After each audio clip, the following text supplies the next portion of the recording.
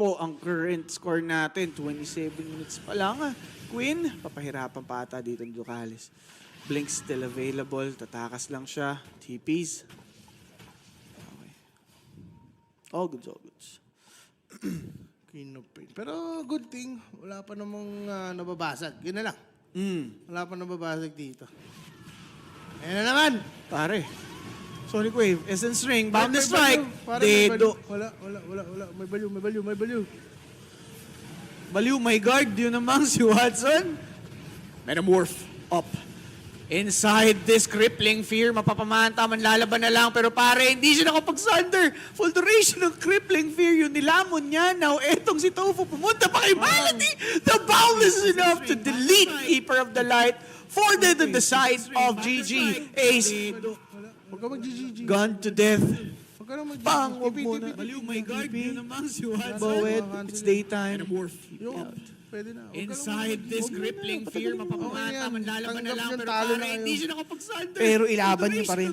Pahirapan niyo na lang. Nilamon niya. Diba? Now, etong si Tofu, At yata pumunta pa kay blade mail na lang to si Queen The rin. boundless is enough Blink to item, no? delete Keeper of the Light. Puro blinkin lang Folded yung on the gagawin niya. side. Blinking ka lang pala, mag-blade mail ka na lang. Gone to death. Alright. So, grabe ang ginagawa ng Parivision dito. Pambabalahura sa GG. 26 and 10. Talo na hirap eh. Hindi pa sa pero ilaban niyo pa rin yung TBT. Ang dami niya kailangan. BKB. Hurricane 5. Diba? Mga dami. Tsaka ganun lang ginagawa sa kanya. Pagka metamorph, wala lang. Ginugulpi lang siya sa crippling fear. Uy, nagkamali na tayo siya. Alright, blink out. Grabe ginagawa ng Parivision dito. Palo-palo lang. Papatayin na. Di ba? Wala kang i-commit masyado. Patayin na yung mid. Yung ko kasi, hindi naman pag pinopin yung laro. Natakot siya sa sa MK. Tsaka monkey. Kasi nagmamonkey din naman si Noah. Sa kanya, pagka metamorph, wala lang. Ginugulpi lang siya sa crippling fear. Dapat binala lang ng sniper. Pak sniper talaga pang banda. Ewan natin, siguro kung Ember, baka ganun rin. Gawa na nga ng hero pa rin nila, pangit pa rin. Lalong mas walang panghuli yun sa Ember. Minsan kasi ganun, Sir Owe. Yung player feel niya talaga yung hero. Mamimili ka, no? Sniper o Ember? O baka hindi sumagi sa isip nila yung sniper. Pwede rin Pwede. ganun. Kasi baka iniisip nila, Queen of Pain match up against Ember. Baka madelikado pa di ba? Ewan natin, siguro kung Ember. Alright, so 30 minutes, about to hit. Nakabar tayo dito. Walang panghuli. 36. 38? 38. Ganun, Sir Owe. Talo na. Yung player feel. Tagal pa. Nakicharge pa. Pain match up against May terror blade. Tinan mo, lagi nakashow yung links. Alright, so So, mauubos ng malapit ka. Ayun ang pag-uusapan natin. Anyway, pike na pare. alright, so Yan, at least, baka makapag-sander na siya. Hold the line, hawakan ang bibig ni Ram. Yun lang, Hold them out. hold the mouth. Yeah. Oh, siya. anyway, bike na pare. Anyway, bike na pare. Laban na daw sila sa BG. Mukhang ganun na nga. Group up din. Malayo yung Aper tsaka yung Queen. Pero nasa baba si Night Stalker. Checking out this Keeper of the Light. Grabe naman yun, pare. Pare, Enes, naka-nullifier. Yung pinopoint out ko kanina draft pa kung gaano ka player. Tawag na yun, bawi na game. Kaya mo nang pa-cover na yan. Tapos si Kalegi, pare. Kapit si TV, parang inatid niya pa. Parang inatid niya pa yung kalaban. Okay. Be out. Na-assassinate. Thank you. Kasi pala nakatid. Parang walang kamay. No hands. Look man, no hands. BKB.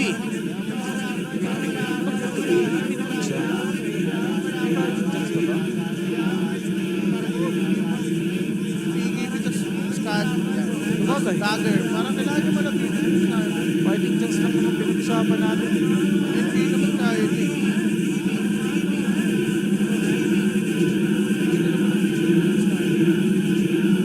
Kanina nagawa nila. At dahil showing sila. Dapat mas magawa nila.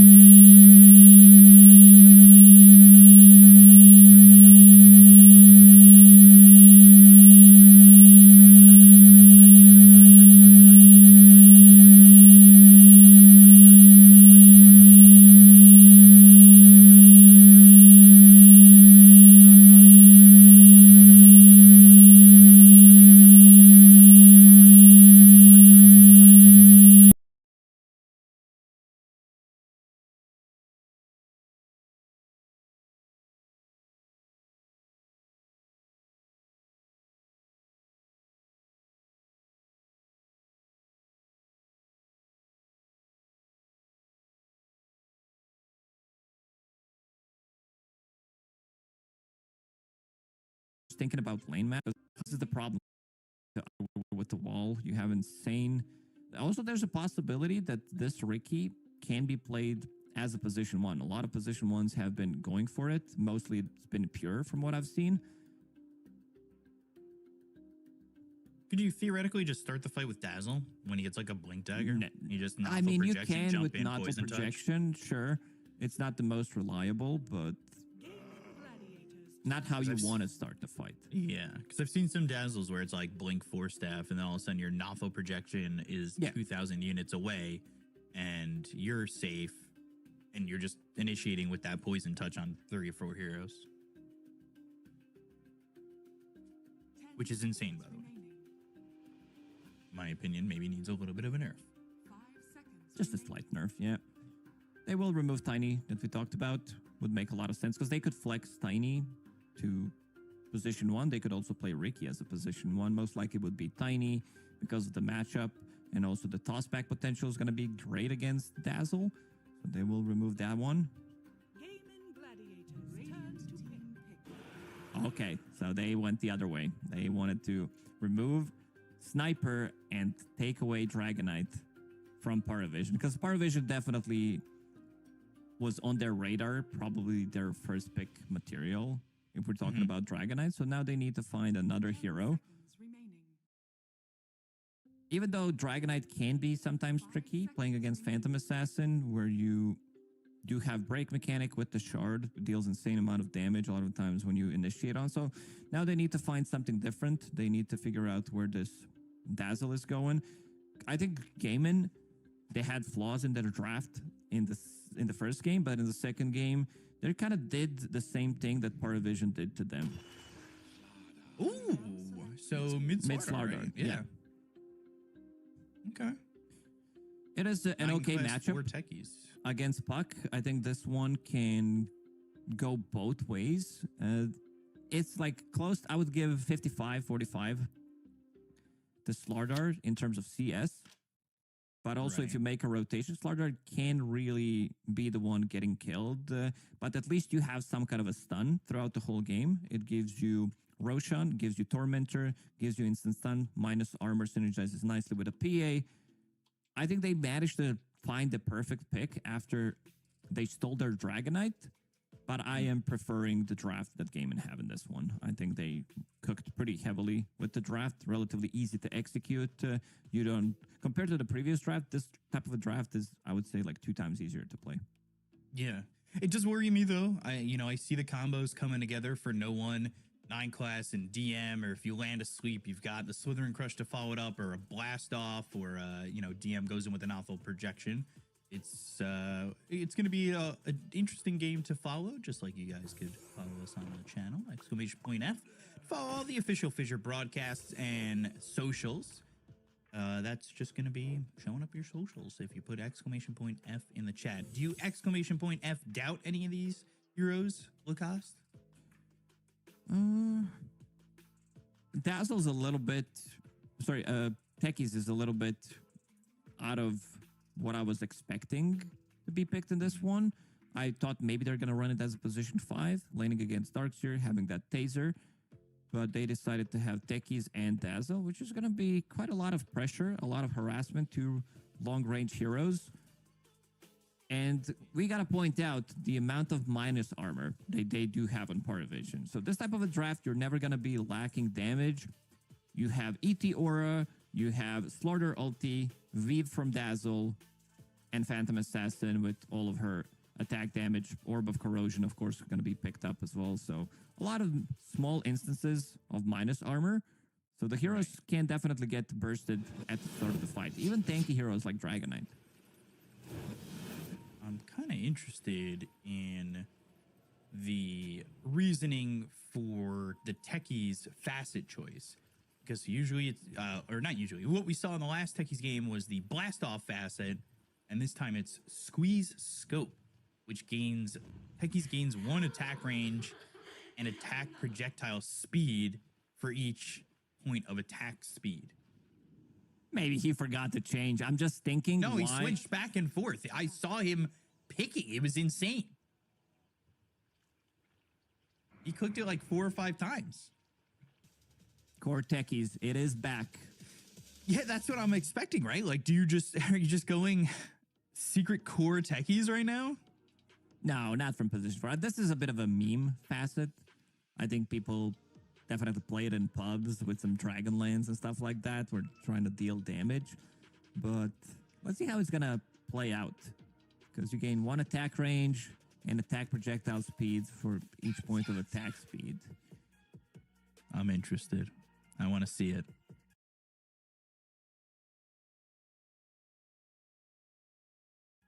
I want to see all of the squeeze scope working out for the attack speed. So just Moon Shard, get that first item, and then you're balling. I don't know. It might have been you said you saw him, but sometimes was it like really late before we went live where he was changing facets? It was just like he picked it, and then I saw his hero swap like 10 times. I think he was just swapping facets back and forth. It was kind of crazy. He's reading. I think he might be reading what the facet's actually doing. That's why we're pausing the game. How did I mess this up? I should have just taken the explosion one. A little bit surprising. I don't know. I don't think GH is in this game. Satanic's asking about him.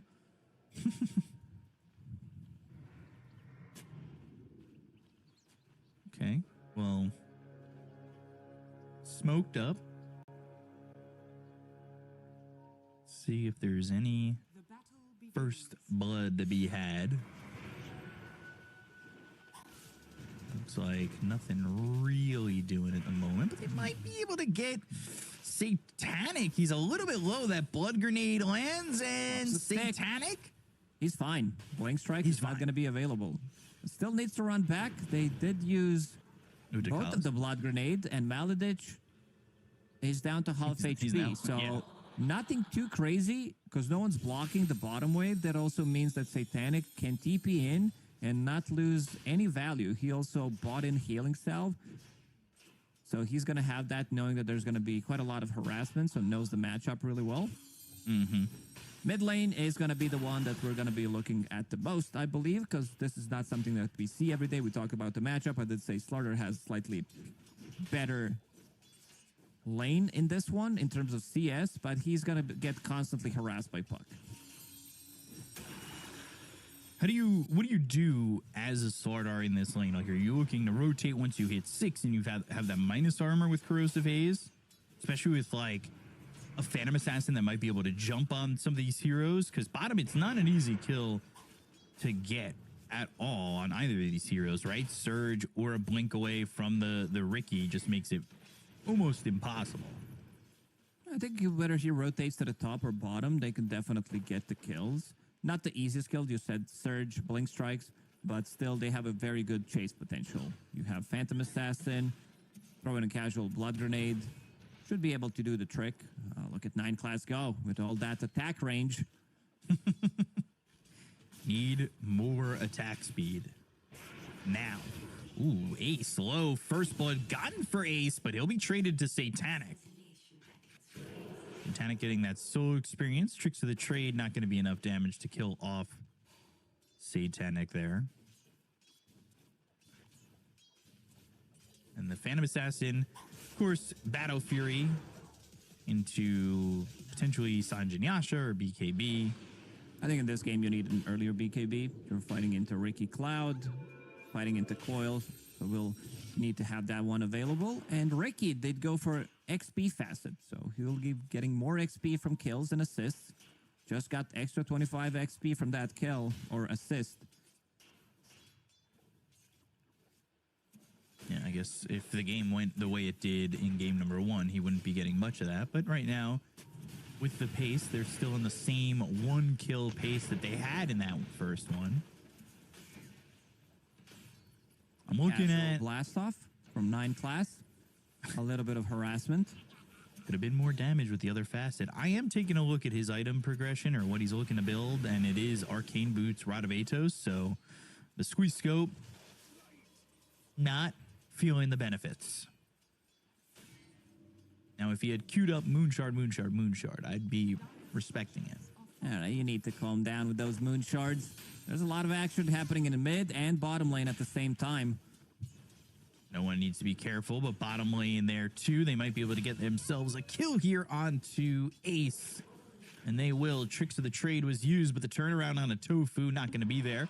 But they do get a kill, and it's another one for Satanic.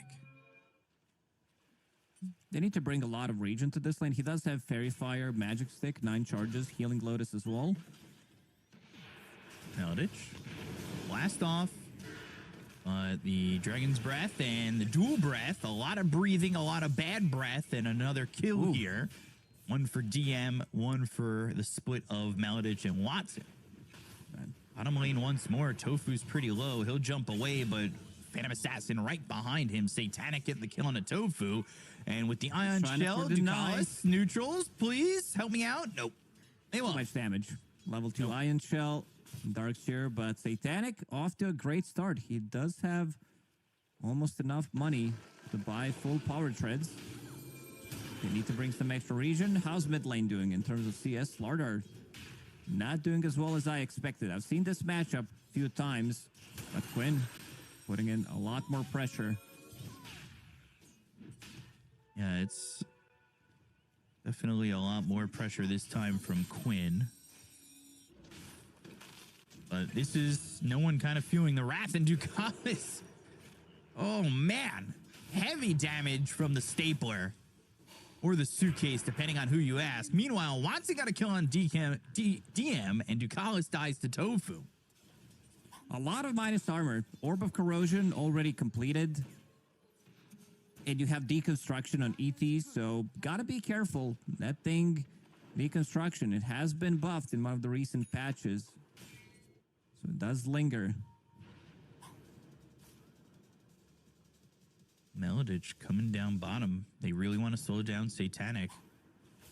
Placing obs to try and find a jump here for the Ricky, but Satanic kind of reading this well. Backing all the way up. That means they have a chance to go in on Watson. Poison Touch, blast off. These right clicks trying to bloom him, and I'll be able to get the kill there on a Watson. DM gets credit for that one. The turnaround now on Ducalis, who tried to help out the Phantom Assassin. He just got here. And now he's very dead. Nice read. Satanic reading the situation really well. They're playing with the catapult. They definitely want to put some pressure onto the tower. I could see no one pick up the rune, maybe, and then rotate to the bottom lane. Try to protect the tower, because Satanic, if he loses this tower this early on, it's not going to be good, so I expect them to TP rotate. You're going to TP in Satanic. He jumps forward for Maladich, but Ace is here. You need to be careful. 9 class comes in, disarms them. Sticky bomb, that lands onto the Ricky, who throws down the smoke cloud. They've got Ducalis here as well. They're going to try and at least get the Ricky, who goes into the tricks of the trade, but the jump forward onto Maladich, they'll get one. Satanic's got that. Jump back from Tofu, but here comes no one. Now with the right clicks, Ducalis kills off Tofu. Ace is in trouble. They're under the tower, and he has no way out. They're getting great moves from Parivision. When did they use Coil? Maybe he used Coil on Slardar, who tried to yeah, Slardar doesn't have TP, so he definitely tried to TP. Coil was used, but he still had Haste Rune in the bottle, went down the river, max movement speed, and was able to cut them off, so... Oh, and not too bad of a start. 15 kills. This is big. Your Ricky, even though he has XP facet, so he's going to be getting some from the assists and kills, which is not too bad, but your Jakiro is only level 4. That's pretty rough. And Satanic, they want to go on Watson. He needs to be careful, and he reads this well. He backs away from the lane at least a little bit. He's not all the way back, though. This could be a problem if he were to have gotten spotted, but Satanic shows in lane, and they're going to try and take this tier 1 tower top. Ducalis sees Maladich coming over. Poison touch from DM. dual breath, the sleep, the high five even, and the blast off 9 class getting that kill. How's his attack speed to attack range doing? What is his attack range right now? 715. Not too bad. And it's moved up for his attack speed. Okay. Gaimin Gladiators, they were able to kill tower bottom. Parivision did the same thing. Satanic, he will go through the twin gate and continue to farm up. Wave is getting closer to his tower. They will need to put some observer wards down to see rotations coming out, because you did lose that tower relatively early on. Ace, pretty tanky, does have Vanguard ready to take the fight. He's near, but he's got the Vanguard, but the Corrosive Haze still makes it kind of easy. The extra minus armor, I don't know. They go to the Dream Coil to start this off. They'll throw it down the wall. Blast off. Oh, Queen's gone. DM gets the kill. They're going to look for Tofu. This is falling apart for Gaimin Gladiators. The vacuum on the 2, but it's not going to matter. The Slither and Crush is there. Ace on the run. Breathe fire. They'll get 9 class, but Ace is going to get run down here by the side of Parivision. They might even go for Watson. He's got an ion shell on him, so they probably don't want to chase further. What a blast off from Techies, and also Dazzle. Without even having a grave, all that minus armor that we talked about, the heroes are exploding almost instantly. Corrosive Haze, ET Aura, Vive, and then you have Phantom Assassin coming in. This is why I like Satanic so much as a player. He does get involved early on. Like, if you see his kill involvement, he's 5-0 and 3 compared to Dragonite. Different types of heroes, like Dragonite's not the type of a hero that's going to jump in, but also tells you the story, how he wants to play the game. And on top of the network right now, about to finish off his Battle Fury in a minute or so. Having a very quick item progression here. 9 class setting things up again. Oh gosh, the disarm, the damage, the kill. Satanic is unstoppable. He is 6-0 and 3, 10 minutes into the game. They've got the silence on a DM. It did have Dream Coil, but it's not an easy kill to get onto this Dazzle. And yeah, you have ways of silencing the Dazzle with the Ricky, but when you've got Natho projection that can keep you so far out of the fight, Tofu's got to find Dazzle. It's not going to be easy. They need to pair up Darkseer or Puck to be able to get the kill on Dazzle. They're getting the items.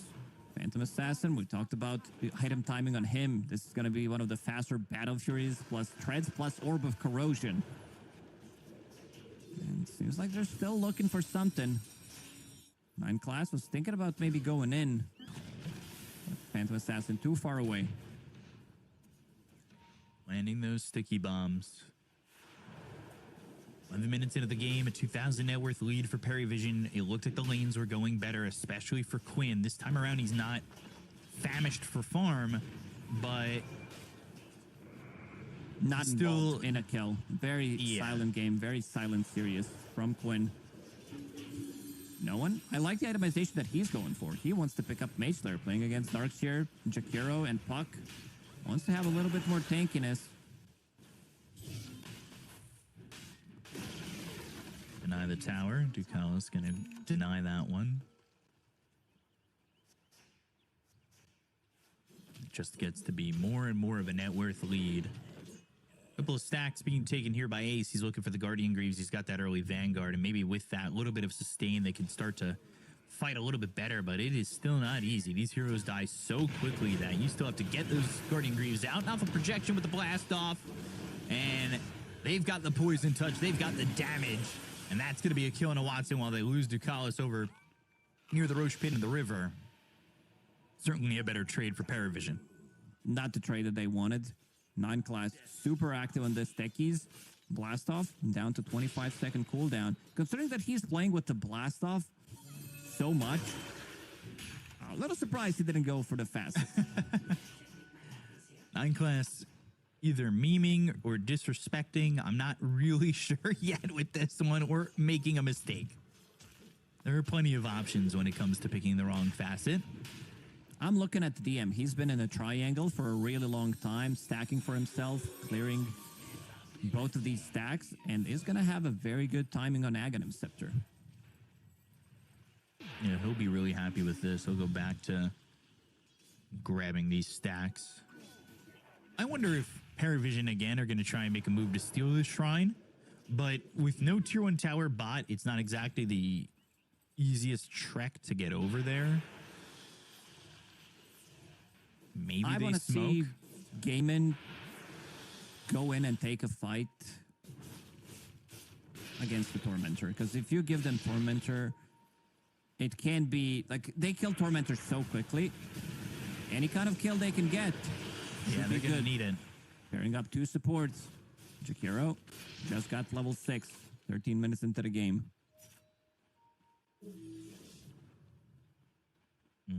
Shrine in 20 seconds, 15-ish.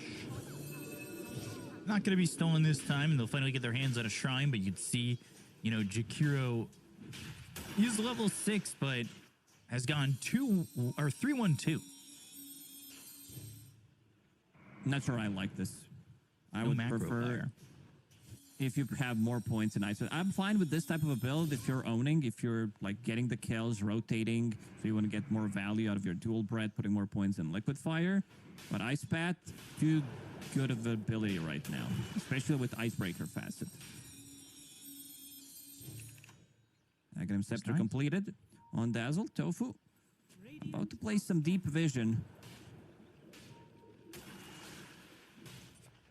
Yeah, places that deep obs. I'm looking at 9 class right now.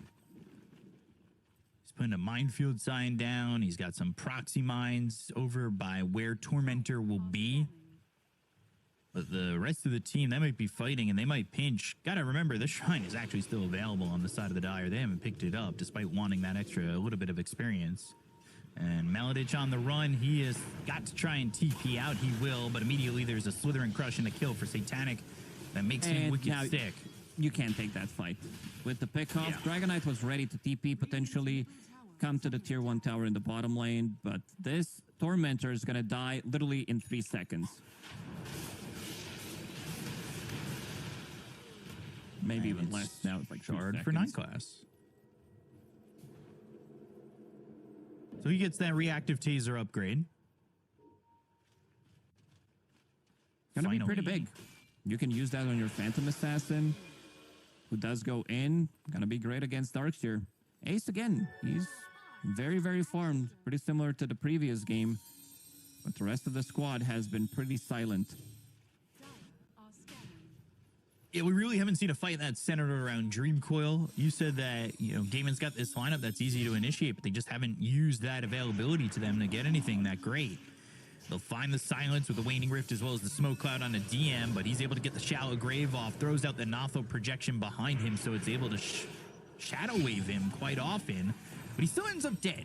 They use that Dream Coil, they get the kill, but top lane's where the problem's at. Watson's able to walk away. The Macro Pyre's down to the ground. They get the kill into Tofu. It's Satanic who grabs that.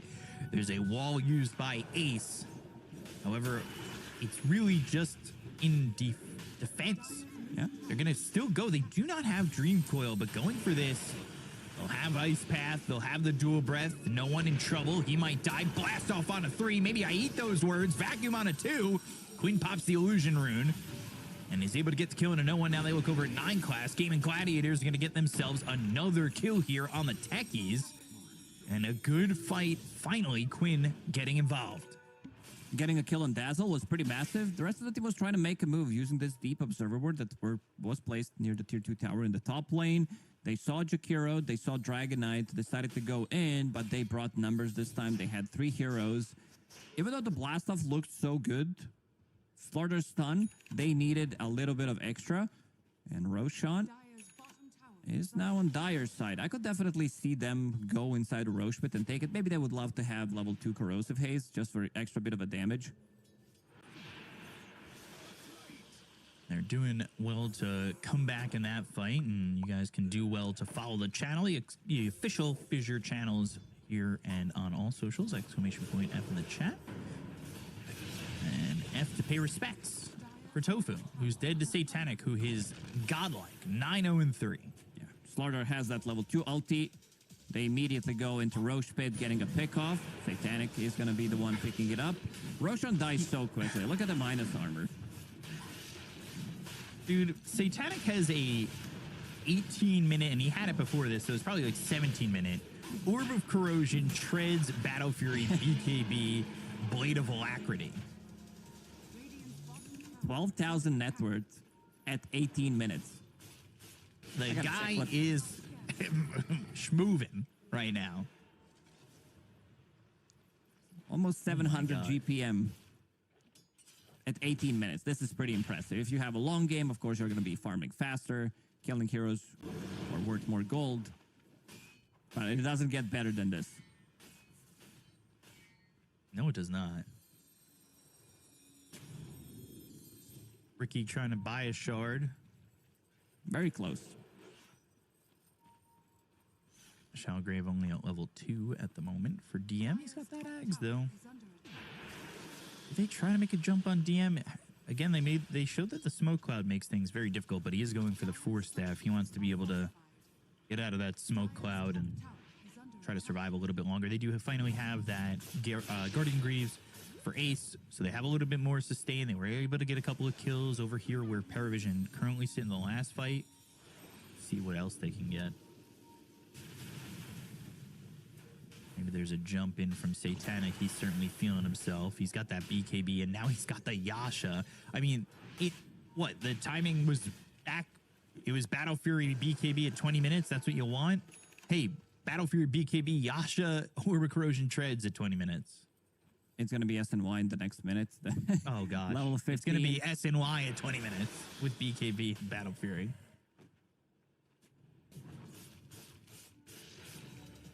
This is some crazy farming from Satanic. Giving him Phantom Assassin was definitely a bit of a question mark. Does always kind of feel that way, right? With him on PA? It does feel with a lot of heroes that he does play. He's drawing on a minimap. He's alone. He doesn't have TP ready for 30 seconds. Rest of the team, if they engage into a fight right now, he's not going to be able to connect as fast. And you can see that they're pinging him out in the bottom. You know, like, maybe we can get a catch on the mid lane. Nice path connects. Shield rune. Reactivate it, but yeah, he's got that shield rune, means he's able to blink away. Satanic doesn't care. He didn't even flinch. He knew exactly that he doesn't have to move. Instead, he opts to go for the tower. Already brings it down to almost half HP. Yeah. Well, what's to stop him? Truthfully, what's to stop him from taking this tower? Nothing. This would be such a perfect timing in the previous patch if there was an enemy Tormentor, take the Torme, steal the XP rune. It was too snowbally, so we had to change it. He's going to steal the XP shrine anyway. It's him bumped up in experience even more. Sanjin Yasha being delivered. The other XP shrine is picked up by Quinn. That's at least big. Wing Southern Crush on Ace. Nice path on the back line with the Macro Pyre. Ace is tanky. He does have Guardian Greaves, Gossamer Cape, Vanguard, and Casual Plate Mill. Having every single item that's going to give him survivability, knowing that he's playing in so much physical damage. So it's relatively easy in terms of like how you're going to be building up your items. Watson picking up his Blink Dagger. It is time to make a move, maybe try to get a pick off, but still you're going to be fighting into Aegis. Satanic still holding that Aegis for a minute. The scan, it does connect. They're still going to go. Palace in some trouble. Shadow Wave. Now he's in the Dream Coil. Stunned up. Vacuum back into a silence. Look at where Watson is. Yeah, he's behind enemy lines and, well, he's in trouble. Satanic gets the kill on a Watson. Now we'll look over for Quinn. Phase shift and a blink away, but no one trying to keep up. There's an illusory orb going the other direction. Pops the illusion rune. Force that forward by Satanic. And now looking to maybe stick with this puck. Can he get the kill here on the Quinn, who goes into the trees, gets out of vision, blinks away, and now he can TP. Hasn't chosen to do so just yet. Just is about to expire, but very nice move. Scan did connect, seeing that somebody's there. They also have a little bit of a vision with that observe ward, scouting things out right in front of the tier 2 tower in the mid lane. And speaking of tier 2 towers, there's going to be another tier 2 tower killed by Satanic. Satanic ripping up through Watson. Now the Aegis is going to expire. Satanic building Satanic. MKB wants a shard. For now, holding on to Gem. Ooh. So they want to get rid of... Yeah, but he wants to get rid of some vision. He's still going to be the front line. He wants to see Ricky. And he also wants to get MKB. Great against Ricky, great against Dragonite to have that mixed damage. It seems like he doesn't want to stop. Last tier 2 tower. Smoke Cloud's kind of a pain in the ass, though. Immediately reads this. Just not even... Watson, Elder Dragon form, back. Get us out of here. Wow. Almost 18,000 net worth here for Satanic. KB being built for DM, who picked up a Holy Locket. Quinn got the Smoke Cloud down. Novel projection. They go to the tricks of the trade. The Poison Touch going to be thrown forward. Satanic is in. Gets the kill on a Maladich. They'll take out Tofu. Watson next on the list. He is writing them off so quickly with that damage. They'll take out Ace as well. 4 heroes gone on Gaimin Gladiators. That is way too much physical damage. They, even with the Guardian Greaves and everything, they still don't have enough. And heroes are just melting. Like, even Jakiro has a Lotus Orb, but once they're in, they fully commit. They pop their BKBs, and they're ready to just jump and delete the heroes instantly. And now off to the tier 3 tower. Glyph will be used by Gaimin. Parivision, full control of this game. Satanic needs another 1,000 gold to finish off his lifesteal, his Satanic, and they can wait it out. They can wait out, wait for the next Roche. Tormentor is also about to spawn, so they can kill it. Way too many items. Carry matchup, like he's doubling the net worth against Dragonite. And this is also pre-shard. He didn't buy it yet. Doesn't feel like he needs it. Instead, he's opting to go for more survivability items. But once he picks up that shard, Dragonite is just not going to be a factor. Not like he was. Like, he is having a pretty rough game. 9 class and DM completely ruined him. Big item coming out on Quinn, finishing Parasma. Ooh. I like Parasma, but it just... I don't know if it's going to be enough. Tormentor. Taken again by Parivision. They get the shard on DM. That'll upgrade the already very strong Notho projection. More healing amplification. Synergizes nicely with your Aghanim Scepter. And also allowing you to cast while you're disabled. You can use your ulti. That doesn't seem fair. Can use it while silenced. They have Puck, they have Ricky. Yeah. The healing amp is really... I mean, with the Ags too, right? Like, that's kind of brutal. Link in looking for Satanic, trying to get this kill here. Can they finish him off? Do they have anything? BKB healing up. Nice healing. Sleep. Oh, no, the blast off coming in. They get the kill on the Tofu. Now they're going to look over at Ace. Down goes 2. 9 class gets him. He'll finally fall. Watson, Maladich, both dead afterwards. And they're just gone. They're GG. Watson's out. I didn't realize that they called GG right there. They were just done. That game felt way closer than the last one. And they just called it. They had no business left in that game. They did go for the Hail Mary play. Maybe if they can kill Satanic. But, yeah, the kid who lived, the boy who lived, didn't die a single time. 13-0 and 8 on Satanic, finishing the game with some crazy GPM. Almost 800 GPM on him.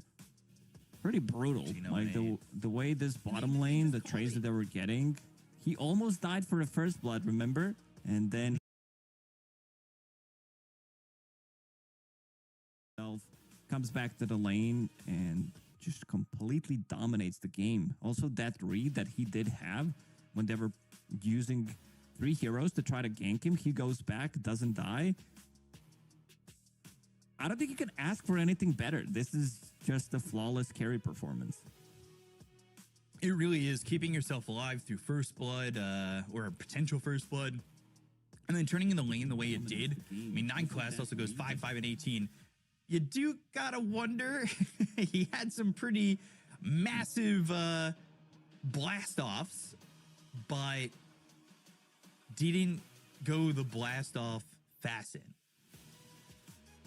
Yeah, interesting, but also interesting how well Parivision played. Gaimin Gladiators, they got completely shut down in the series. There was nothing like they could have done with the moves that Parivision were making. They were so far ahead every single time in a game number 1, reading where Quinn is going to be, second game as well. Just the map movement is so crisp with this team. Yeah, they were really making no mistakes, clearly shown by the fact that their cores only died 3 times total, one of them not at all. And no one in a matchup that he was kind of getting beat at only dies 1 time. He goes 2-1 and 15. Almost, I would say, unfortunately, that move bottom worked out so well for no one because you said it. He tries to TP, gets dream coiled, but then still has that haste and comes down the river and they get 3 kills total there. Like, that is so brutal and unfortunate because it's like, oh, dream coil, I've stopped this from happening. And now, you know, it still happens. They still lose him. And ultimately, that lane kind of gets dismantled. And Ace, again, still having a decent game, but it just doesn't come together for Gaimin Gladiators in this matchup. And Satanic having too good of a game, right, Lucas? Yeah, it was pretty flawless overall. Also, this last pick, Slardar, that they picked, top tier. He didn't do as good as I expected him to do in the lane, but managed to do really well in the game, dying only 1 time. Love the itemization, picking up Mage Slayer, made him much tankier, then picking up Blink Dagger. And also with this type of a draft, it's also very easy for them to take objectives. Taking Roshan, you saw them 15 minutes in, getting a pick off on Jakiro, turning that into Tormentor immediately, then getting a pick off on Ricky. Slaughter gets level 2 with level 2 Corrosive Haze. They go in, take Roshan in 5-10 seconds, and after that, they're just controlling the whole map. Satanic, going from one lane to another, killing a tower, joining with the rest of the team for the fight when it's needed. Yeah, this Parivision squad now in the playoffs, they join Spirit and Tundra. They 2-0 their way through the rest of this Swiss stage after getting 2-0'd by Night Pulse. And my thought is maybe it's just a little bit of first round jitters. It's been kind of a easier time for them since that first round against Night Pulse where they get 2-0'd. Maybe their drafts, obviously they learned something from that series that allows them to play as well as they have so far. For Gaimin Gladiators, you know, there are teams that have definitely had an easier road than them. And I am not trying to make excuses for them, but Gaimin Gladiators, after their 2-0 over M80, they then go on to play Falcons. They then go on to play Spirit. And now they've played Parivision. I mean, they're playing the teams that are at the top of this Swiss, or at the top of what we think is this tournament at the moment. And now they're down to their last chance. And they're going to be playing, I mean, they don't play Falcons again. They've already gotten that out of the way. You know, maybe they play somebody like Boom or Aurora or One Dub or Night Pulse, but we'll have to see. We do have an interview ready to go with No One, so we are going to welcome him onto the broadcast. Hello. How are you, No One? How's everything? Easy win for you guys, it seemed like, in this series. How's it feel? It's just a simple win, it seemed like. Kind of was, not gonna lie. I mean, starter game was kind of frustrating because I was a creep, but my team, like, killed them, so I'm happy. Yeah, in that first game, you got Sniper, you got First Blood. It seems like your Sniper is just on point. Are you asking for this hero every game?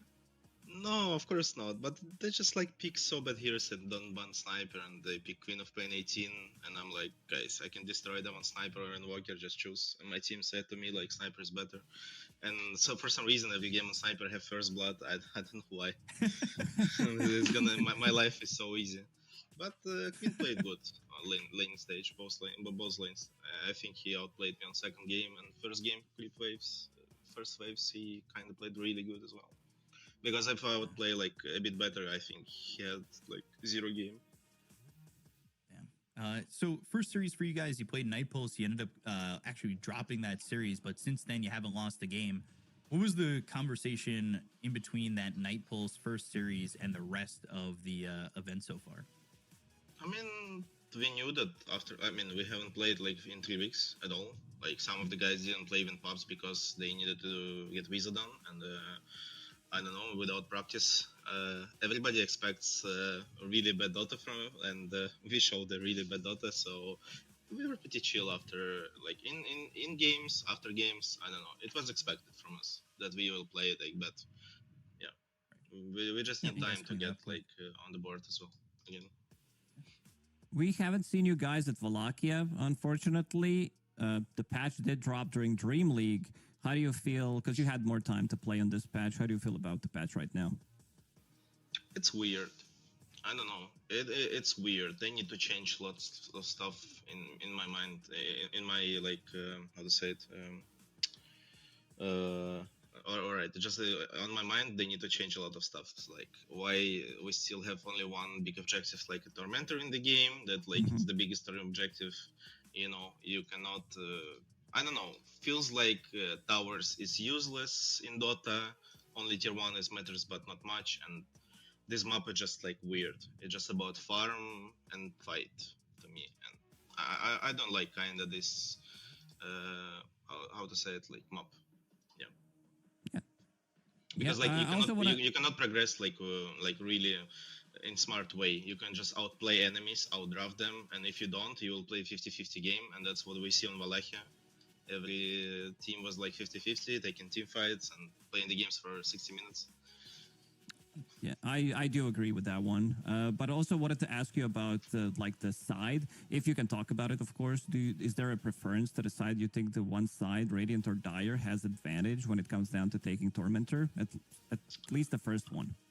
I mean, it really depends on the situation. Like, if you have like, it depends on the heroes, on the lanes as well. If you, like, let's say on Dire destroyed your, like, hard lane, then you get a tower, then this Tormentor is free. If you're a Radiant and you have and you stay this bottom lane really good and your tower is, like, still going on, then Tormentor is much easier for you, you know? So it's, like, have, like, ups and downs for both sides about the Tormentor. I don't really care about like Radiant or Dire because I think it's similar on mid lane. Before it was like Radiant better because you have the jungle creeps, but right now the jungle it fucking sucks. I'm not gonna lie. I go there like when I don't have anything to put them up, and it feels like rough. Sometimes you just like literally like pushing mid wave for 10 minutes and ganking. That's all what you're doing in the game. What about the bottle change? Is this something that you like or don't like? I mean, I have been asked already. I don't know why they keep pressuring mid laners. Why you change this? Like, it's like it was like 20 years in Dota, 22 years, like from 2003, that you can refill bottle. It's a feature, you know. And why? Just why? It's a cool thing that you're not using every game. Like, sometimes you can use it, sometimes you don't, and like, I don't know. Feels weird that they just deleted. Yeah, they got rid of some things. I got one last question for you. You guys have a break now after qualifying early in this Swiss stage. It's a two-part question. What are you guys going to do with your time off? And is there anybody you want to see in the playoffs that you want to fight first? What we're gonna do, I think we're gonna watch replays because we have a lot of work to do. But I felt like after the first game that we lost, we get really better. And we still have a lot of work to do. So we will just like play Clan Wars, chill, and talk about Dota. And second, I kind of want to face Spirit and beat them because I didn't happy with the Dream League our games. I don't know. I want to beat those guys. Well, what when you go into, I was told to ask one more question, but I'll ask you this question.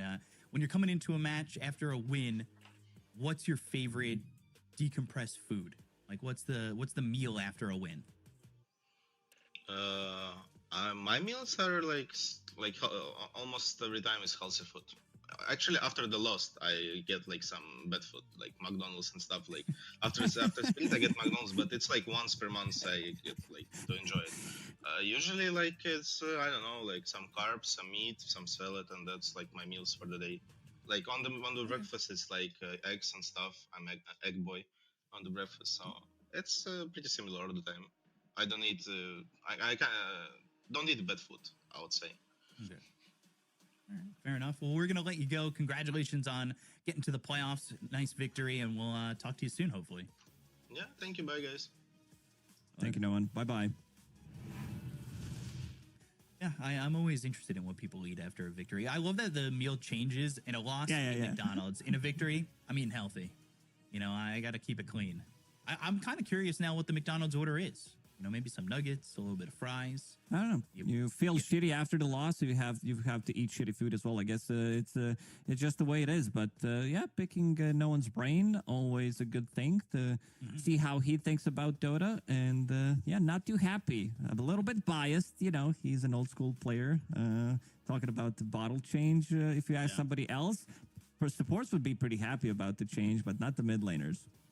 Yeah, they don't have to come back and you know, always fill that bottle. They can just go right back to lane. They don't have to leave their carrier, their off laner anymore if they die. So the supports are happy to not have to go over mid. Anyway, though, Parivision, they get the 2-0 over Gaimin Gladiators. We got a little bit of a break between the next series and this one, but we're going to send you guys on a break, and we'll see you guys soon.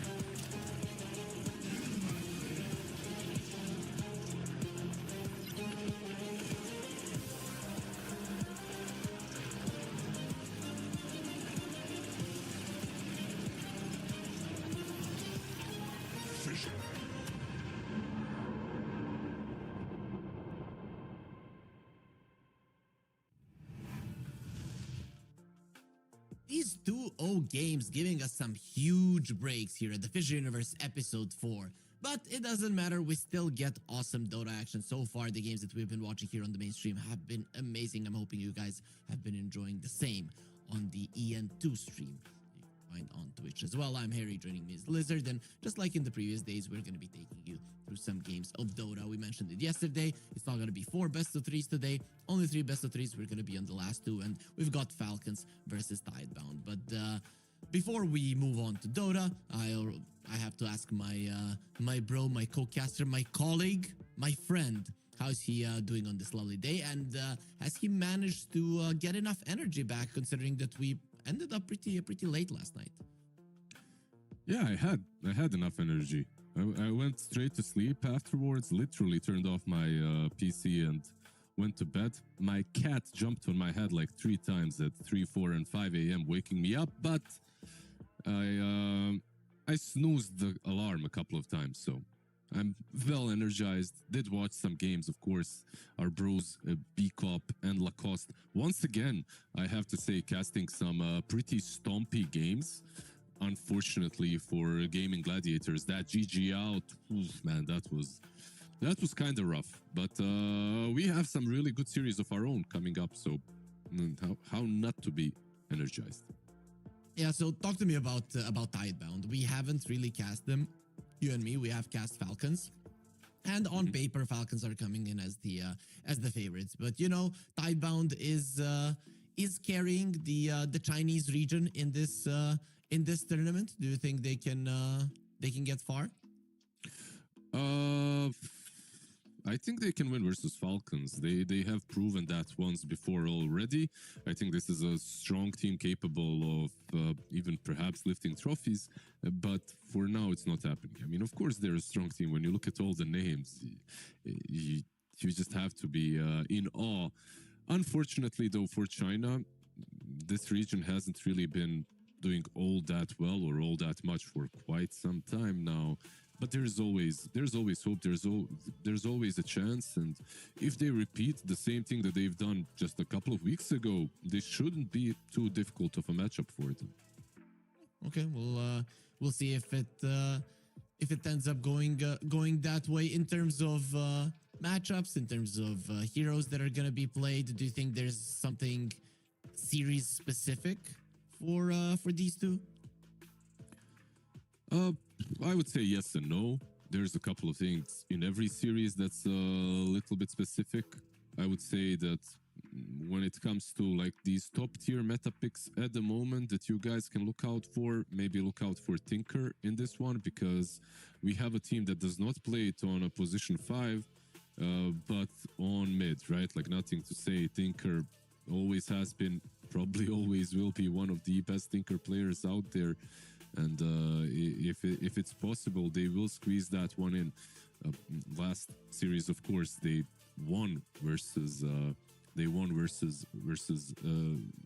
Falcons that way, but they have some other picks as well, which makes them pretty cool on Tidebound, right? Like, not a lot of teams are still experimenting with this Faceless Void 4.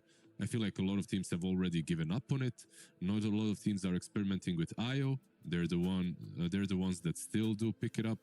Meanwhile, when you look at Falcons, I feel like it's a bit more stock standard, I would say. Like, out of all the drafts, they do have some innovation with a couple of picks recently, but overall, I feel like they are more or less meta slaves at the moment. Yeah, there is one thing that you, now that you mention it, that one of their players is playing that is pretty much only him specific. I haven't seen many other people go for it, and that is the Clinks on crit. Do you think there's a good chance that we see it, and is it a hero worthy of a ban? I mean, it's a crit special, I would say. I remember when he was spamming it in pubs long time ago, and I feel like this man just waits for the right opportunity for that Clinks to be possible. So maybe we'll see it. They haven't picked it for at least a couple of their last series. Also, speaking of Clinks, I'm pretty sure Tidebound can play it as well, but on 1. I know a lot of Chinese carries are playing it, and Shiro, Ame plays Clinks. I'm sure that Shiro instantly has to copy that and learn how to play it. You're calling him a copycat? Well, he was literally known as the next Ame in the Chinese region a couple of years ago. So not any longer, of course. But we'll see. He's not a copycat. He's a player of his own, of course, with his own talents and skill set. But when it comes to coin toss, by the way, enough of Shiro Ame. Love story. There is Team Falcons with the second pick. Nothing crazy, really. This is something that we are expecting almost always when they have the choice. Yeah, we're accustomed to it. If they do win the series and we get an interview, we need to ask them about that second pick in this meta in particular, to see how they feel about it, why they focus on it that much. But we should have a draft ready fairly soon, so production will be putting it on our screens in no time, so that our viewers can see what's going on. There's 4 heroes banned at the moment, and really nothing out of the ordinary. Falcons did get rid of the Tinker that you were mentioning, so yeah, we'll jump. Gonna be in. We'll jump into the games soon. But speaking of those bans that you just mentioned, the Tinker, Mag, NP, these were like the cornerstones of Team Tidebound's success versus Falcons in Wallachia.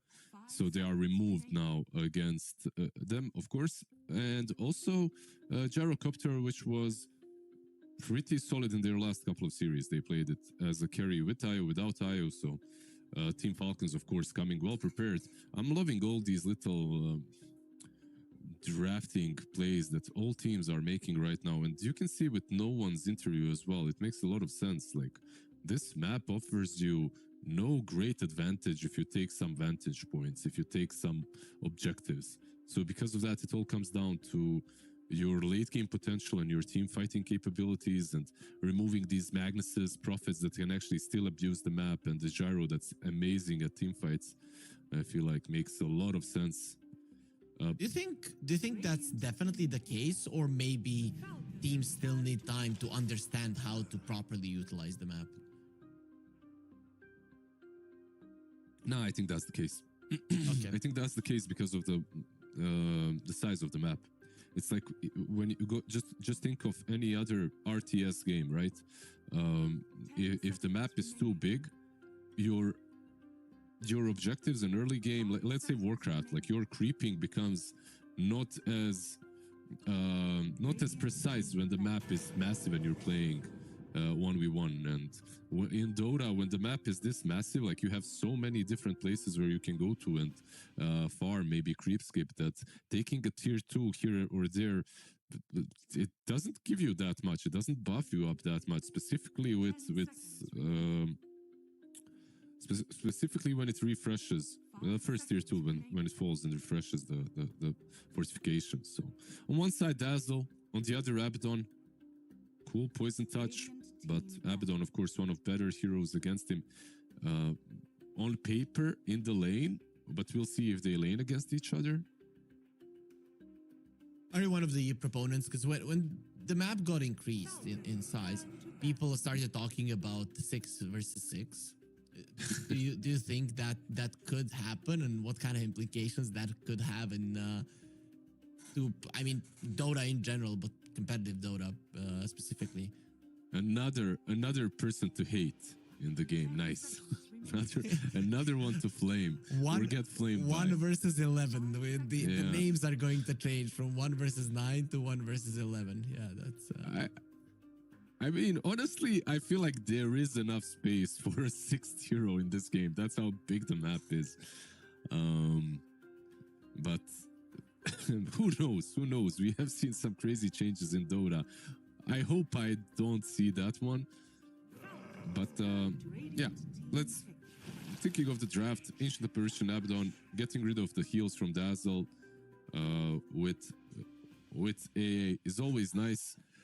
But what's even better into Dazzle is something that we have seen multiple times through the tournament, is having a hero that can easily jump him, right? So your Storm Spirits, Ember Spirits. I'd like to see something similar from Falcons to combo up with this AA. Usually we've seen the Storm on the 18th pick, so I don't know if you are comfortable picking it in the second phase when you don't have the last pick in the second phase overall. So I don't know if Falcons would go that route, but I get your point. Though Malrine is the type of player who can play some aggressive heroes that don't necessarily have to be the Storm. I mean, Malrine for me is more of a Earth Spirit or a Huskar, you know, these kind of heroes. Okay, Tidebound with a Tusk. Planet Tusk, worldwide known, really good. Actually, wait a minute, they get the Muerta as well, so this just might be White Tusk.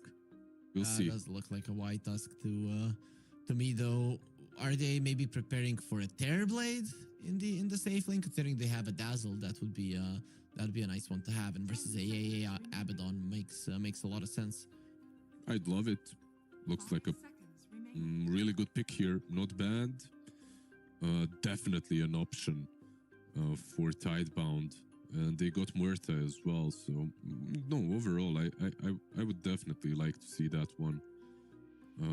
Not bad of a call at all.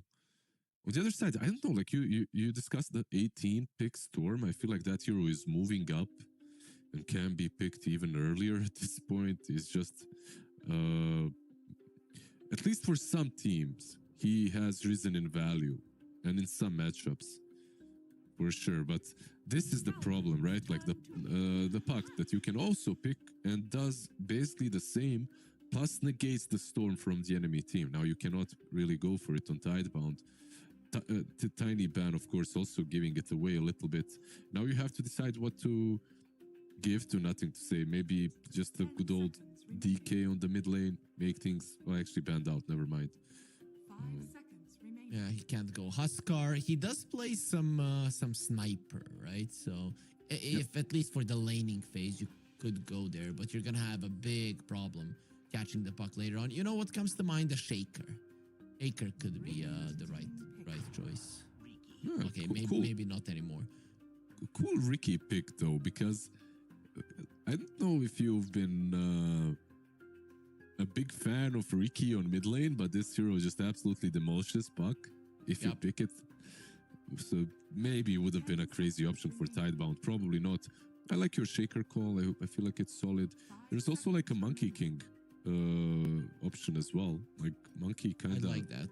crushes puck. So another option for them. We have seen some Slardar today on mid lane versus puck, but overall that was more of a draft specific because of PA, so wouldn't like to see it here for NTS.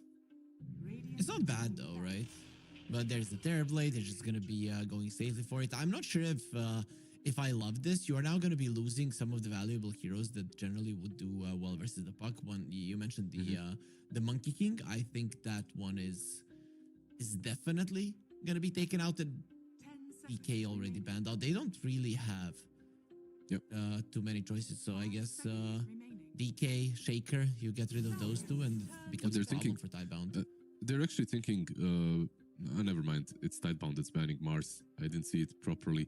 I agree with you, but you have to wait your options out. Do you want your TB banned or do you want your mid lane banned? Do you have a better solution for the TB or for the desired mid laner? So we'll see. There's also an option of putting Dazzle mid, by the way. Not the best matchup into puck, though, so maybe won't happen. Yeah, I feel like Dazzle might be more of a Bach hero. But who knows, right? Considering that Muerta is in the offlane, it's not the Tusk. You know, there is a argument to be made for a Dazzle in the mid lane and out laning with the Muerta. But they got rid of the Shaker. I still think that probably would have been the best one, even into a Ricky. Shaker Sniper, that's what I want to say. Shaker Sniper just combined it into one. Versus Puck, of course, really strong. I would still like that Monkey the most. Still in the pool, I feel like it's solid. You can go for an Orchid build. Not really a lot that they can do against you through the game. And you play fast-paced enough with Dazzle. I would really like that the most from Tidebound, but maybe they have a different idea. We'll see. From Falcons, what I really like is this Ricky pickup. not as a protection to the puck, but as a hero that can, together with the puck and the AA, get the dazzle.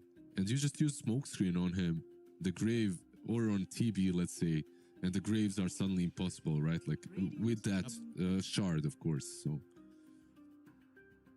now they're gonna pick Monkey King. I feel like 99%, unless they want to play an Ember. Either way, I think it's gonna be a Mage Slayer. Mage Slayer picked up. There's a Void Spirit option as well, by the way. Another one that kind of does a similar thing. It all comes down to nothing to say is preference, I would say, at this point. How much he played the Void Spirit, let's say, in the past month or so. Okay. It's the Beast in the end instead. Is that an offlane Beast, I guess? Maybe, yeah. Pretty good versus AA, right? Like, he hates playing into Beasts. Overall, it also could be the mid-master that we have seen a couple of times lately. PA is still left in the pool if you want to go that route, but you're into a TB, maybe not the best pickup here for Falcons. They could go Monkey King if they wanted to. Do Muerta Beastmaster is a decent lane versus you. But generally, it's solid with their lineup. Let's see what they're gonna get for Skitter here. They've been drafting a lot of cool safe laners that aren't that great though into TB. Ursa is maybe still in the pool, not great. You have your Sven's gyro banned out earlier, of course. Lifestealer not that great. Maybe Abaddon carry with Radiance, and then you get another offlane. Is that a? It's a option for sure. What would you get? Like a Doom would be a good one. Okay, they're gonna go for a Sand King. Yeah, I'm fine with that. They last picked Sand King yesterday as well, right? Yep. So it will be an Abaddon after all on the safe lane. So this puts Dazzle most likely to mid. Yeah.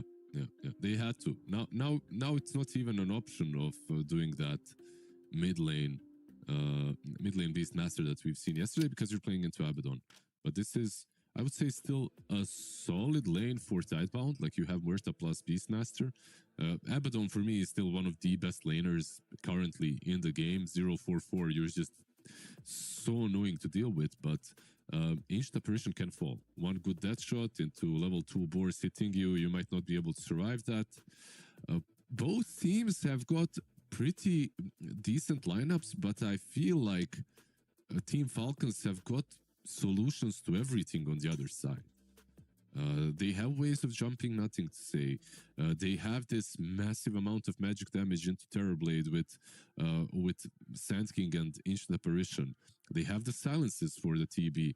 They have a way of delaying or just completely destroying Dazzle with a smoke screen shard on crits Ricky.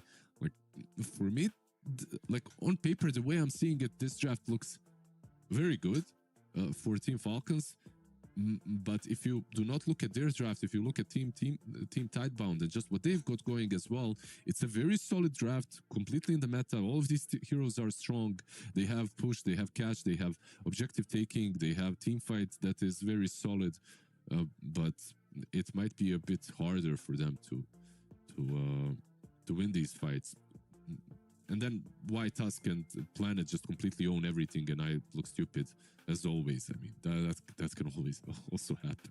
I mean, you really need to keep tabs on the Ricky. I'm looking at the smoke screen, and in this game, it just solves every single one of the problems for Team Falcons, right? Whatever you think on the other side, it's Dazzle saves this guy. The Snowball saves this guy. And that is how you want things to go for you, to have those saves. With the Ricky being there, it just doesn't work.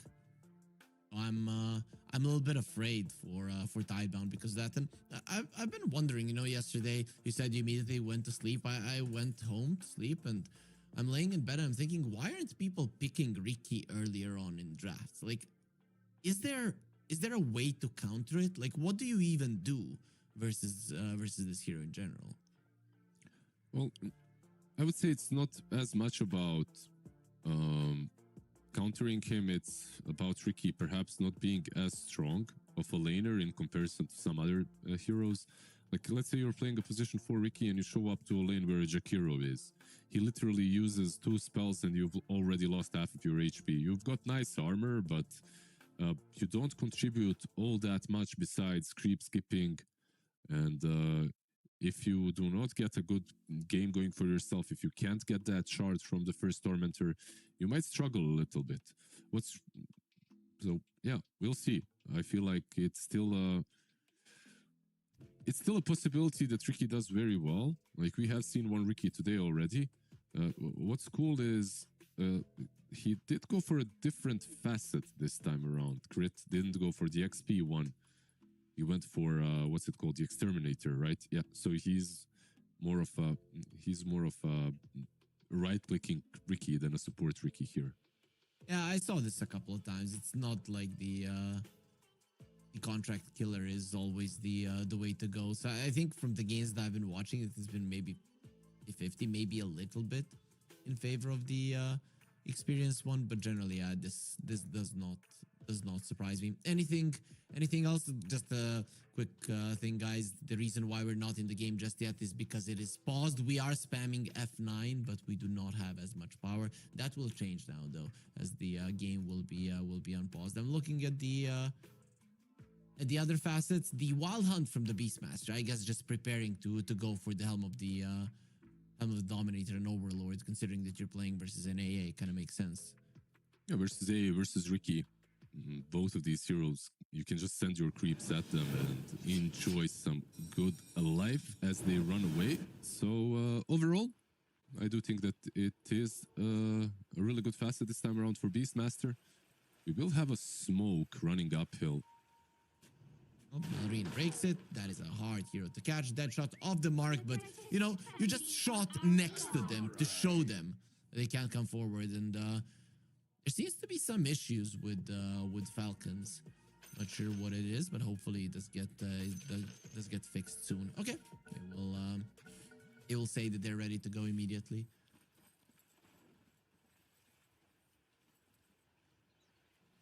Yeah, they've been having some issues for a couple of weeks now. Hopefully, they will find a way to recover. Every big team, besides the lags, I mean, of course, I'm just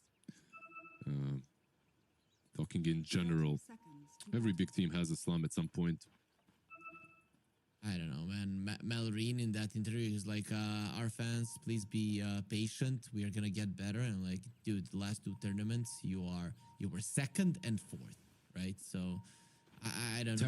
Terrible. Yeah, terrible performance. Not something that can be expected. If I was a Falcons fan, I'd be very mad.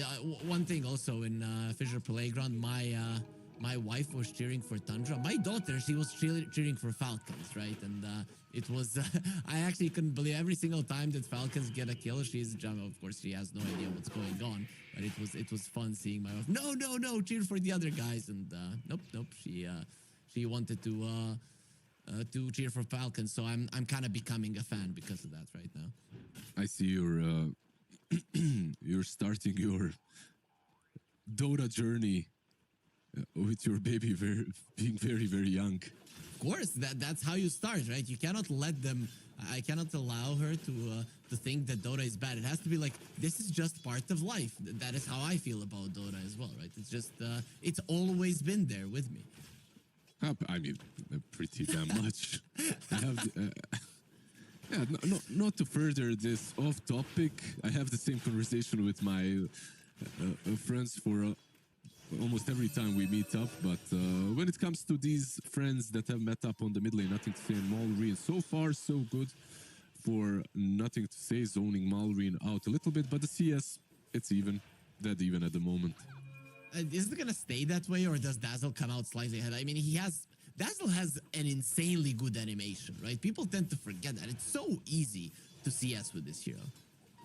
It's not only the animation that's the problem, right? It's the fact that you've got two spells that are pretty hard for Puck to consistently dodge. Malrine, man, he dodges everything. He's not gonna get. Really, he's doing a good job. I expected Dazzle to come out ahead a little bit more in the first 2-3 waves, but nicely done so far by the Puck. We'll see if he continues to do that.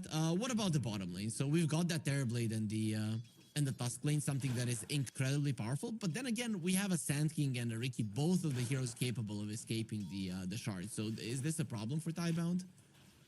Sort of. I feel like you can't pressure as hard as you'd like to with Tusk. And also, I'm not sure if you even want to.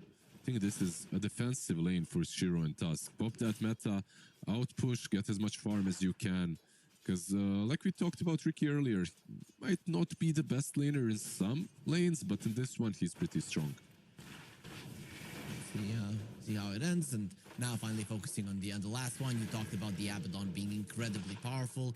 Is he all that powerful versus the Beastmaster though? There aren't many heroes that are that great versus Beast. I feel like even this new buffed up AA might not be enough to sway things into Falcon's favor. So we'll see. Beastmaster, once he gets level 3, this lane should be changing swiftly, and Snaking is the one to look out for. He is a probable, or I should say at least possible kill. Is this how you should play this lane of Puck versus the Dazzle? Is this what you have to do? Well, this is what Malrine does a lot in a matchup that's annoying. Like any sort of how to call it, like a cheese matchup. I definitely think of Dazzle as one of those. Like Huskar's Dazzles. He does this, right? Like he even starts rotating before level 6 on some heroes, so I'm not super shocked that he's trying to mess with the equilibrium. Well, all things considered, right now, Tidebound really doing well in the laning stage in terms of CS. They are crushing every single lane, really. It's 10 denies on the Beastmaster. Of course, some of those are his own creeps, but still, it is a big number. Yeah, absolutely. Planet did a really good job at zoning Snaking on top lane, like trading a lot of hits. Bach was left alone to farm up. He's got his Helm of Iron Will. Of course, becomes a lot harder to deal with once that item is up. And then you just slowly wait for the Dominator. They can do to Amar. He does have 15-1 charges, so he might just bait him in. Shiro not gonna be having the nicest time standing inside of the sand there, so he's going to need to leave. We still don't have a kill. In the past couple of days, whenever we are casting games, there's just so much killing in the laning phase. Not here. These teams raising the white flag, and for now, they're gonna be keeping the peace. Yeah, interesting, I would say, because there is skill potential on both the side lanes. Mid lane, of course, if someone makes a mistake, there is potential, but on the side lanes, I can definitely see some kills happening. Snaking is being very damn careful on top. I think that's the main reason why we're not seeing a kill. Yeah, he's not gonna be allowing himself to die, though. I think AAs generally, and this experience-hungry supports, they do like chaotic lanes with a lot of kills, because if that starts happening, you are going to be alive when some kills happen as well, even though you might be giving away some gold. Your experience will rise faster, right? But we'll see. We'll see how fast this AA gets this. Oh, you're one of those. I see, I get it. You're one of those that waits for his carry to die and then leeches experience under the tower, right? No, I wait for my mid laner to die and then I TP to his lane. TP mid, oh, even better. Like, yeah, speaking of mid lane, by the way. No. Oh, yeah? They're coming for the buck. He's too good. He is too good, Lizard, even without his level 6. But his tower is taking a decent amount of damage. Malrine will try to get the rune. Unfortunately, it will be on the top lane, picked up by Snaking. So either way, it will go to Falcons. Oh, or denied by... Yeah. The point is, Puck isn't getting it. I feel like that's the most important part, what's happening on mid lane, because Dazzle, he doesn't, I mean, he has a bottle. He doesn't even, I mean, I'm over-exaggerating, but almost doesn't even need it, because he can just heal up, stay in this lane with Magic Wand, heal himself up. Meanwhile, Puck, he desperately needs to get his resources back from the runes. Overall, I'd say the Tidebound are very happy with how the game is going. I mean, also being a Chinese team, Chinese players have this insane focus. Well, they want him. He does have a Burrow Strike to escape to the side. 21 charges, Healing Lotus, shards off the mark. Let's see, will the shards being off the mark would be enough for him to survive? Not really. That is the first blood, and also a stolen shrine. So huge moves coming out from the Dazzle. You know what's crazy? This is all possible because Puck didn't get a single bounty rune, water rune, anything. It was all denied or taken away from him. So he's not level 6, he's forced to go base, and then he TPs back mid to get 6. So he can't TP and punish them. Yeah, really good play so far from Tidebound. Getting that small little lead and executing very well to make it even bigger. Is this giving you like 2013, 2014 Chinese Dota vibes where they just farm and pressure and there's just no kills? Because it feels like they're super comfortable playing Dota like this. I mean, absolutely, but they're also the ones that got the first kill, so it's Falcons that need to actually make things a bit different. They're going to be able to Malrine. He really wants the rune. Gonna get hexed up there. And the snowball didn't connect. If the snowball had connected, the dead shot probably would have as well. So Malrine barely lives, actually. Yeah, the calling as well could have been maybe a little bit to the right? But in any case, Puck once again moved off of the lane, forced into the jungle. Snaking will leave him this bounty rune, which is pretty damn important. Malrine, he needs all the help he can get. And he's gonna get the coil onto the tusk. They definitely want this kill, pulling him in, and Malrine gets it, so... That's help. You went a bit too far. You wanted to get everything away from the puck, and something will go the way of Falcons. You really can't stop that.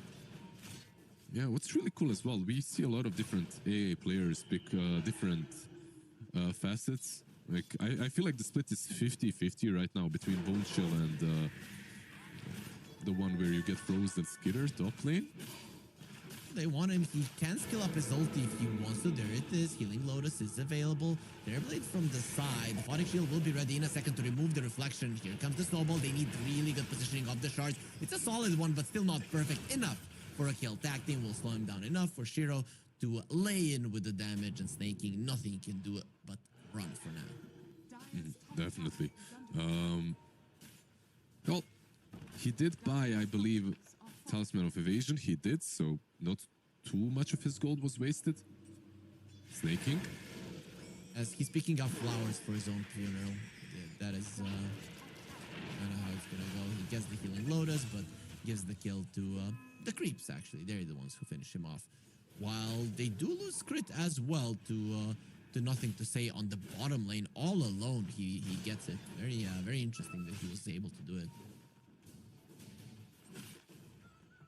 Yeah, definitely. You know what I really like about Tidebound so far? They are 4-1, but what I like is that they're finding ways to incorporate Shiro in these moves.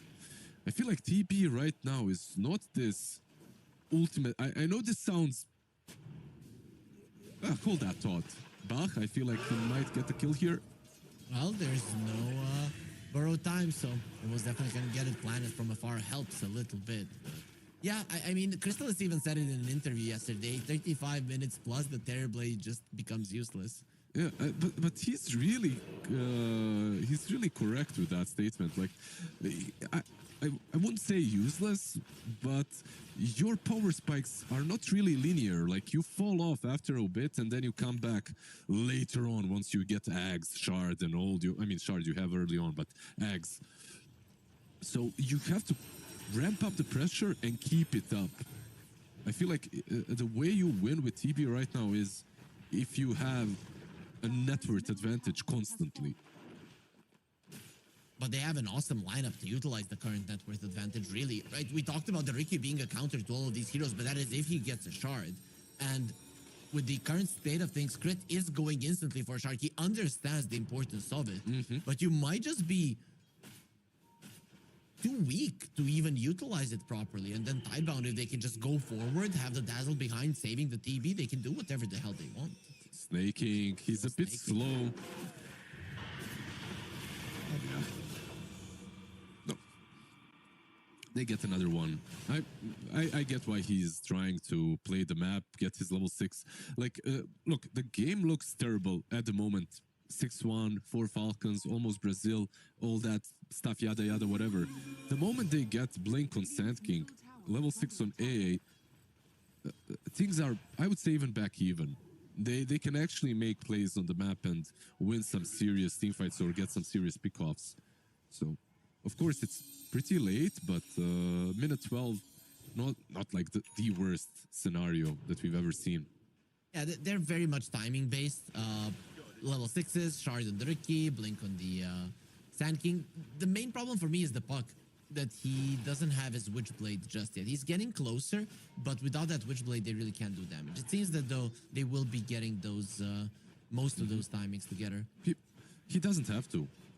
Skitter though, they found him again. Eye to the supports. Well, Dazzle is coming over. I'm not even sure that they needed him to do supports. Probably would have been enough. There is the ulti from the Dazzle with the projection. Gets close enough to secure the kill for himself. Another one. And now there's the smoke. Falcons, they have level 6. They've got Blink as well. So everything is prepared. But this standoff right here, it's gonna get broken. Yeah, there it goes. I love how they were standing on just enough range to not get broken for like 10 seconds. But in the end, they saw a Blink Dagger. They pinged out the Sand King. I assume that they clicked on him, saw the Blink, and now they know they need to be afraid of Amar. It's definitely kind of rough, but maybe they can still catch Shiro. He knows that something is up. Even though he knows, they're gonna go with the stun. Sunder is ready. One TP being forced out. I think that's enough for Falcons. Just get out. Yeah, that's a bit too deep. Like, you can't comfortably follow up with an Ice Blast like that. He's not slowed. Like, he's definitely going to run away, so you can't pursue. That would have been a disaster if they lose this fight. They need the next fight to go well for them.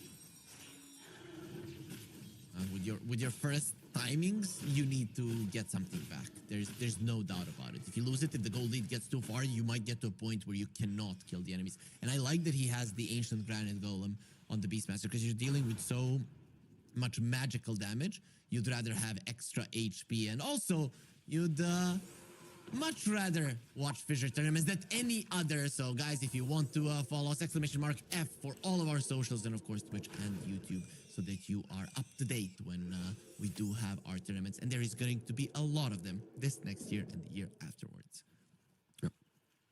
What's happening right now is basically they had to outpush the lanes again because they wasted a lot of their time smoked up on Falcons. But look at this. Twin gate. Lag. Maybe just enough time for them to figure out what they want to do. Keep in mind. Did Ricky see the, I think he saw the portal moving, right? He saw it, I'm sure. They have Sand King nearby. Ricky is in position. Snaking is nearby with the Ice Blast. This could be pretty good for Falcons, but it has to be perfect. And I fear that Tamar is a bit too far away. He's got 3 seconds to get there. The shortest Twin Gate usage is by a boar. It's gonna go through. And the boar will not, of course, scout out Ricky, which is important. But what's gonna happen here is Ricky might use smoke. And if he uses smoke, they might cancel the Twin Gate. After the boar gets smoked, that is. They still have like half of a second to stop it. I think you wait, right? You place down a sentry if you're snaking, and as crit, you wait. You wait and you scout. That's probably the best way. I mean, sure, if you can, because you can also get snowballed if you don't do it quickly enough. You can wait. I think that's also a good play. I also feel that Tidebound might just want to fight because they have Terrorblade as well in the vicinity. This is an opportunity for Falcons for sure. There's the sentry. Crit is waiting. They did put down the ice vortex, so now Crit will be revealed. It's gonna get out as Amar charging up the epicenter decides against it. Another sentry being placed. Snowball a bit too deep, but Amar has been found by the reflection. This is a problem. He gets out from the calling, but this just means that he doesn't have the initiation. Dead shot from afar. One more hit. He gets into his just in time, and the dust doesn't even connect Amar. Doing everything perfect to survive. He's gonna get roared out from the high ground. Can he punch him? Innocence. He gets close enough, and even from the high ground, he's able to lock him down long enough. He's been elongating those hands, man. He punches over cliffs. That's some nice right click right there from Y. But yeah, unfortunate for Falcons. I feel like if they were just a little bit quicker there with the Sand King, they could set things up. Oh. This air ulti might be good. That is problematic. You go onto the Tormentor, but nobody to follow up, really. Okay, you know, we were talking about things are still looking okay for Falcons. Their timings are coming. This is a problem. Now it is really, really a problem. Yeah, absolutely. The laning stage didn't go nearly as well as it could have. All of their rotations, they botched all of them. Every single smoke, every single move so far didn't work out. They've been punished quite a lot. 7k advantage, minute 16 is... Yeah, it's not small. They do have a shard on crit. Maybe they can make a play with the next Ice Blast. That is a change that can make a difference. Nothing to say. Has an Aghanim Scepter. He's relatively tanky, but I don't know if he's tanky enough to survive versus these three heroes. Definitely not. Gets deleted in a second. It's crazy just how Ancient Apparition just activates any draft. Like, you don't have to have almost any damage on other heroes. You can take down any edgy int, universal cores, whatever. Especially when you have the Death Rhyme, right? Like when you have Bone Chill. Yep. Shiro is going for a Hurricane Pike, and I feel like there's going to be a lot of self-force staffs in this one. Tusk is going for a Blink. We'll see how much that does for him. Smokescreen is going to be very, very annoying, but maybe you just go first. Meanwhile, they're looking towards Kidder on top. Beautiful placement of the shards there with the shards that he got from the Tormentor, but they still have to move. There's the call. He does break it in the end, and Y will be using the Snowball. Doesn't look like he's in a ton of trouble. Epicenter being charged up. Bach, he charged up his ulti, and he's not going to be getting a sound off. Shiro is running forward. He wants to save Beastmaster. They have those wand charges, and with the dash they are reconnecting. This is a problem. Amar to get out. Where's the Aphotic Shield? It needs to save him because that Poison Touch is really doing a huge job. Marine, he did find the Dazzle, and he's looking to kill him with an AA Blast. It might just happen. He's going to be using the Grave. It is going to last long enough for the AA Blast to go back, and there it is. Shiro, he does his the Thunder just in the right time. Malrine has to run. Deadshot completely off the mark. Malrine is fine for now, very low, but he does have the distance away from Falcon's heroes. They go in with the Snowball. Nicely done to just dodge it there, and it doesn't follow. Going through the Twin Gate, the damage will be done to him. Let's see if Malrine can survive. Doesn't look like it. Dodging some of the damage there. And he heals up. Healing bonus. Pick up the flower and survive. Malrine is a godly player. Unbelievable that he managed. Like, so many cool things happened in this last fight. Like, the EP was decent. Tamar was disciplined, patient, waiting. He caught two heroes. Beastmaster still lives. He has that cloak plus Helm of Dominator. Overlord at this point, of course. A lot of movement speed from Roar. Just moved away. Then Puck waited with the Ice Blast, jumped the Dazzle, and Sunder saves. Like, a lot of really cool different plays in different places of that team fight. Meta did get used. So many clutch plays, really fun. And they're going Roche without the meta? Yeah, there's a Beast, there's Tag Team. Dazzle? He's not there yet. A Blast is flying. Without the A Blast, they're gonna try to kill him, and they do manage to do a dead shot onto the Ricky Shards, blocking him off. He gets dusted. Should be able to blink away, and at the moment, he's not under enemy vision. They have still no pushing this. Yeah, they have no Dazzle. This is very dangerous, even with the Aegis. The ring is low on mana. They will get the Aegis. Shiro pushing aggressively just to defend this team. But Falcons, they are slowly but surely crawling back into this game. Well, absolutely. Low mana on Puck and no Ice Blast. I feel like those are the two things that made them not go into the pit. Plus Samar being a bit too far to instantly engage with Epi. Yeah, if there was maybe another 1,000 HP on the Roche, then he could have maybe stunned and taken the Aegis, but after the puck giving vision. But that's the only thing that they were capable of in that fight. So how is the game looking for you at the moment? I mean, just a couple of minutes ago, Tidebound were so far ahead. Doesn't seem to be the case any longer. Well, hold that thought, Skitter. Is in a ton of trouble. The shards will block him in. Has the ulti, so it will take some time for them to kill him. Nobody's really coming to help. The game is looking all right, but for Falcons, I mean, but Skitter is really not having a good game. This is one of the slowest Abaddon performances that I have seen from him, and he's still decent when it comes to net worth, 9.4k, but 141. Not a score to be usually proud of if you're Skitter. Radiant structures are fortified. Amar looking to cut the wave. Not going to be happening in Tidebound from the looks of it. Tier 2 tower will be claimed by them 22 minutes in. They get their first tier 2, the one in the mid lane. This is going to be opening up the map a bit more for them. Yeah, just pressure. Down on bot lane, Dazzle is trying to save this wave so that they can maybe go for a tier 2. Looks like he'll be successful. He's thinking about a Glimmer Cape. I was thinking Dazzle in this game might even consider an early BKB. I don't know which one you prefer, but he's gonna get the Glimmer first anyways. It's almost like the same thing, I feel, at this point. Like, Glimmer and BKB became very similar in the recent couple of patches. I guess. At least we are not seeing PA Glimmers any longer. Or at least not every game. Snaking is so annoying, like he's preventing them from... Well, he tried to prevent them from taking down this tier 2 tower. Did slow it down, for sure.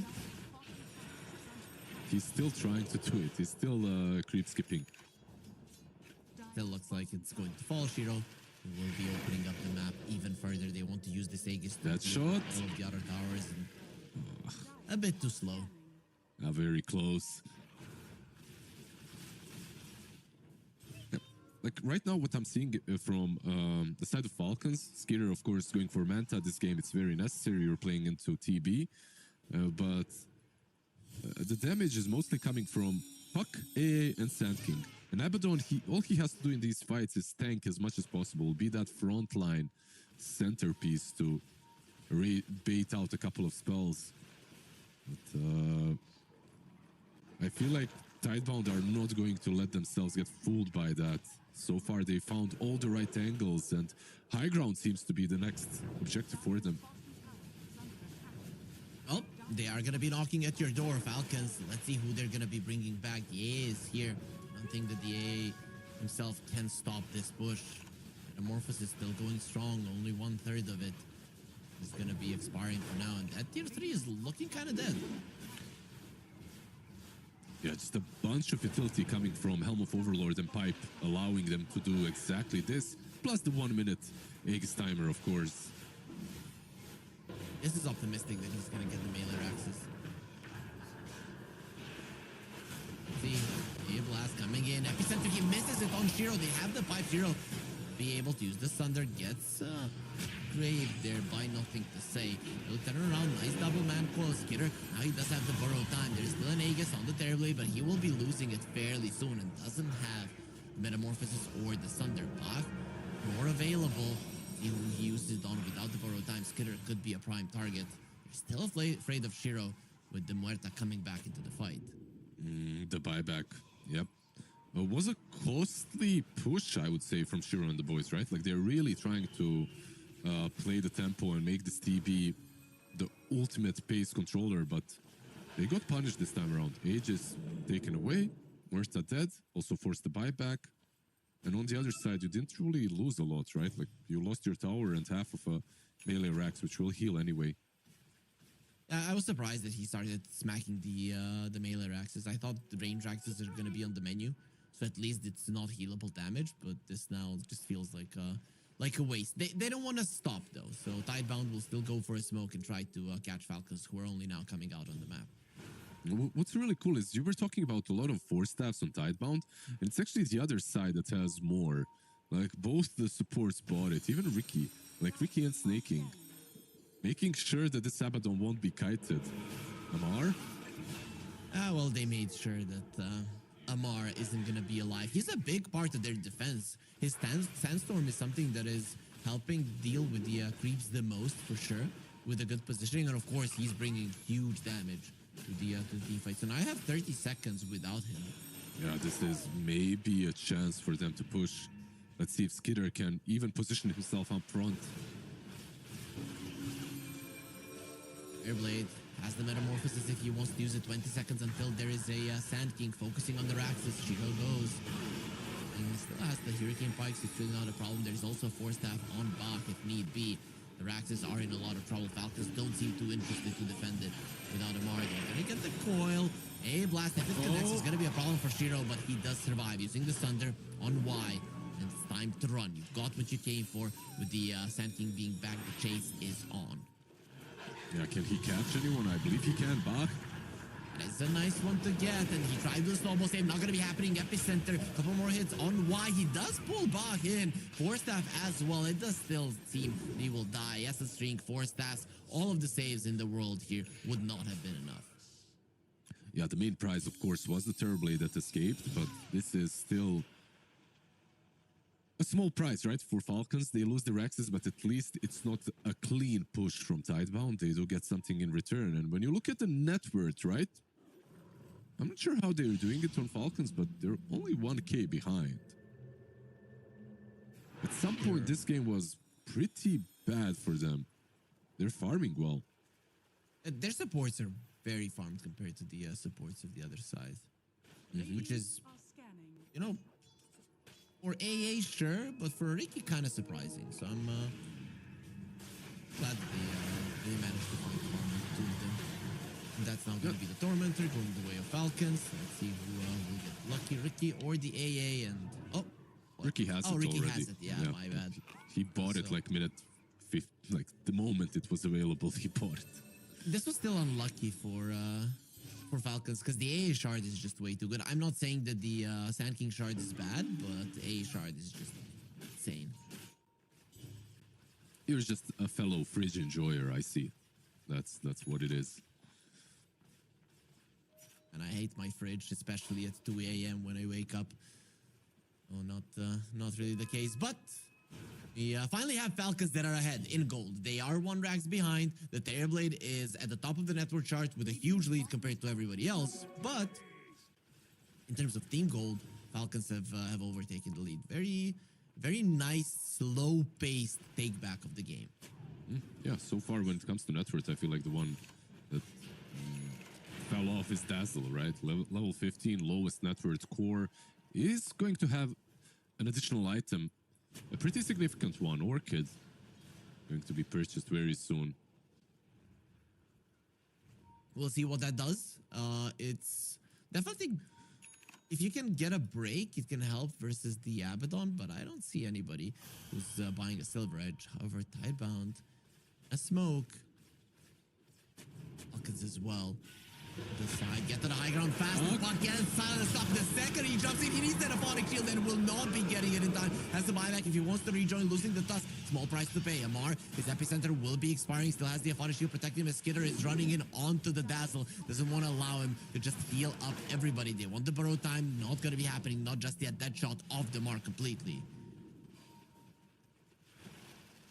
Running in like madman, and it is gonna allow Amar to get a very nice burrow strike off. Silence onto the Dazzle. He gets out just in time. Where's the Grey? He doesn't get it off. Planet dies from the AoE magic damage. There is Crit could be next to the menu. Essence String keeping him alive. Skitter finally the burrow time will be used. The Roche does respawn, but it's time to run. Shiro, even with the Thunder, doesn't want anything to do with this fight.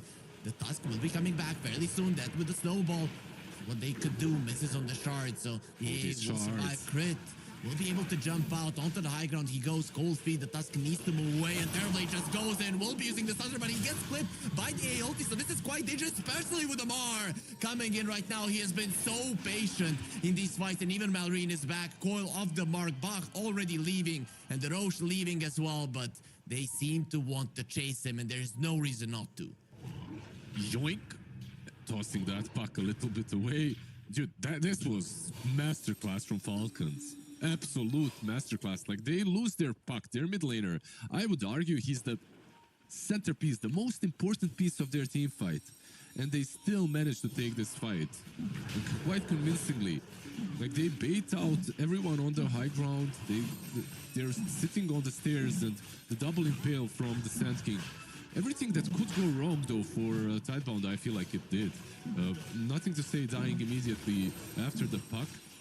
No sustain, no graves. Also, those shards where, in a sense, the moment he joined the fight, Snowball shards actually help out Falcons, because they couldn't chase through the shards. They forced to have the Terrorblade over them, and then he just dies. Really nicely done by Falcons. Ricky as well, kiting the TB, surviving on a sliver of HP.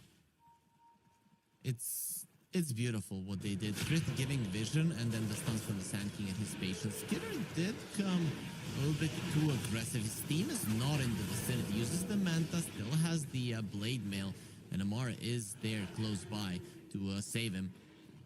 Tidebound didn't call this bluff. I absolutely love this combo. Sand King plus Abaddon. Like, Skitter, he can afford to go in and even lose his ulti, because you can't really go for him. If you overcommit, Sand King is gonna hit you with an epi Shivas, and you're probably losing another fight. The Aegis on the puck for another 4 minutes. What is he buying? He wants to go for a Lincoln Sphere, so that will definitely help him versus the Orchid, versus the Roar as well inside of a fight. If you can put it on somebody who's being targeted, that could be game changing. But for now, 12 to 12, 3K goal lead for Falcons. Do Tidebound even hold any advantage now, considering that they do have a laner Axe? I don't think so. I feel this game is extremely even at the moment. Like, you're getting some good items, of course, on Tidebound. Your TB will have not only an MKB, but a BKB very soon, too. But, they desperately need BKBs on everyone, I would say, on the side of Tidebound. Maybe even Bach gets it after the Hex. Oh, with this Ancient Croaker, maybe Tidebound wants to fight inside of the river. That'd be quite nice. And they have the congregations of the deep. But it seems that right now Falcons, they are the ones that are going to be taking this tier 2, and Tidebound can do pretty much nothing about it.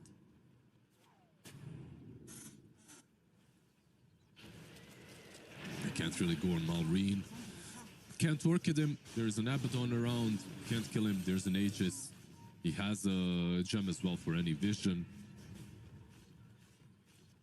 They will try, maybe. Tusk is going in. He's gonna get silenced either way. A Phonic Shield immediately to remove it. Later keeping it in place, but he'll be fine. Planet taking a lot of damage, will get graved. Not enough for a kill. Without the epicenter, Falcons might want to go back. Terrorblade the fight. Very good positioning for the Terrorblade, and I think this is the most important hero. Without the Sand King, there's no turnaround. Yes, you do have the puck, but it is just not as strong. Malrine will be slowing them down, just not allowing any of the Bling Daggers to come forward. And with that, everybody else on Falcons will escape. Absolutely. I feel when they have the high ground, when Tidebound are actually chilling on the high ground, this game is very different, and the team fights are very difficult for Falcons, because Dazzle can position himself in a way that you can't reach him. Like, there is absolutely no way that you can get on top of nothing to save. He's especially on his own high ground in the base. Nice flank as well, of course, you mentioned it from the TB. Yeah, we've been seeing this a lot from the Terrorblades, and I think it's something that you have to do. And it goes back to what Christmas was talking in an interview, that TB at some point just falls off heavily. So you need to find an awesome positioning, and you can only do that from a flank position. You cannot go forwards first.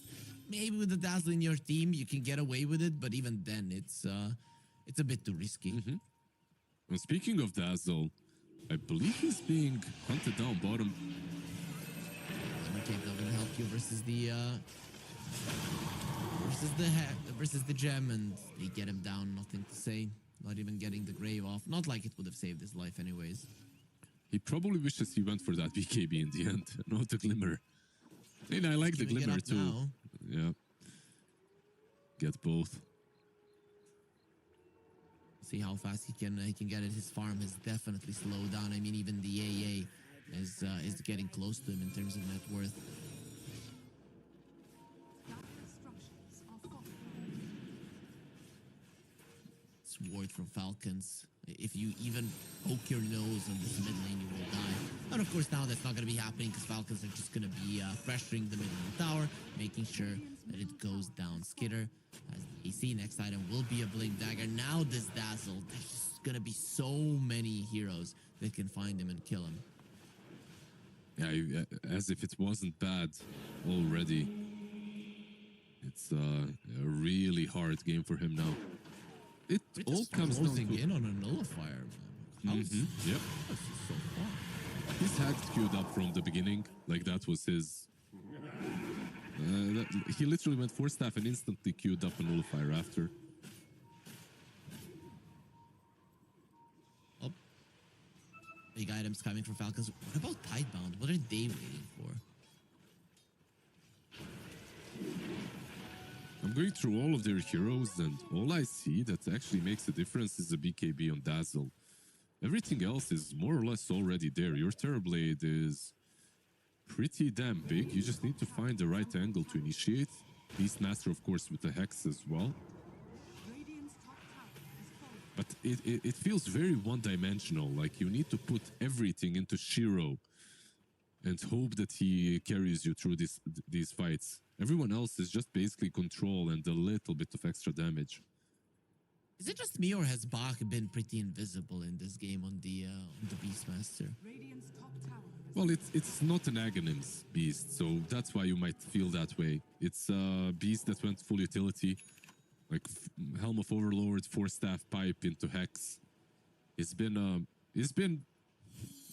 controlling the map very nicely, but it's not this beast that just jumps and solo kills targets. Maybe I'm just overestimating what the Beastmaster should be able to do because of what we got used to. But Ricky does finish off his nullifier. Gleipnir on the AA is also very close to being done. I mean, things are just falling into place for Falcons. That's why Tidebound, they're going for a smoke. They want to have at least the element of surprise. Oh, look at the illusion. It's breaking the smoke. Baits out the Hex. They know now. Nicely done by Skitter. Outplays the hell out of them. Why is still not done? He feels like they have to make something happen now. Skitter, I just don't know if he's a target that's gonna spot Malrine. What about the Terrorblade getting a silver edge and they try to burst down the Abaddon? Is that a viable strategy? It's a play. It's a possible play for sure. Maybe they can go for that. It is a bit risky, but not the worst item overall on TB to go for. Maybe a bit late now, though. I mean, it We'll does see. give you that chance to flank a bit better, right? Yeah, it does. And you have an Orchid already. You have Roar. And you have all the control on paper that's needed to take down an Abba. So, possible. Speaking of control, AA just got a shard, so even more control on the side of Falcons now. Very tense game, Lizard, but nobody wants to fight. I'm gonna be dealing with a Piggy that is still protected by the Aphotic Shield. Nice usage of the shards. They pull him out. But really, I don't think Tidebound were even looking to attempt to go for that kill. Yeah, like you said, to kill him, first you need to use that Silver Edge. You need to find it, get it. Instead, Terrorblade has the Nullifier of his own, by the way. That's what he invested the gold in. Falcon's Blade out, Nullifier in. Wants a Mar. I think that's the idea, right? The Mar has the Ghost Scepter, and you want him dead. If you kill a Mar in a fight, the fight is completely different, and you actually can run forward. While he is alive, with all of these guys giving him vision, he's way too dangerous. Yeah, Amar, Puck, they become a little bit easier to go on for sure. But all of these kills are difficult to make against Abaddon, against Smokescreen, of course. And so far, it's all about positioning. Falcons have, whenever they're on the enemy side of the map, Skitter is the one up front. And then everyone else kind of plays off of what happens to him. And they're just waiting for this Rosh fight, I believe, to happen. Rosh will be moving down bottom now. Is on the move.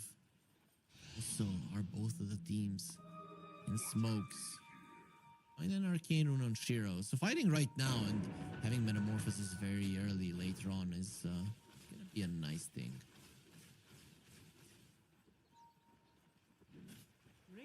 See if they can find an engagement. Bach and Shiro, they're the ones leading the charge. And with the scan being off the mark, they're not sure where Falcons are at. Staking, making his presence known. Instant force staff out. He doesn't want to get caught. And look at the chase on. They saw red in their eyes. They're like, this guy has to die. And he will get the A blast off before he kicks the basket. And they're going to be turning onto the Terrorblade. He uses the Sunder onto a Lotus Orb. What a play. The A blast will bring him down. Sure, you brought down the Sand King, but without the Terrorblade, killing Roche is not a possibility. And now the chase is on. What are you going to do without the Terrorblade? You have absolutely no damage while the two cores of Falcons are still living and breathing.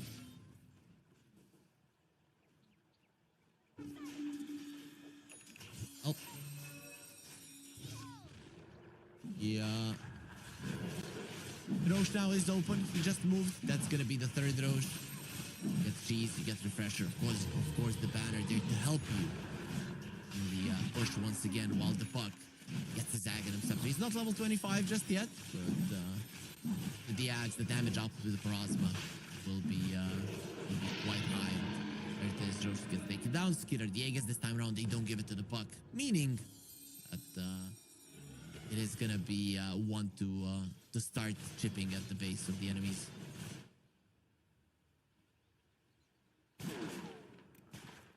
Planet going for nags. We have seen the Muertags make a difference, and Dazzle still working towards his BKB. His farm has slowed down so much in this game. He did buy a 4-staff. Things are definitely not looking great for him. 17k gold advantage. At one point, Tidebound were 8k gold ahead. That was 15 minutes into the game. Just doesn't matter as Falcons, as it was talking about it, they've had some issues coming back into games, and this is just a prime example that they are working on their issues and getting better with each passing day.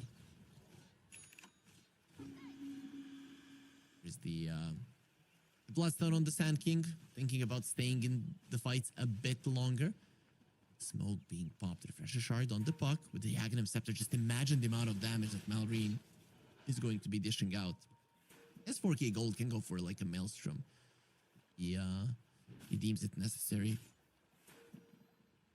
In a sense, just showed himself there by killing a sentry, and instantly Falcons are running towards him. He might not die, but he definitely killed his Muerta.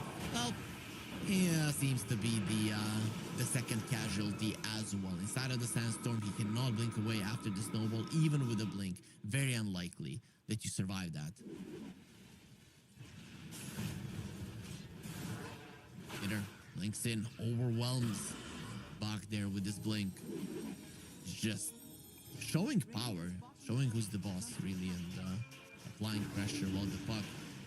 A lot of damage that he does at this moment is kind of high. Right, the reflection is gonna be pretty strong. Banner will be put down. They are claiming this base for their own. One big step for Falcons and the stun. But the Terrorblade Nullifier will connect just before the 4-staff puts him out in a safe position. But either way, if you're Falcons, you don't want to go forward. You just equalize the lanes and you need to push. Seems like they want to stop. 2.5 minutes left on the Aegis. Misses on the dead shot. Nice move from Skitter.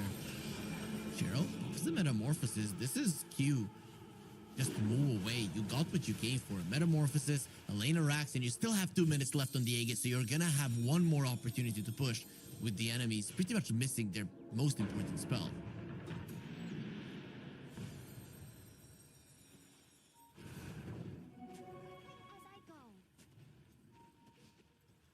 finds a haste. Didn't have the bottle any longer. I mean, 45 minutes in the game. Makes sense. And oh boy, level 20 AA. Let's really talk about it. Extra 5 seconds on the frostbite. That's 17 seconds frostbite duration. I don't even know if the talent is okay at all. I mean, I understand AA doesn't get level 20 too often, but it does happen.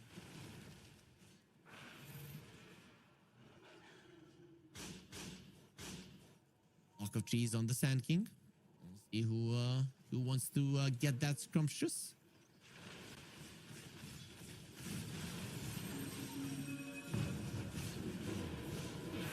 Kidder jumps in. It hexed up. Shards very nicely placed. There will be no nullifier on him, but he does take a decent amount of damage. Body shield being used. Another minute left on the Aegis. He doesn't mind dying now. But if you die with the Abaddon, that means that you will not have your borrowed time.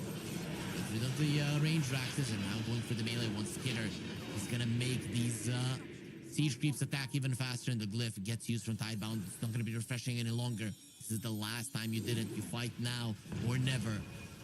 You just let the laner Axe go, and that seems to be the call. Tidebound, leave it be. Marta having her Aghanim Scepter now, and we'll see how much that really does change, considering that Falcons are in full control at the moment. They're just doing everything very slow and methodical. No need to risk it at all. It is a pleasure watching the evolution of Malrine and Namar. Even when they joined this team, they were pretty reckless at the start. And obviously with Snaking and Skidder in the team, who were always very methodical, especially when they're ahead, it was only a matter of time before they're gonna get disciplined as well. But this is insane how much they've elevated their gameplay, especially discipline-wise. So now there will be an Abyssal Blade on the Abaddon. So jump in, Abyssal. Good start to the fight. Epicenter being charged up. They're looking towards Bahane. Blast coming in. Can they save Bach? He does have the BKB. The A Blast pretty much lasts forever. The BKB low. So protecting the Sand King. We'll see just how much. Not gonna be enough. Without the Sand King, we talked about it multiple times. It is a problem. Bach, he still does stick down. That is how strong the A Blast is right now. Fighting the Dazzle. He's gonna be protected by the Glimmer Cape of his own 4-step away. Nice noble save as well, but Malrine, he's gonna have another call ready now onto the 3 heroes with an Aghanim Scepter doing damage while running away. Dazzle buys back immediately, and Shiro, he does get his Sunder off. And nobody on Falcons is dying, despite Tidebound buying back on the Dazzle. Falcons will just get themselves away, and this was a fight, mind you. Without the Sand King, he died at the start there. Malrine, Lincoln's broken, gonna get silenced up. The Aphotic Shield just in time. Puck will be okay. Calling silences him just afterwards. Nay, blast a bit off the mark. Without it, Falcons might think twice about going forward.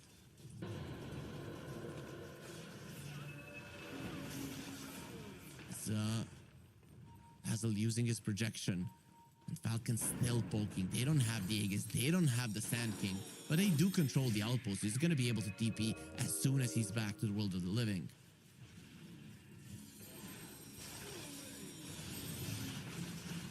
The illusions onto the tower, and the BO3 is gone slowly but surely. Falcons are bringing Tidebound to their knees.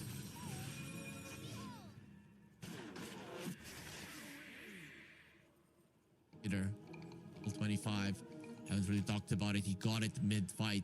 80 Curse of Avernus attack speed bonus. Just imagine what they're gonna do to it. Double refresher now being bought. The puck still on cooldown from the refresher shard that he had from the Roche, but he only has one coil to work with for the next minute and a half.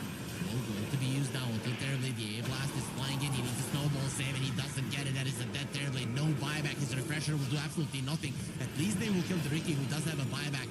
Now, how do you kill the Sand King? Gonna wait for the Lotus Sword to end. Nice grave onto Bach, but he's not gonna heal all that much. GG has been called Tidebound. They have nothing else left in the tank. Falcons, they just stand their ground without the Terrorblade. The damage is non-existent.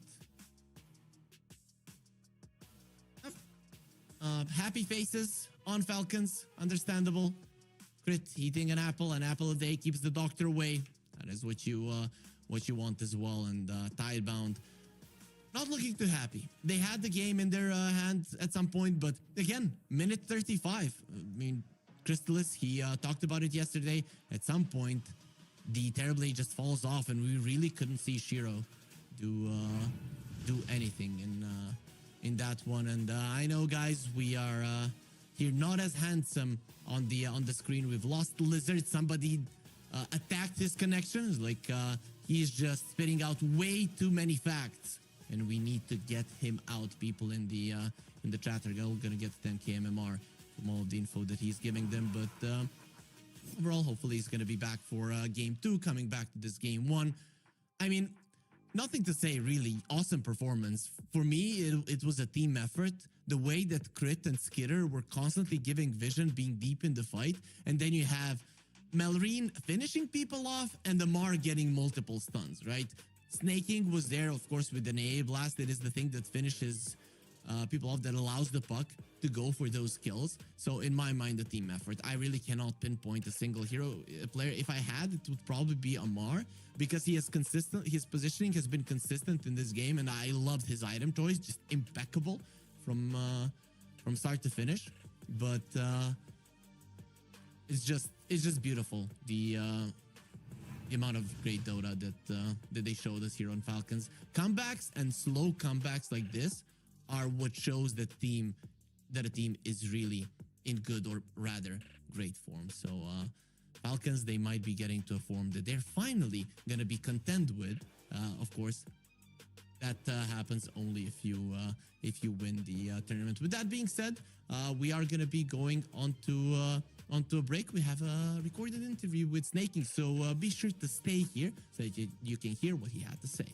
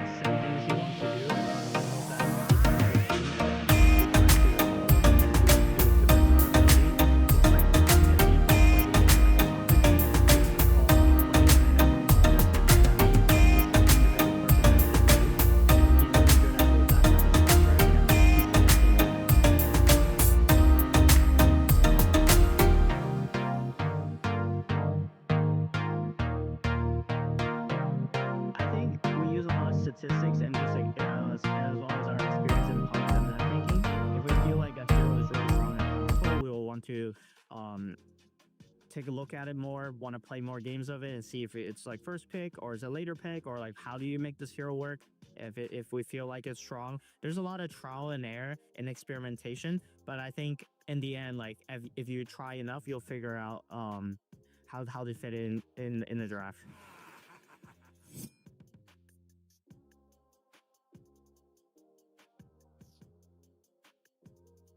I think over the years, the things that has changed the most is people's willingness to learn and copy from each other is drastically faster than before. I think before, like you would have pocket strategies or like some Visage draw lineups before, and like no one, like you would run it for like 10 games straight and no one else would bat an eye and care. I think like Cloud9 did that for a long time, and then like people just never copied it, even though it's like such a simple and straightforward strategy. But nowadays, if you run a strategy like once, and like people will be aware of it, they understand it, they already thought of ways to counter it, and they will maybe even play it themselves. So I think people have learned and just thought about the game a lot more than before, and I think it's driven the competitive scene at a much higher peak because everyone who desires to win has to work that much harder.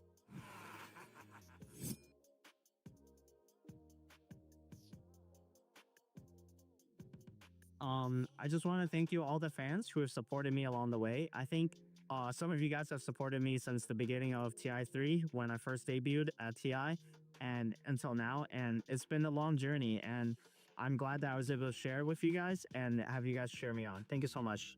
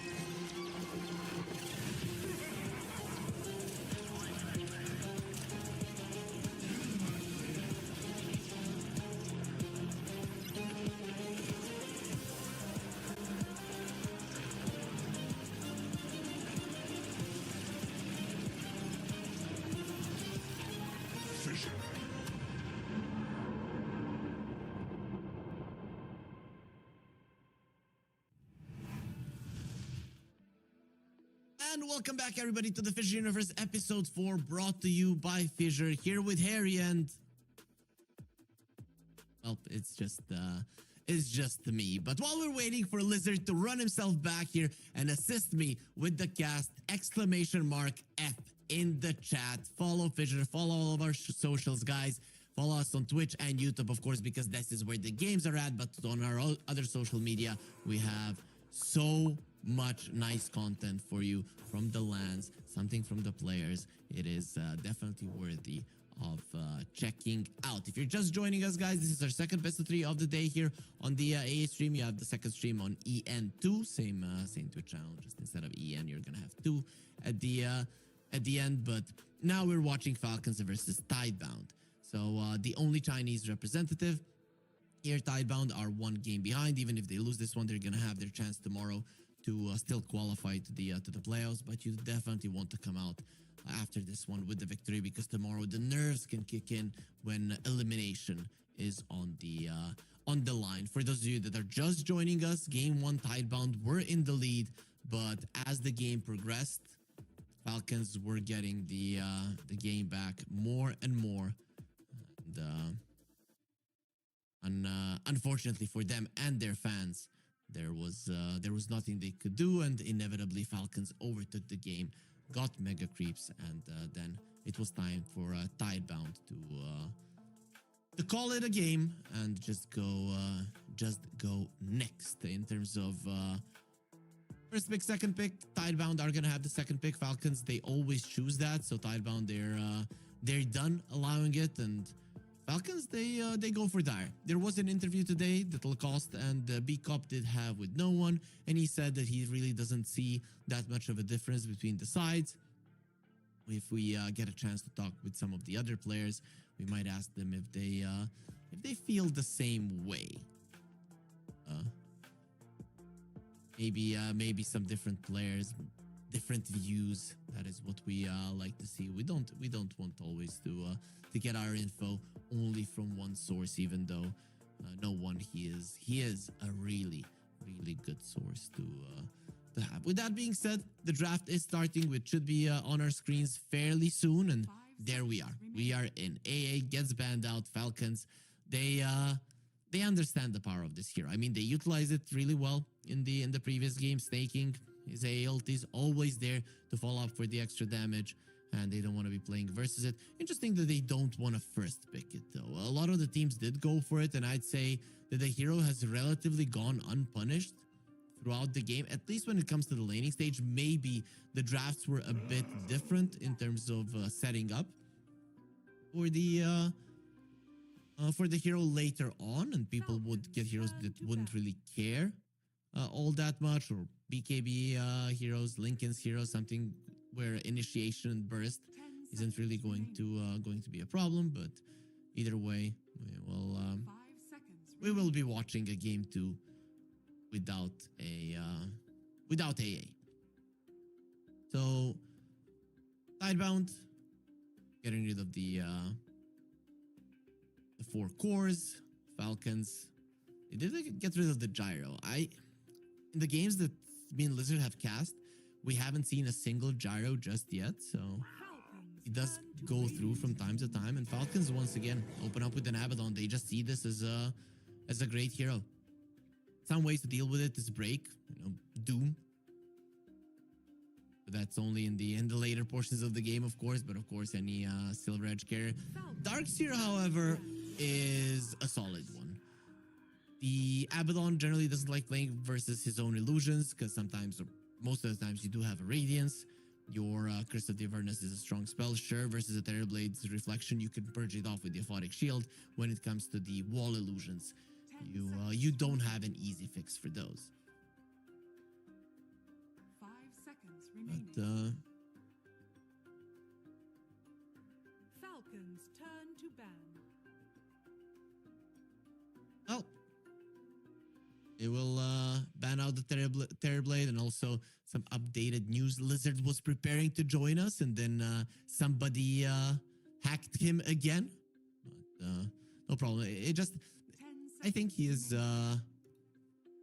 like shooting back at me. Yesterday I had power issues. Somebody was cutting off my lines in front of my office, so we had to deal with that. So now he's like, Harry, now you are going to be exerting your voice a little bit more than you should. Jakiro banned out. Considering that you have an Abaddon, generally you're not afraid of the Jakiro all that much, but that is an offlane Abaddon. Maybe they're thinking about something else in the offlane that generally would, at least laning stage wise, suffer versus this hero. 5 seconds remaining. Tidebound. We all know that Chinese teams have always been good at Darkseer. Chinese teams have always been good at very structured play, and that is what happens with Darkseer. Darkseer kind of sets up good team fights. He always buys auras. You always play around him as a team. You know, with your Ember Spirits, Thorn Spirits, whatnot. Your position 4s in the lane. So I like it that the Tidebound went for it. Let me check if they played it in this tournament. Didn't play it versus one move. They did not play it versus Liquid. That is a series that they lost. Yesterday they won versus Aurora and didn't play it either. So we can assume that it got banned out. And unreal that Night Stalker made it through. So this is going to be the double off lane of Team Tidebound, most likely, unless we see something different. But first, Night Stalker game for me. We did get to see him a lot in the qualifier. A very popular hero right now. Played on position 4. Looks very, very solid.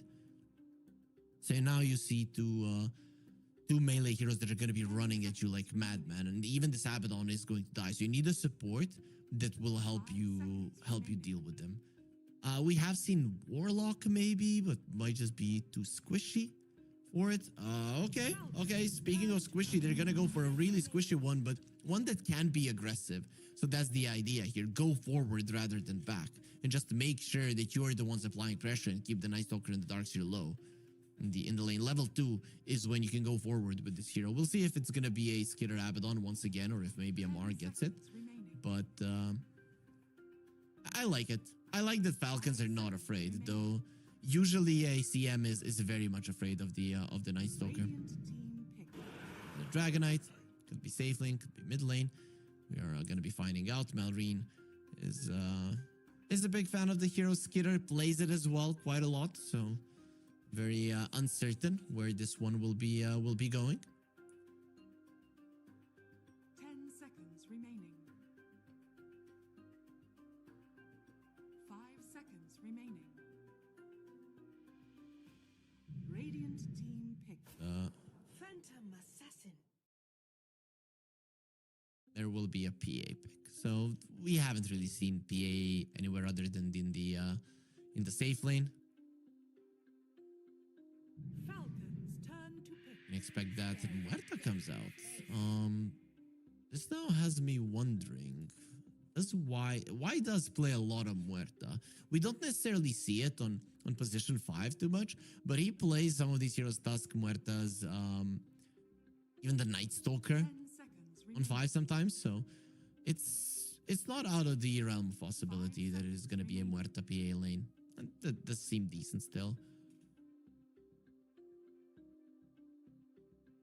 Falcons are missing a little bit of magical burst.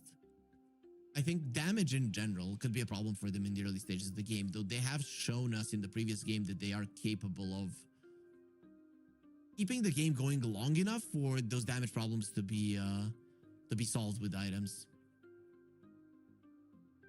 And it's kind of hard picking a magical damage dealing hero into a Night Stalker, Darkseer PA. I mean, they're just gonna be running at you like madmen. Maybe the best thing is to think about surviving. Hence the DK and the Abaddon. CM doesn't really fall into that category, but the Abaddon can protect you quite decently.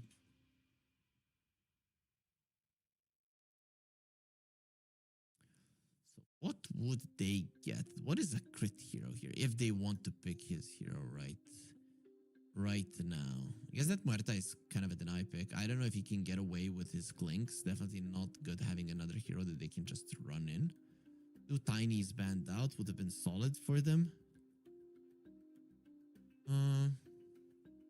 It's a rough one. If Dark Willow is in the meta, would be a nice one when they're running at you. Not really here. Maybe you can get away with that Weaver if you want to. But they'll just go for the puck. This now puts the Dragonite on the carry roll. We know that the Abaddon will be in the off lane.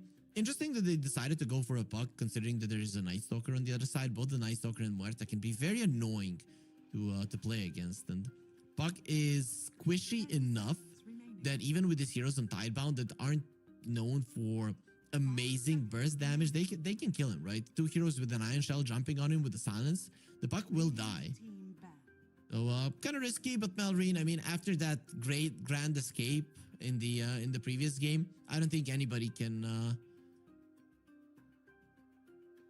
really underestimate his puck any longer. 10 seconds remaining. Of course, Malrine has been one of the top mid laners for a while now. We'll ban out the bounty, so any kind of vision would be nice now for Falcons. With the puck, you probably will have enough damage to at least pick off a Muerta from time to time. Make sure that you keep the Darks here in the same place. So maybe vision is the way to go. I mean, we saw just how much crit it did with the Riki in the previous game. Bounty here would be probably just as good.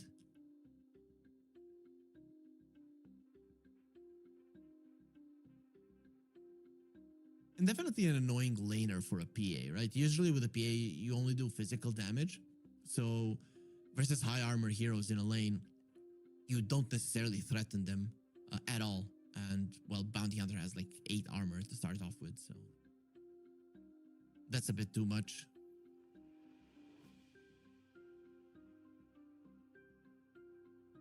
Tidebound.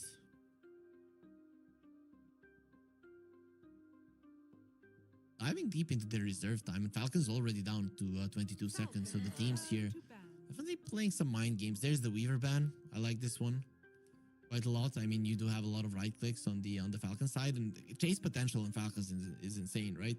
So kill the first target to chase. Weaver would be a great chase hero. I wouldn't mind getting a burst damage position for, but they just don't seem to be popular at the moment. I mean, we could see a crit Clinks. Still fine, and that hero can be tanky. So let's put it that way, right? With the engulfing step, hard to kill. We'll see ban on the shaker and the sniper. Once again, the same thing. I feel like Ember could be good for Tidebound. Out of all the Spirit Brothers, he's fine versus the puck. The Void Spirit as well. I mean, Lizard mentioned it previously, but not a lot of teams are willing to pick up the Void Spirit nowadays. So Crit's hero, does he go Riki again? Riki or Clinks, I think. It just makes sense because he's been playing them. But I really wouldn't mind like a Hoodwink or something.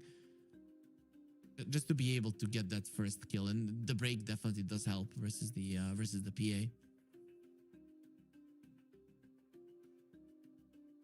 Maybe even a Ringmaster. I haven't cast a single Ringmaster game. They are going to go for a Wind Ranger, so... Crit, they asked him, yo, can you play this like Saksa?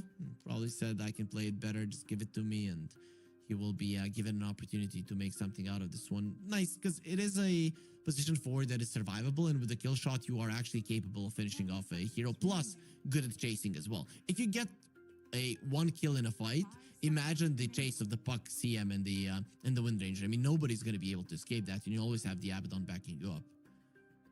Oh, that does leave Tidebound. I think Ember Void.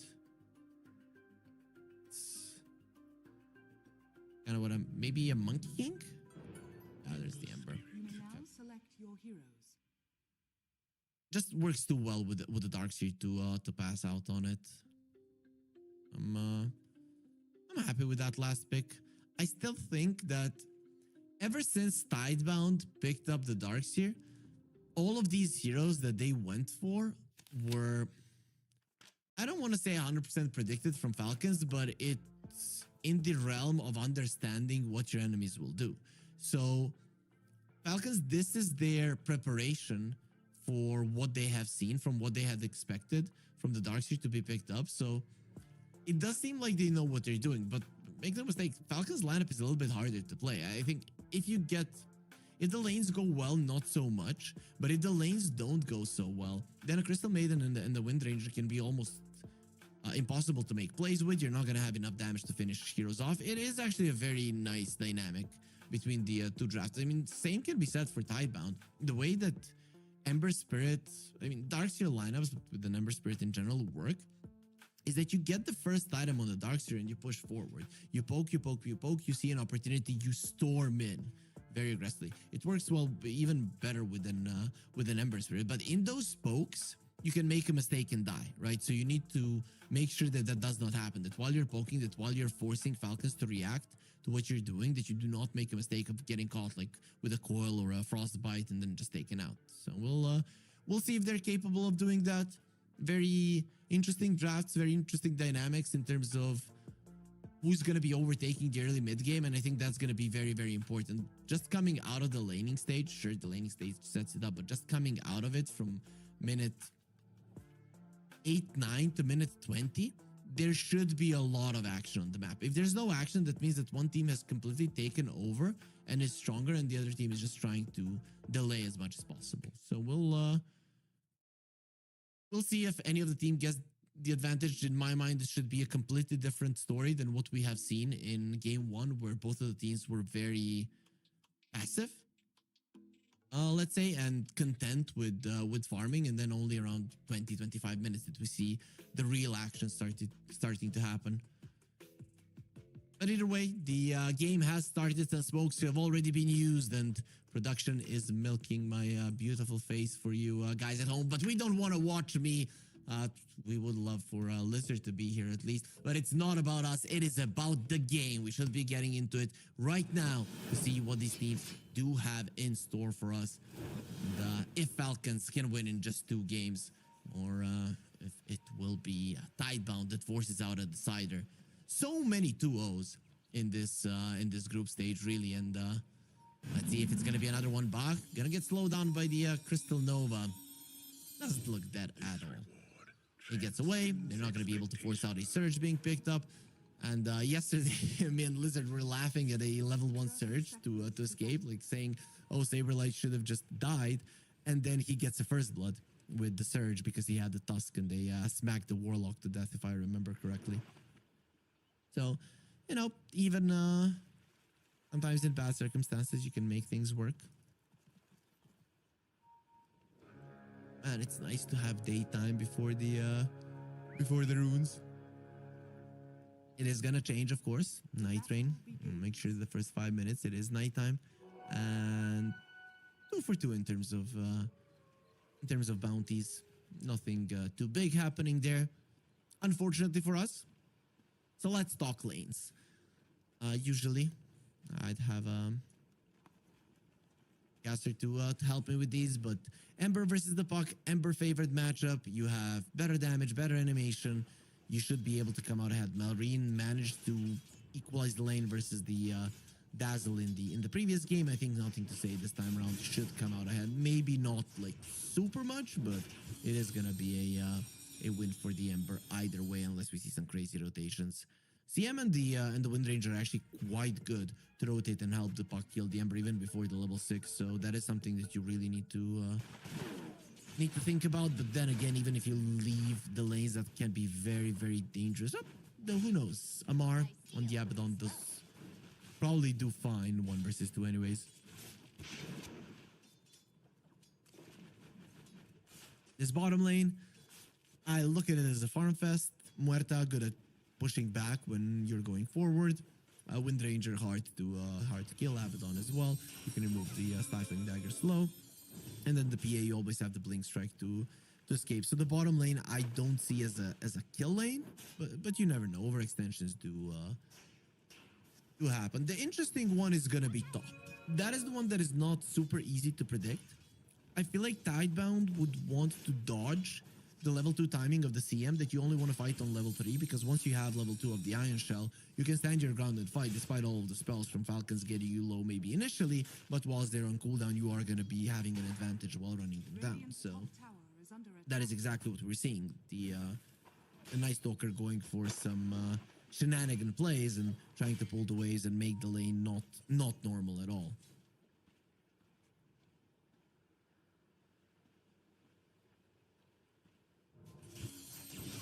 for now somewhat working out, but you are level 2 now on everybody in that lane, and the wave is pushing towards Falcons. Malrine on the other side is struggling in terms of HP, but in terms of CS, he's doing quite okay for himself. Will be getting a water rune, has a full bottle to drink, so no problems whatsoever, even though he did get quite low there for a second versus the Ember.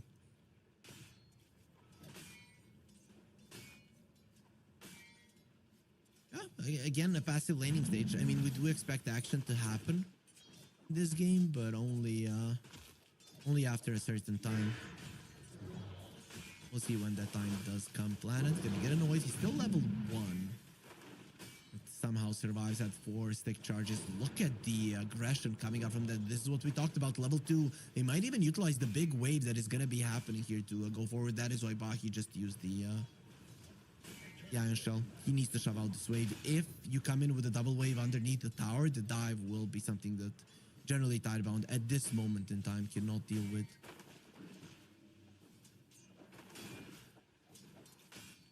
Skitter, Racer, Bach, Tally.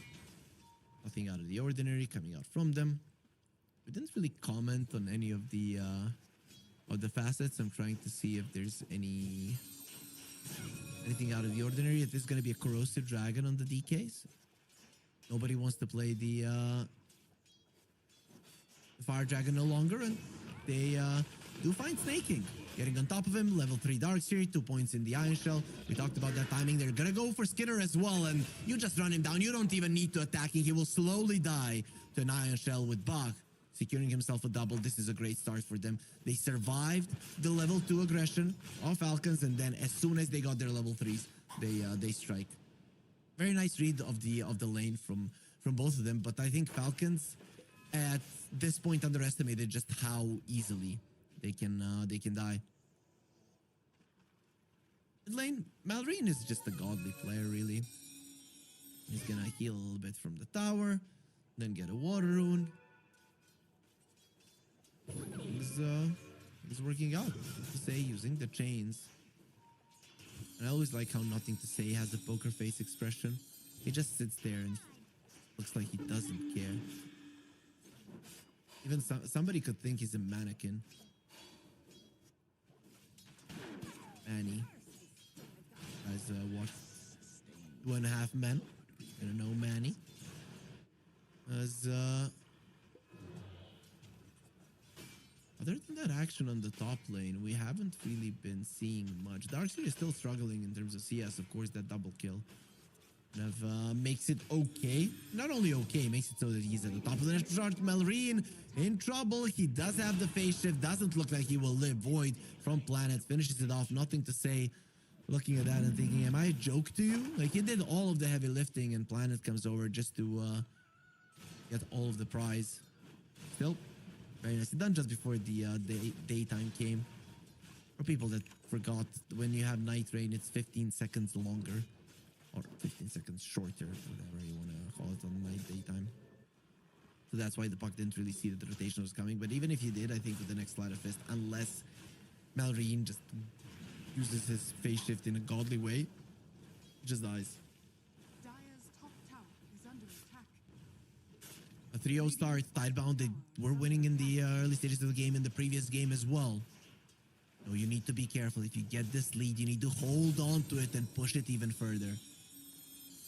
First rune. Yeah, the puck just gives up on it.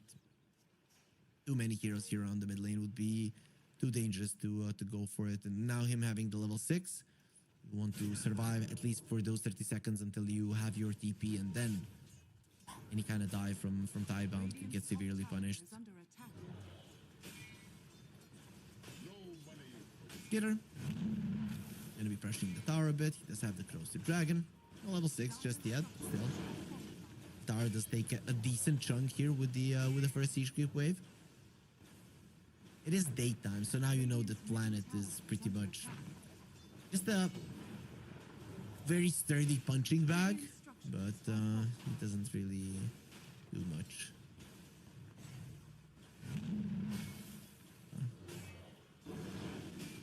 Bruce Lee says, "Bricks don't punch back." They are really doing their best to push down this tower, even using the Wind Run. Crit will be tanking Ember Spirit now going in. They're really done with the Falcons and their poor Sleight of Fish Chains. You don't have the Wind Run now. You used it for the tower healing Lotus. Maybe better just to accept your Death Pack. Yeah, gets the kill there with the right click. The Iron Shell wasn't even used, conserving his mana for the time being. First mid laner rotation. It is gonna be an Ember Spirit, and we'll see what's gonna happen with the second power rune. Both of the mid laners hungry for that. It was even the first power rune. It was Invis, and biggest of deals. Haste DD. That is what you're looking for. Arcane rune is great for both of the mid laners, really. Of course, they're gonna get an illusion, but nowadays you cannot get unlucky way too many times because it has to go through the whole cycle.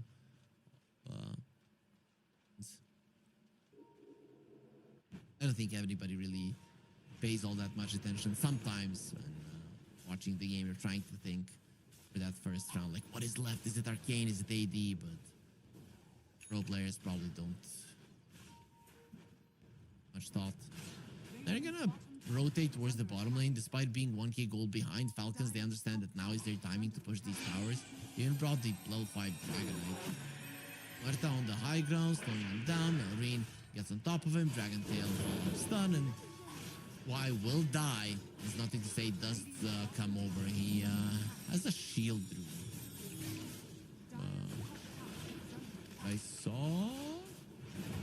No, illusion. Melrine got an illusion one as they will be going in. Nothing to say. Gets a kill. Melrine dropping low as well, but they have the Waning Rift. The Skitter standing his ground very low with Shiro thinking about jumping. There's way too many heroes. DP in from Huerta. Maybe a Deadshot snipe. Could kill the Dragonite from afar. Only level 2 Deadshot probably wouldn't have been enough anyways. And this is what we wanted to see. This is what we expected. A lot of action between the two teams once the laning phase is coming to an end, and we're seeing that already everybody is coming to these fights. With Falcons going for a pause once again, it seems that whoever has gotten the lizard is targeting them as well. Snaking will disconnect. It has been a reoccurring theme for them in tournaments that they're having to disconnect from time to time. Hopefully, whatever it is, snaking, he will be in the long run dealing with it and fixing it for good. And they kill Planet here. I actually think there's a good chance. Dragon Tail is quite a hefty stun. He has boots and Windlays, but he's also Night Stalker, so he's quite slow. Let's see, Skitter attempting to go for it. Snaking, running in. You need slows here. PA is in the vicinity, and the TPs are coming in from the Ember as well. There's the Silent Planet standing his ground. Innocence comes over, and goodbye, Skitter. Now Snaking will be in trouble as well. No TP out. I mean, even if he had it, you most definitely get ran down. One more Sleight of Fist will kill him. No, the creep comes in, takes it for himself, so the gold will be shared. But Falcons getting ahead of themselves. The Night Stalker, we talked about it, punching bag, but a sturdy one at that. Dire's top tower is under attack.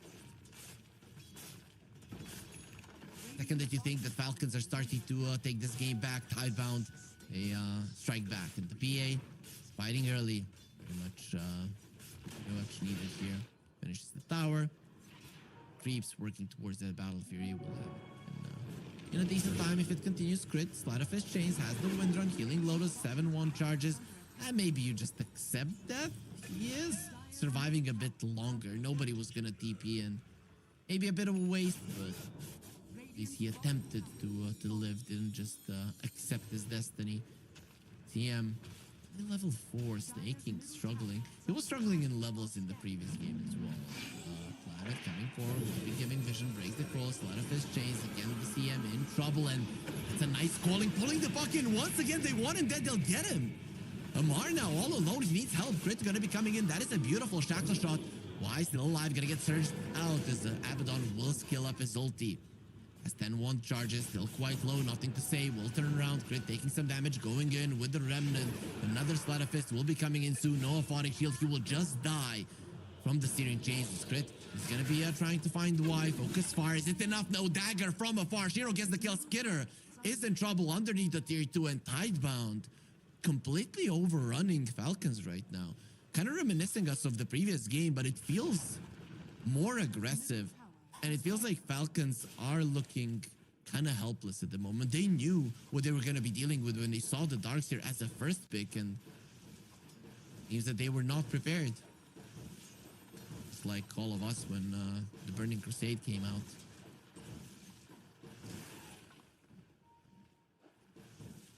Shiro, after that engagement, you will pretty much have the Battle Fury 600 gold until it's done.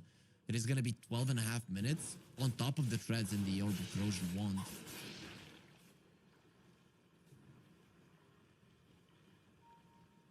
Planet, going to be seeing Snaking. I mean, poor guy, just give the guy a break. Ever since level 3 of these two heroes in the lane have been crushing it, Puck next on the menu. Crit gonna try to get himself away, but Malrine is the one that has to be afraid. Vacuum in, Shackle Shot, not connecting on anybody. Bach runs down Malrine. In the previous game, he had a couple of spells to dodge, and if he's able to do it, then the Puck lives. In this game, you are dealing with a relentless chase of your opponent.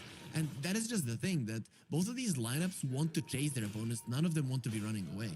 And with the advantage that Tidebound do have, this is a great position to be in.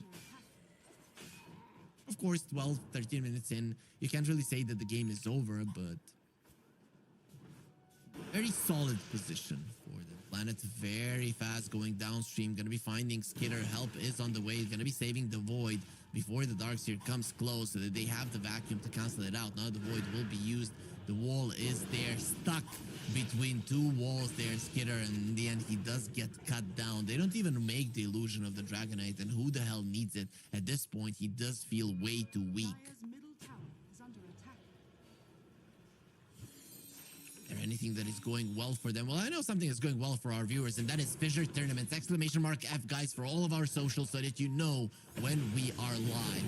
When we are going to be bringing you the Dota action, other esports as well. Malrine once again found the Dark Possession, its first usage.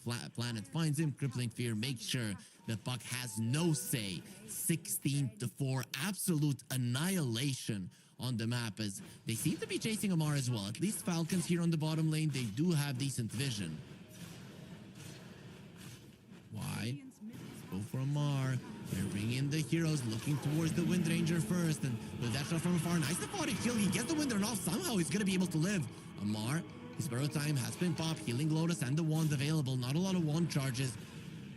And again, another aphotic shield off. Nothing to say, coming forward. Very nice dead shot usage, and that is a dead Abaddon. They also find the Puck with the Crippling Fear. It's gonna be lasting for so long. No chains on Nothing to Say will allow him to live. Snaking is gonna be found there with the Stifling Dagger. They have perfect vision on him. Dead shot connecting as well. Another dagger, and there's no way that he lives through it all. Even with the Battle Fury Shiro, he sees kills, he goes for them. At least Falcons got that shrine before this engagement. Imagine if even that gets stolen. They're level 8 on his Dragonite, now 9. He's going for a Blink Dagger as a carry DK. Oh, he has to deal with his own illusion, gets the stun off just to escape. Radiant's top tower is under attack.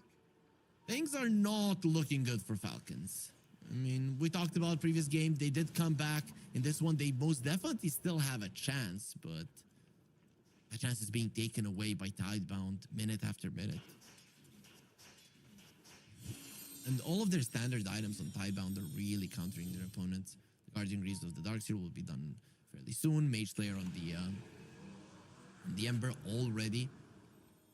Some damage issues on Falcons that Mage Slayer is going to be making it even more so. There's the Blink reveal. This is what their lineup is capable of. Bursting a hero from 100 to 0. And the Blink Dagger of Skitter will allow that to happen. There will be a pause. Amar, he is moving away from the screen there. Maybe a delivery, maybe some food coming. Can't really see exactly what's going on. Snaking has perfect lighting, man. He has better lighting than me. I'm just always impressed just how clean Skitter's room is. He never allows even a speck of dust to be there behind him.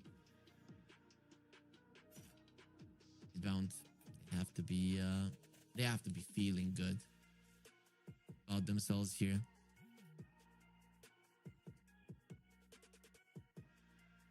Things are really, really looking good.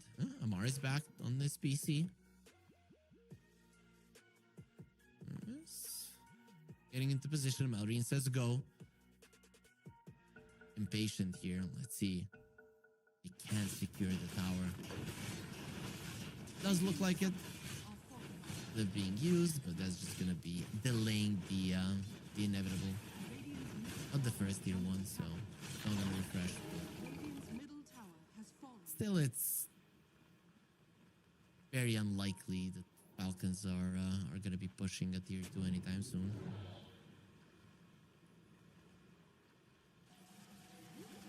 So, Tormentor starts down on the top lane. People that are wondering why the hell is that happening because the Night Stalker. It just changes things. Tend to make mistakes. I think at 15 minutes in, it's gonna be on the bottom lane. Nope.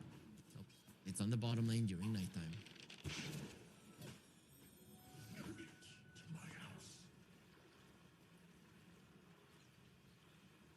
Nice rune for the puck. Also, Hidebound. I do want to make something happen with the smoke. Arc Session available. Atos as well. And being used completely off the mark. They won't be finding anybody, not just yet. But the Dragon Knight, oh, he doesn't even know in what kind of trouble he is, Skitter. There's the wall. Atos, vacuum available. Dark Ascension to make sure that they see if anybody is coming to help. Nobody will even attempt to help their carry. Skitter just gets left for dead. And after that kill from Planet, he now even has the Blink Dagger, making the Puck's life even more dangerous. He's gonna have to get a Force Staff, and he is queuing the Shard and a Force Staff. I don't even know if you buy the Shard before it. It's just gonna be impossible to live. You get blinked on, and you're dead. Just how it goes. Thing is, I don't know how much the Shard the Force Staff changes until you have more points in the phase shift. Maybe you Force Staff Waning Rift away. Then you get enough distance to use the orb and phase shift. That could be a way to escape, but even that is not easy to make happen. Mar will be found by Bach. Marta is coming over, slide this change, the Phallic Shield to remove it. Atos from afar. They will let it go. Meanwhile, looking towards Planet, thinking he'll let it go there. Planet, he does have so many heals and will be able to survive through all of this. Puck without mana doesn't feel too good at this moment, and Malrine will do his best to survive. Doesn't even get to the low ground. Easy there for the Night Stalker. He had the great healing Lotus, so wasn't really a target. Essence Ring now on the Ember Spirit. Already some damage issues on Falcons, and this Ember, he's just not going to die. You have an Essence Ring, you have 3 points in Flame Guard, you have a Mage Slayer. No way. There's absolutely no way that they're gonna kill him. And while his team is just making all of this space, the PA is getting huge. 12,000 net worth, Manta being delivered. The silences are not going to be a problem. The Frostbite is not going to be a problem. Nothing really is going to be a problem for Shiro. And this time around, he's not playing a Terrorblade. He's not going to be falling off that easily. Zamar, you're looking towards him. He still has the borrowed time. He'll first have to force that out. And won't be purging off the Atos, but there's still so many spells that you have to think about. DP available, Blade Mail being used. They will wait out the borrowed time, and then they're going to be showing him who's boss. Shiro gets the mega kill streak, finishes him off with the crit, and now you can focus on a tier 2. While tier 2 on the bottom lane, actually taking quite a lot of damage. The Dragon Knight showing the power of this corrosive dragon, but why is not gonna allow for that to happen. It is gonna be Tidebound getting the tier 2, and I'm not sure that Falcons can really mimic this move.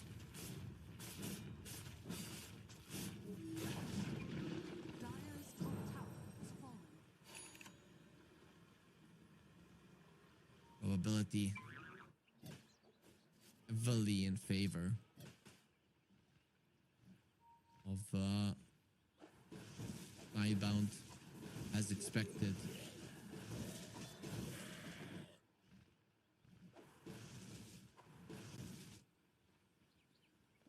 Fair comparison. I don't think there is a comparison in this one.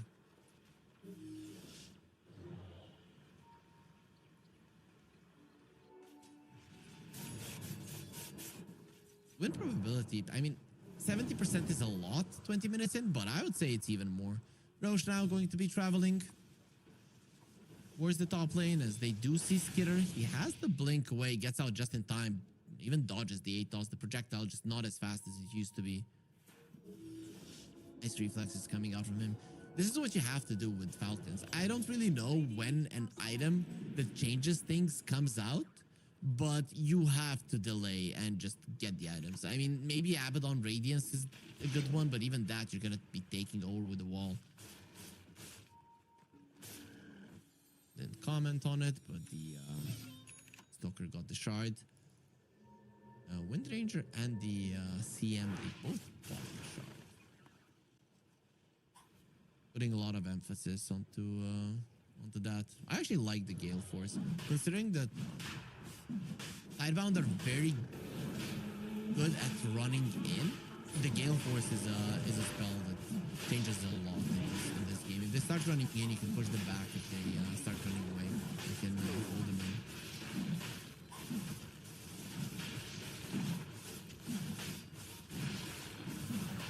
That is going to be a Roche, and also that is going to be a sniper on our screens that says you're watching the Fish Universe episode 4. There's going to be even more episodes in this year, and just imagine what's going to be happening in the years to come as Planet and Shiro do bring down Snaking. There's just another one.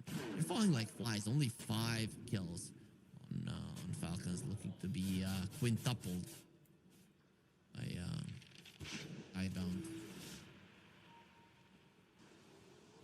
Just looking at their heroes and thinking about a play, the only thing that they're doing right now is buying defensive items, because there isn't that one item that changes something. Let's say you buy a BKB and think, okay, this is going to change something. Not really. You need the multiple items. You need to keep the goldie that's 10k, 10 to 15k, and just farm for 10, 15 minutes. And then at 35 minutes of the game, a 10k gold lead isn't going to be that big of a deal. Skitter gonna be found, the wall being dropped, and that is looking like one dead Dragonite there. Side of the calling, even the Ember Spirit will be coming over to assist a bit with the scale with Bach, being the one who secures it in the end, getting even closer to the pipe. And I've been repeating the damage issues of Falcons over and over again with this pipe. I just don't know if they do any. Even when they do get the Radiance, they do get the Mjolnir, all of that is magical damage to the pipe. You are gonna be helpless to kill even a single hero, and let alone a strong core like a PA that is getting a BKB delivered as we speak.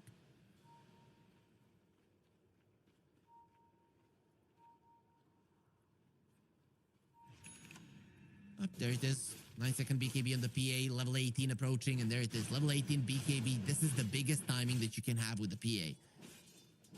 With the current state of the game and her crits, a lot of these heroes could die. Abaddon could also get caught off guard and get taken out.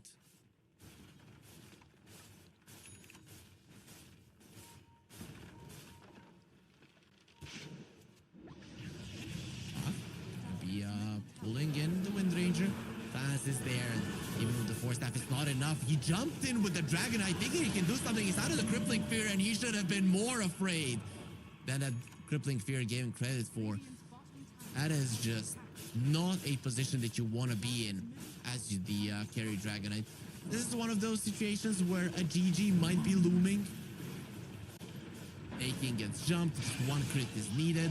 Once he gets all those methodical stacks, this is going to be happening. Marine pushed back, he cannot even threaten this Night Stalker underneath the tier 4s. They don't have the glyph to make the towers attack everybody. And Shiro, of course, with the immaterial, tanking some of those hits and not really taking any significant damage. That is going to be a first lane of Rax. Last game, Tidebound, they took a lane of Rax and then they lost the game. This is a completely different story though, because now when they're taking the lane of Rax, they also have a 17k gold lead. Guardian Greaves to keep Shiro healthy.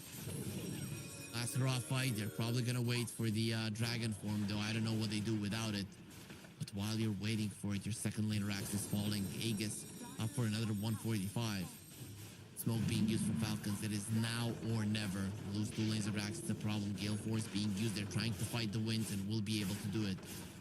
those wins are not as strong. They're definitely not strong enough to be the winds of change for this game. Second lane Rax freely taken while the Dragonite is just farming.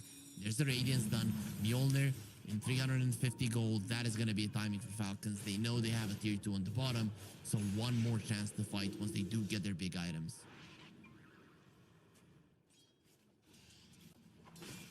Pretty sure that those big items are a huge deal, as Dark Ascension being used. Dragonite, while he's farming his Mjolnir, he's gonna get caught by the Gleipnir. Some lightning will be coming his way, but not the one that he wanted. Vacuum back into the calling. His soul will be added to the others.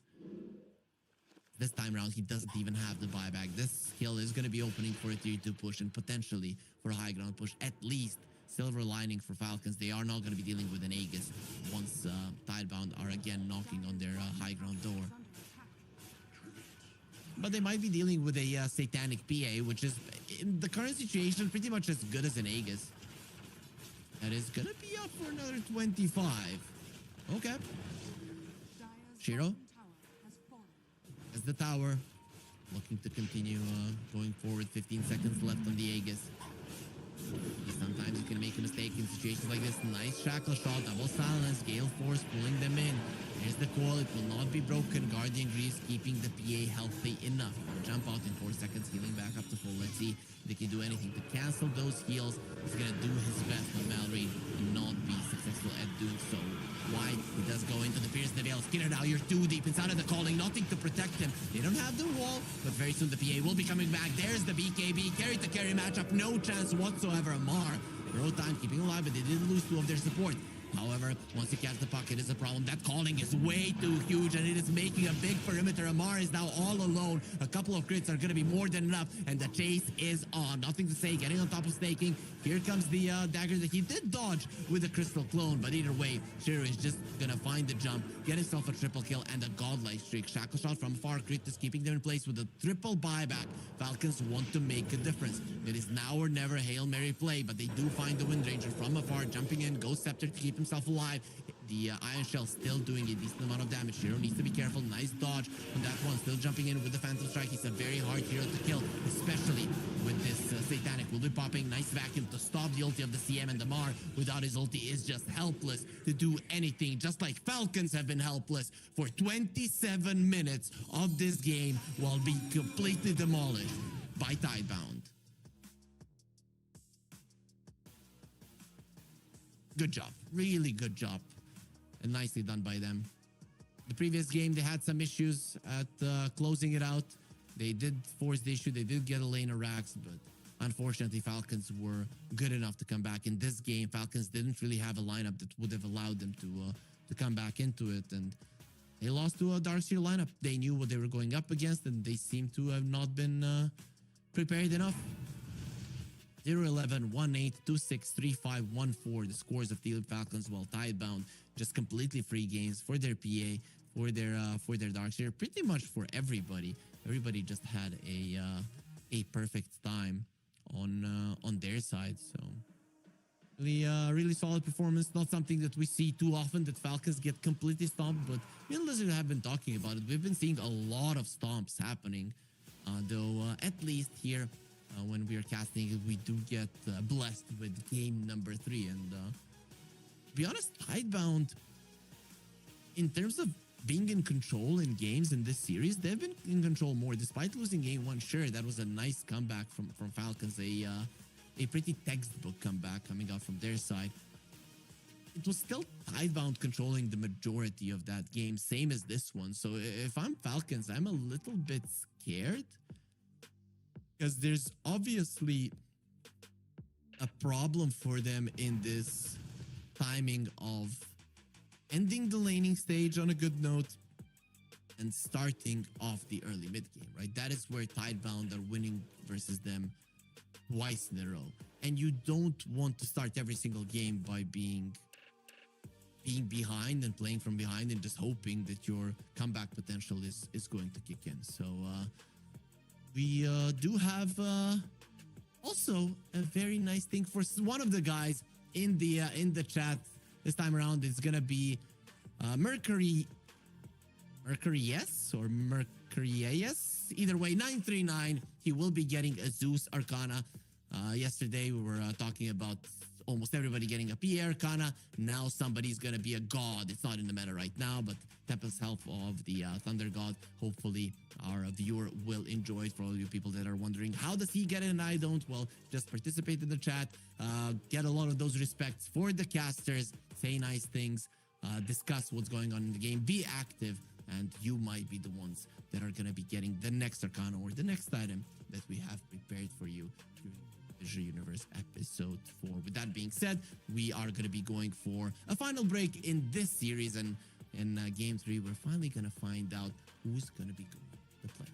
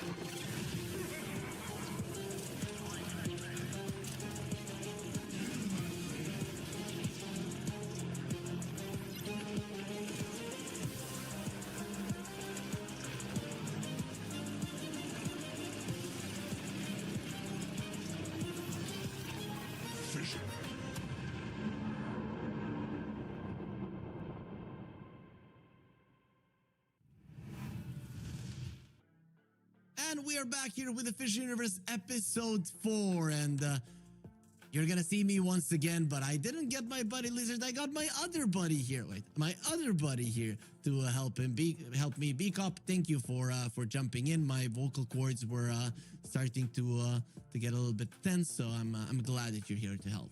Yeah, that'll happen. A little bit of solo casting. All of a sudden, the vocal cords get strained out, and it's tough. I'm realizing now I get to be on the dire side, and it works way better with my green screen. This is why Lacoste has it so easy. It's just not fair. He always looks better than you on the green screen, I know. and it's only because of the side. It's only because of the side. Yeah, I've been having so much trouble with the Radiant side. I've switched over here to the dire side, and I'm happy about it. It looks so... You don't understand. It's been 4 days of fighting with the Radiant side and my lights. I finally get to be the dire, and I'm like, this is great. I love this. And never put me back. Lacoste is switching on our next work day. Okay.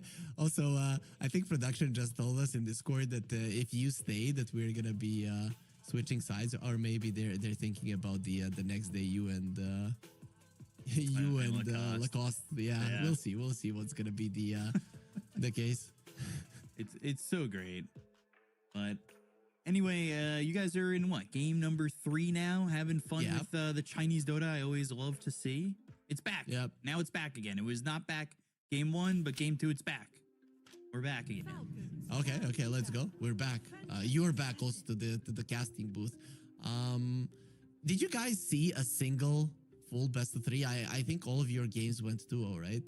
Yeah, Lacoste has chosen wisely, and all our games I think have been 2-0. I don't think we've had one 3-game series yet. 10 seconds remaining. Been very easy on our line of games. I think you guys have had a lot of 3 games. 50-50. 50-50s. That's 50's a lot higher than 0 for us. So that is true. That is. It's going pretty well. Finally, you get to see a decider, and with the China team, I mean, it's Lizard getting out. It's kind of annoying, but I now get a China expert to assist me here. That's nice to have. Yeah, it's always fun to watch some Chinese Dota, and I think that they, game 1, I think a lot of people would have said, hey, China is about to get stomped again, but now they have a chance to qualify. Especially if they do it against Falcons. And I know that the results from Wallachia weren't that great, especially with 2 teams not really performing that well. Of course, they had that first round China duel, which wasn't exactly fair, but if they're qualifying past Falcons right now, I feel like China is definitely showing a little bit more strength than people are expecting. 5 seconds remaining. Yeah, where I'm hoping that this region does come back. We are seeing some teams emerge. Of course, it's far from the golden age of China, but it's still better than a couple of years ago. Yeah, it's definitely looking a little bit better. I think the teams where they stand now, as long as Ame finally stops changing teams every 2 months, look pretty good.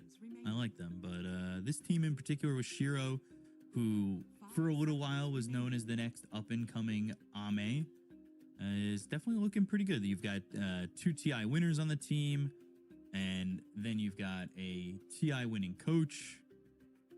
It's a good group of guys. It is, and as much as it hurts me to say it, because I feel like this gets said whenever a Chinese team is good, it's looking like Wings a little bit. Yeah, I'm hoping we get something like that though. I think Wings were one of a kind, like appearing out of nowhere, crushing everybody, and then just disappearing. That was a very nice act from them. But Falcons, they're gonna get this Wind Ranger once again. Didn't really look too great for them in the previous game, but I think in the previous game Falcons didn't even get a chance to play Dota. So now we're finally gonna see Crit just how well he can be, how well he can play on this hero. We have seen Saksa play it a couple of times, and it was amazing. Yeah, I mean, the hero's 4-2 for the tournament, probably 4-3 if you had the loss in the last game. Chen, I'm not the biggest fan of where Chen's at right now. It's 0-3 in the tournament, and the game I saw Tidebound play it on, they got absolutely smacked. And that was really kind of just a disappointing matchup. I feel like Chen's just a bit weak, And there are some of these lineups, especially when you've got Phantom Assassin and Jakiro, now Ancient Apparition and Sand King. Like, these are heroes that can really come at you quick and make you pretty upset if you're a slow start on Chen or even any of these heroes, really. I've been loving the Ancient Apparition love that we've been seeing. Yeah, it's looking very good, right? You see a lineup that is lacking damage, which for Tidebound isn't the case at all here. But even so, when there are lineups that are lacking damage, the AA just pulls it all together. But this is a double-edged sword. I feel like it kind of is similar to the previous game, tactically wise. That if you're running towards the Ancient Apparition, this hero doesn't do much, and that is what Wind Ranger, Abaddon, Pango, and the Chen can do, overtake the map. But on the other hand, if it is Tidebound that are running towards Team Falcons, and Falcons are getting together to push down those towers and go forward, then it is gonna be Tidebound that are gonna have issues. So laning stage in that early mid game is once again gonna be very, very important. So a PA game earlier for Parivision, Satanic didn't die. He was like 9-0-3 in the first 10 minutes of the game. It was kind of insane. You can have those kind of quick starts, especially if you have a mid that's kind of moving off the lane pretty early on. I mean, this is definitely a team that at level 6 can really get the ball rolling, so they got to protect their shrine.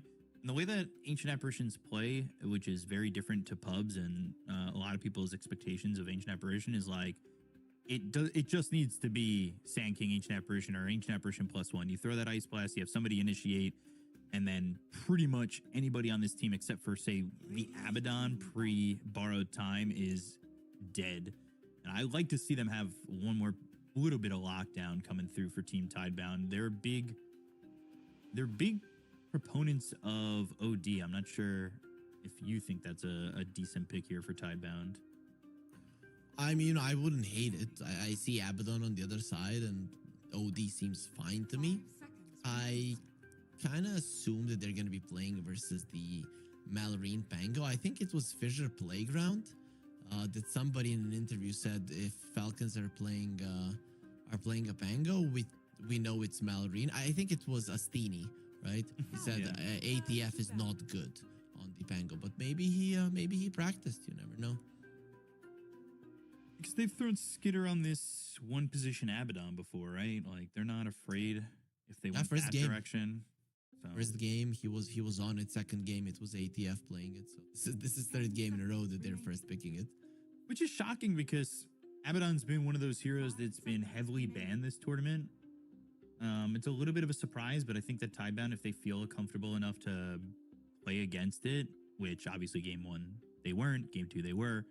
But this is a hero that's been banned the 5th most amount of times in the tournament. So there's got to be something about the hero that's really good. Although with it being banned the 5th most times, it's also 3 and 6 in the tournament. So it's beatable, or at least teams who have let it through have shown it to be pretty beatable. There's this one weakness to an Abaddon that coming into the early mid game, you don't really do much. You pretty much take hate onto yourself if you want to, but generally you want to farm, right? So you know that in that early mid game you are gonna be in a 4 versus 5 scenario, and that the Abaddon is probably gonna be farming his Radiance, and then you exploit that weakness, considering that there's so much fighting happening, and you had that interview with no one who says just it's constant fighting. You can most definitely punish the Radiance build on the Abaddon. Yeah, me and Lacoste have seen a couple of Abaddons that just don't get to the Radiance at a good timing, and it feels like a really bad hero because you're, of course, you got to be a player who's not stubborn enough to continue to go for a Radiance like that and know like when to switch off into something else. But there have been some players that they die a couple times and they're just like, I'm going to finish this Radiance and be worth something. They finish the Radiance, the game ends in 5 minutes later, and it's not worth anything. Always a lot of the players are trying to find a different item to go for, but it just hasn't been happening, right? You don't know what to do, and just everybody goes for it. Oh, these are some fast picks coming out, and okay, this one I definitely didn't expect from Tidebound. I understand that you are versus a Pango, so it makes a lot of sense, but a hero has been mostly ignored in the series that we have cast. Yeah, Primal Beast is definitely a nothing to say kind of pocket pick. I don't know if it's pocket pick makes me feel like it should be like an amazing hero from him. It's definitely something that he knows pretty well. He loves kind of moving from the mid lane with it. And with this lineup that can play kind of aggressive early, I wouldn't be surprised to see him maybe move off the lane if he has a good time over mid. Well, what do you think about the matchup, though? Pango against Primal Beast. Is that even something that Nothing to Say is going to have that opportunity with? I mean, as a Pango, you hate that, right? First of all, he cancels your ulti. Second of all, he has a spell that gives him so much armor, and every single one of your spells is physical damage. So in every possible way, this hero is problematic for you. If he sees you going for the jump, the shield crash in the lane, with the onslaught, if you're close enough to him and you're both melee heroes you are going to be, he can cancel it and push you away so that you do not get the shield or the damage done by the shield crash. So, you know, everything that you do as a Pango, this guy counters. It's very annoying. Yeah, he's annoying, and if Nothing to Say kind of has a good start, I could see him being very much a problem for... I could see him going bot, going after Skitter, and this Chen. Like, you get in the face of a Chen, you're just not really going to survive. You're looking maybe for an early mech or something like that with Chen, but even then, man, like, I don't know if you're going to be able to live as Chen in this game. Like, there is a lot coming your way, and Pulverize also... You know, you don't really need a Blink Dagger for it, right? You could just onslaught, Pulverize, you're setting up the Ice Blast pretty easily. So it does give you that opportunity as well. I like that.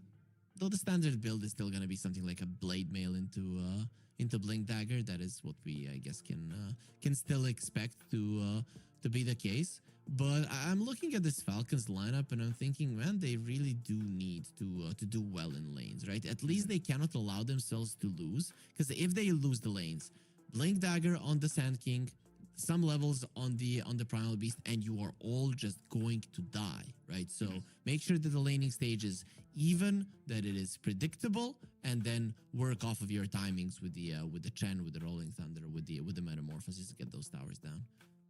Yeah, it'll be interesting to see how this game 3 kind of works out. Tidebound taking game 2, Falcons taking game number 1.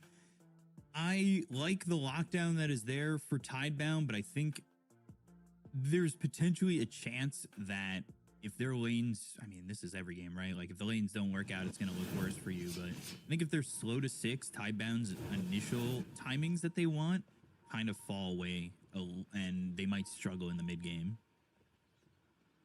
Skitter is in trouble here. I don't know if you read that little bit of an exchange from Malrine and Nothing to Say. I think Malrine was trying to get into his head. He wrote, "Freest Primal Beast game I've ever seen. I would carry it." And Nothing to Say said, "Okay, I will try to carry it." You could see actually in the cams for a split second, and they just switched away from it, but Nothing to Say was smiling just for a moment. I think people sometimes take all chat as like an innately toxic thing all the time, but for some of these pro players, it is just kind of like mutual respect and a laugh here and there. Yeah, I think this was a very good jokey. Yeah. Yeah.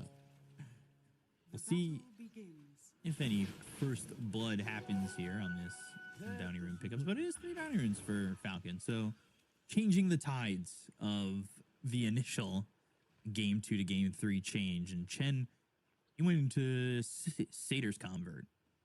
So he chose that facet for himself. I'm trying to see if anything's kind of out of the ordinary here. Not really, right? On AA, we see both they are playing an AA in the as a position 4. Yeah, they do like this with Planet. They've played this a couple times. Does it change his build at all towards, like, is it different to a 5, or it's pretty much the same, just played in the offlane? I think it's pretty much the same, but just obviously progression's a little bit faster. You don't have exposure. You're not like getting cold feet, AoE, and farming lanes.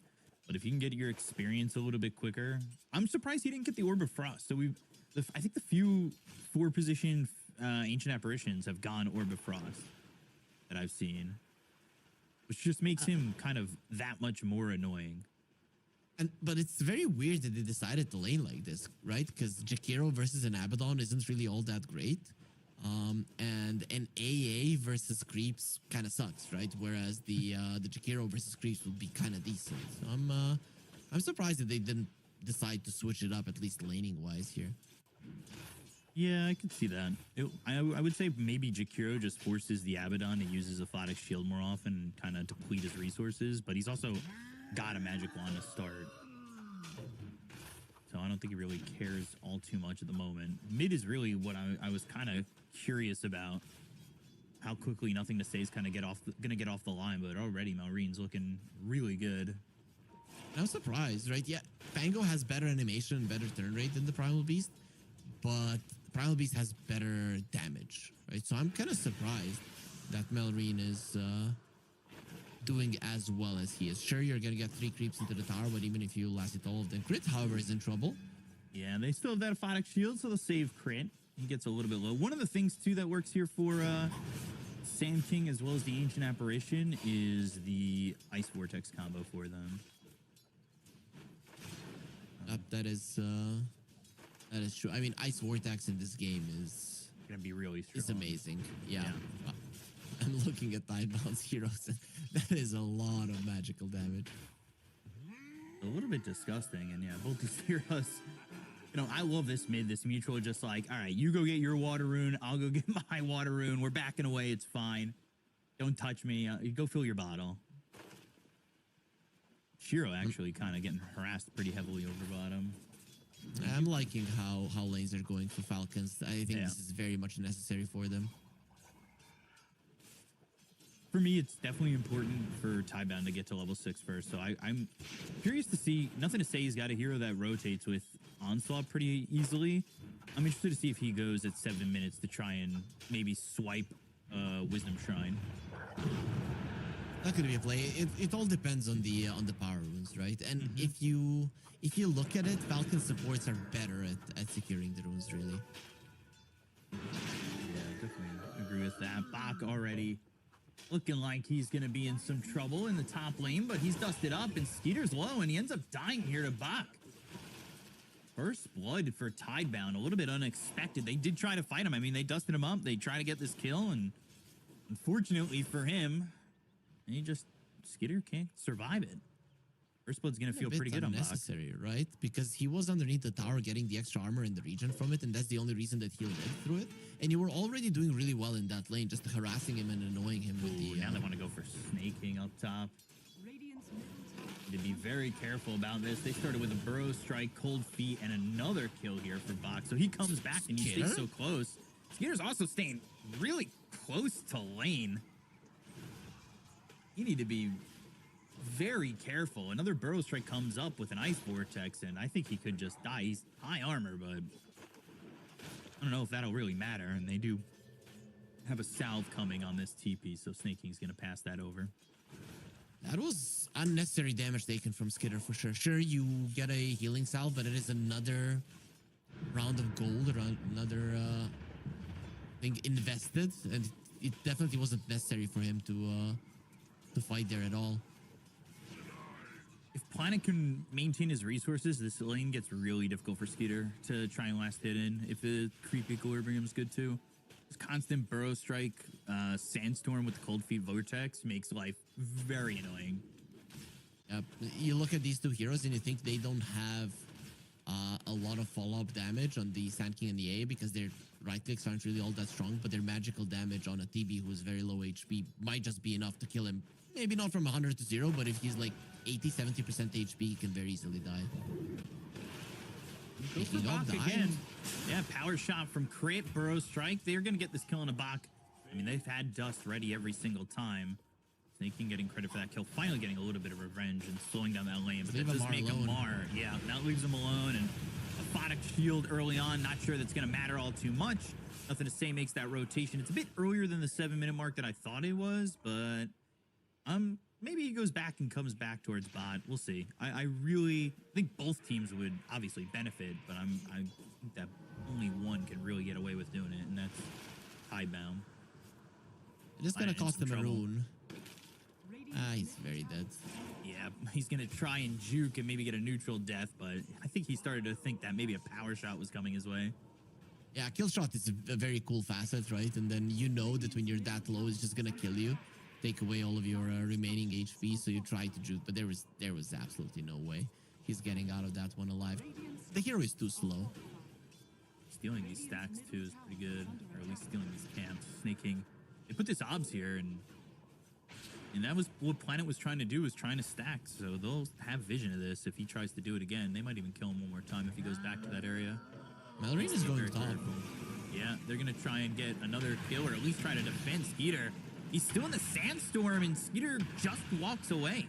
Bach doesn't have anything to really cut down on him. This Thunderbolt Rolling Thunder's not gonna last that long, and now Planet's gonna end up dead to the swashbuckle.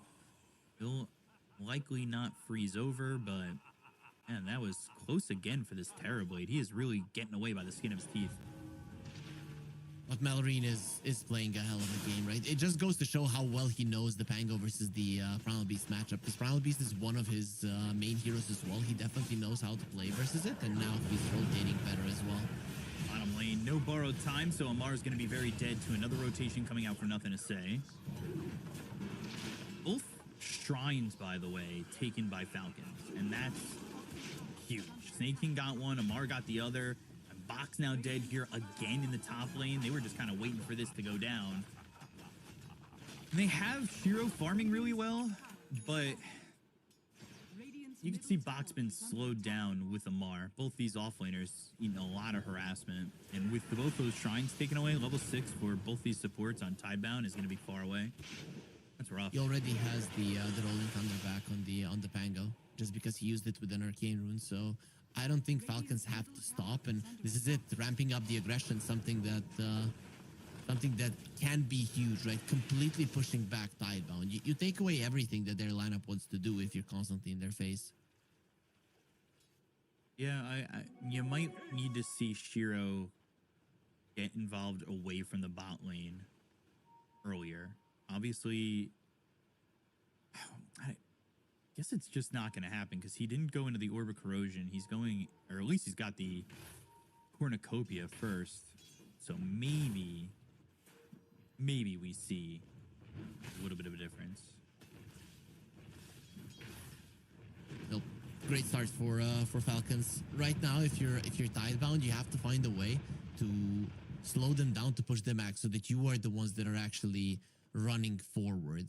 Right, but for that to be the case, you need to have kill potential. So level 6s are very important. So right now, what we're gonna be seeing is Tidebound trying to protect their towers, the 2 remaining tier 1s, and getting level 6s on their supports. I'd give a lot of priority to Planet right now. Yeah, you want him level 6 pretty bad. You can kill anybody with that Ice Blast. If you just have that Burrow Strike Ice Blast, you can kill anybody. We'll see where Planet kind of goes to get a little bit more farm. He is mid in the moment, but he's got Jakiro right behind him. Nothing to say, he is going for that Blink Dagger, so they are looking Blink Pulverize, and this ward is going to get another kill here for Falcons if they want to commit to it. Jakiro is a relatively tanky support, right? Look at him. He already has almost 1,000 HP, 11 wands and rain drops. So you're better off not playing with fire there, because the turnaround potential of Tidebound is quite good. I mean, look at their counter initiation, Onslaught, Epicenter, Burrow Strike. Those are things that can lose you the game. There's no need to push it too much if you're Falcons. Towers are more important than area control here. Yeah, definitely thought they might stick around just in case to try and contest these stacks. Because if you shut down Bach, but you let him take these stacks, aren't you just kind of giving him a way back in? Which is not really the intention that you want. Doesn't feel good, right? But I just don't think they had the numbers. And we're coming back to it. Terrorblade and Abaddon. Abaddon is going to be farming. Amar is naturally a greedy hero, and then Terrorblade invading the triangle is very, very risky. So you're better off just playing with these 3, and easier to take down the tower than contest those stacks. So they got what their lineup was made to do. Shiro's still here just bottom. He does end up going back to the Orb of Corrosion. And he'll be going to finish off that Battle Fury. But with the Orb of Corrosion, like, you can kind of get involved here. Little timidity coming from both teams. I think they've slowed it down. A bit of aggression from both sides, especially with the lanes breaking down more and more. But still no level 6 for Ancient Apparition. It usually happens like that when the team is trying to brute force the mid lane. But now as Falcons are going to be moving to the side lanes, we're going to be seeing more and more movement, more fights. Inhibit, Ice Path. And reactivating it, but the power shot not doing nearly enough damage, and he'll pop that one. Nice play there. At the last moment, he got the ice path off. Maybe if he went for it earlier, they could have actually gone for him, but just enough distance to survive. SA is down here with Shiro maybe to help. They didn't use that Rolling Thunder, and Amaru's got nope. Oro time, is he holding a skill point at the moment? Yes, he is. Yeah. All right. A little bit of a hack. You click, you see if the talent tree is glowing. It means it's Yeah. holding. I was just You don't looking have at to the calculate. I was looking at the production POV, so they weren't showing it for a second. Yeah, I believe you. There it is. He's going Radiance. He's got his own Orb of Corrosion. You still want to look bottom. The 4 heroes coming over, but they have some rotations. Bak could TP. Lot Ice Blast. If he can get there, I mean, there's a tier 1 to go to. They are smoked up behind, and let's see if they go for Shiro. Lightning Dagger out on the bait. Shiro is in trouble, but the onslaught's a little bit of a miss. It will be enough of a deterrent to get Falcons to go the other way. I don't think they're going to still commit on this, knowing that there's 4 heroes here and it's by a tier 1 tower for Bak to come to. That was beautifully done by Falcons, right? They poke a little bit, they hear the onslaught, and instantly you go away. There's nothing more to do there. But still, if they can still encircle this area, pushing the tower is not impossible for them. This is a bit greedy from Y, but he's fine. He threw down that macro pyre to try and clear up some creeps, but they're bailing on the tower anyway. They're buying time. They're buying time for the... Actually, don't know. They had the blink on the Sand King. I would have assumed that they wanted to fight with that, but you buy time, you shove out the waves, and when the waves are shoved out, you go for another smoke. I think that's going to have to be the play for them, and yep, there it is. They're going for it again. Parivision being built here for the Ancient Apparition. You've got this Blink Dagger. You need to debut this with a kill. I think go for anybody who isn't Abaddon. Oh, that's a solid target there with the TB. Yeah, if they could just get a little bit more vision on him, get a little bit closer. Going. Epicenter, Ice Blast flying in, and that's going to hit. Also rolls over Malrine, but the sun it off through. Oh, gosh, that's brutal here for Team Tidebound. Rolling Thunder turn, they've caught themselves back, and this is going to be a Burrow Strike to try and leave. Creating Malrine on the run. Power Shot misses, pops a salve, and blinks away. Bak somehow getting out of that, but that costs nothing to save his life, and they don't even get the Terror Blade. That is what happens when you got phase boosts and are going down the river. Just way too much movement speed and then pretty much dodging everything. But still, it is a bad situation to be in if you are if you're Tidebound, because whatever you have tried in this game has been destroyed. The idea by Falcons, and this could be a big one. Yeah, Onslaught with Macro Pyre down. They get Malrine snaking, trying to TP out, but one crit will be enough to get the kill. Shiro with a double kill, and that will push him into some extra gold after getting this Battle Fury, and that's the 15-minute mark. Now, not to compare players and how their games went, but at this point in the game I saw earlier from Satanic, it was Battle Fury BKB and like almost all of his Yasha. And, well, obviously Shiro not following the same route, but you could follow the official Fissure stream here and the Fissure social channels, !F in the chat, and get yourself some more information. Oof, God, this hero's almost all dying. TPs! Oy! That shackle could have been brutal.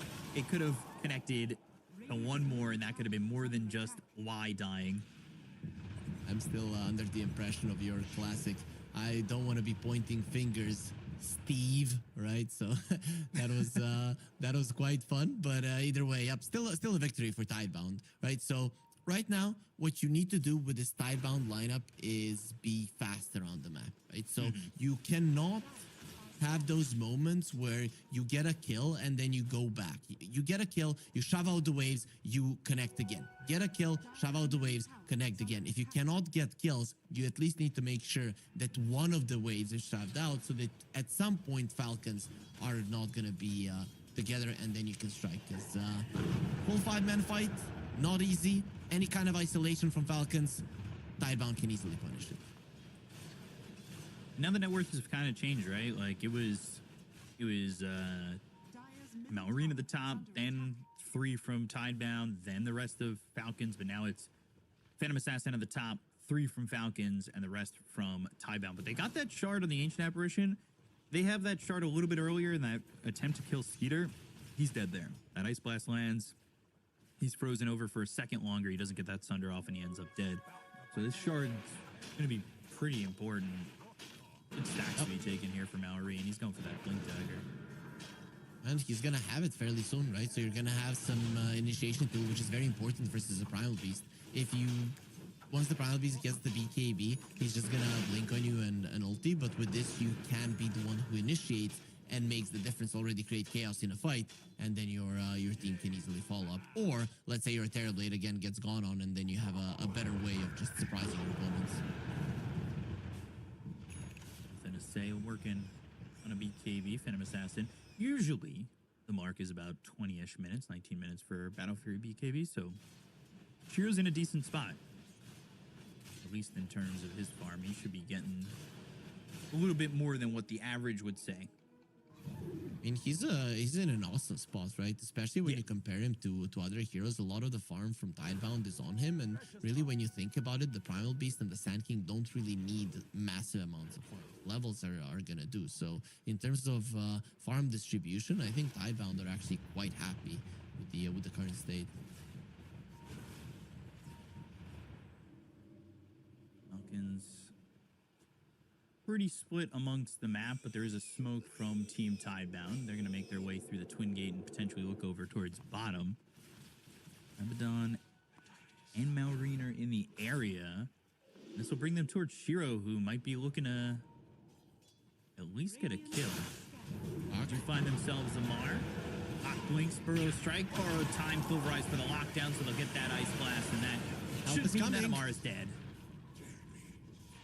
Hope not there in time. You're still thinking about it. Yeah, if they stay too long, now Shiro's kind of left him, right? The Falcons, they do have that deep ward behind enemy lines, so they kind of know if somebody has split. That's the cue. Why? He's fine. He sees that illusion. He's already TPing out. That's a-okay. Nothing to say needs to get out of here, though. Although, is he beating in anybody else? If they leave one more, it kind of leaves Chen very vulnerable if they have some vision on him. Well, currently, they don't know about it, and Chen is protected by his own ward. Not really sure what Nothing to Say is hoping for here, but we'll try to cut the wave. And that's something that's very hard to predict from Falcon. So now he can get out. That Chen's still pushing further and further forward. Nice blast.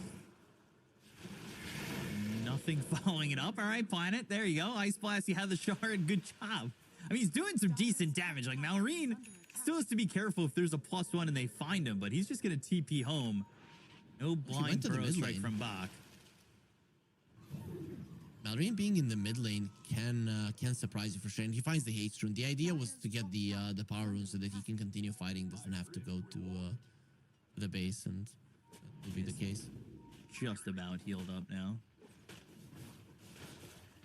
Distance is going to help clear up that tier 1 tower. Nothing to Say has no idea he's standing right on a ward. Some great vision has been picked up here by Falcons throughout the entire game. They're looking to make a move. They finally have this Radiance on the Abaddon as well. Marine gonna show, but he blinks back. Oof, nothing to say. Quicker fingers for the Pangolier. I'm thinking if anyone will be wanting to get us an Orchid here just to be able to kill the Abaddon, because at some point an Aghanim Scepter on the Primal Beast is most definitely going to be a target for them. Falcons, they're not the fastest Roche taking lineup, but they don't really take damage while doing it. So this can be a good bait for a fight. Ice Blast is flying through. It'll at least see that the Roche is being taken. But without Ice Blast and that hitting Skeeter, I don't know if you even want to commit to that completely. Oh, you just go if you're Falcons, right? You know that the enemies don't have their main spell. Shearo's out a little bit too far. Rolling Thunder comes in. Power shot. BKB. Turn around looking for Snaking. Some decent damage, but Burrow Strike again just out of the support. Shearo's taking a lot of damage from the Metamorphosis. Blinks down to the low ground. He's able to survive away from Skeeter. Shearo's starting to escape. Oh, Found power him. shot. And Amar getting the kill on a Shiro. They're going to clean up Innocence afterwards. 2 heroes down on the side of Team Time. Down the look for more on. Nothing to say with the Radiance burning them out. They'll onslaught further from the side shackle. Falcons, but the shackle cleaning up too. It's gonna grab Planet, nothing to say. That goes horrible for Team Tidebound. And now you get Roche too.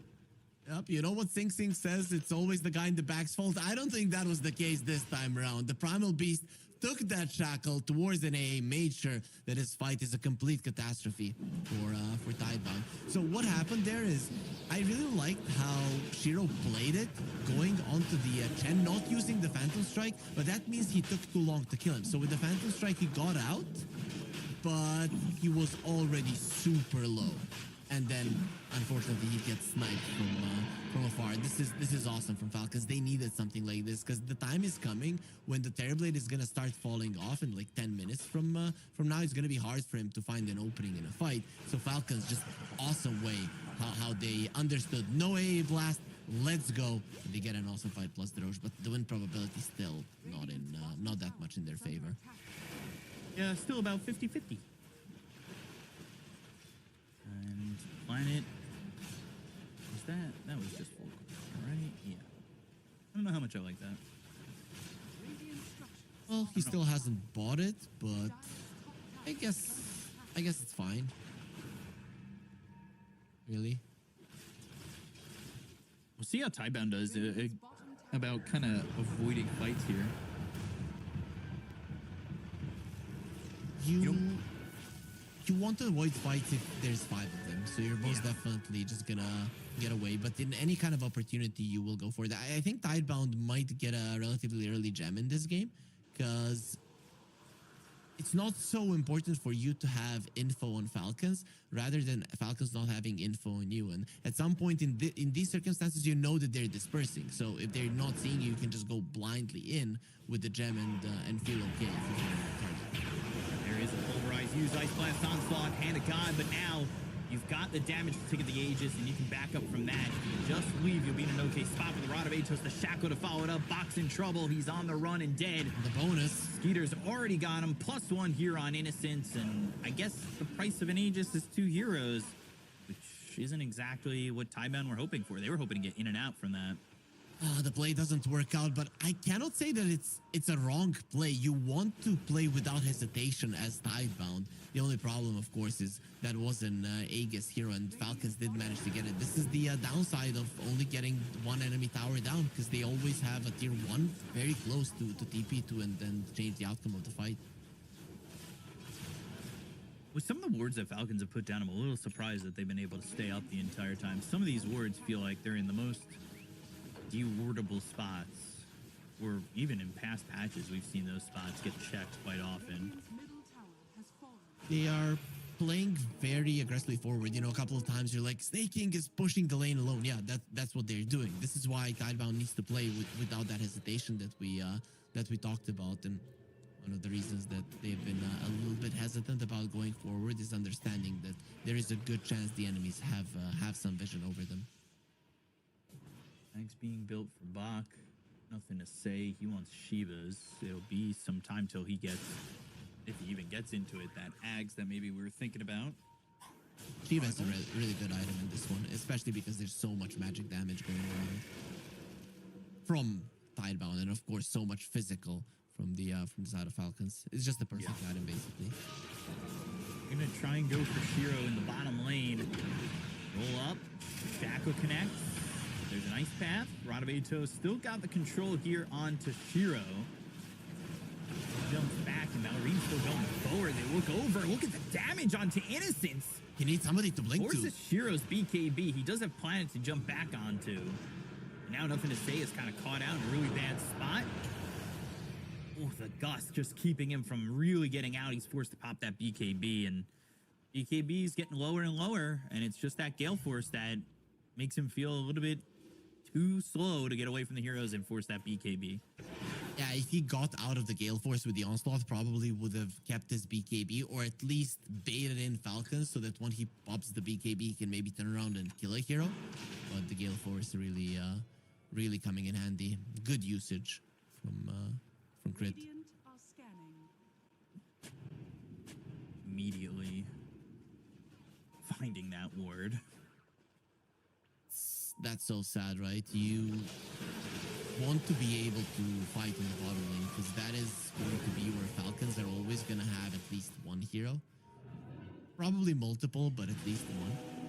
So, it really does hurt them that they have no info about what's going on in that part of the map. Powder Gauntlet for the Phantom Assassin, and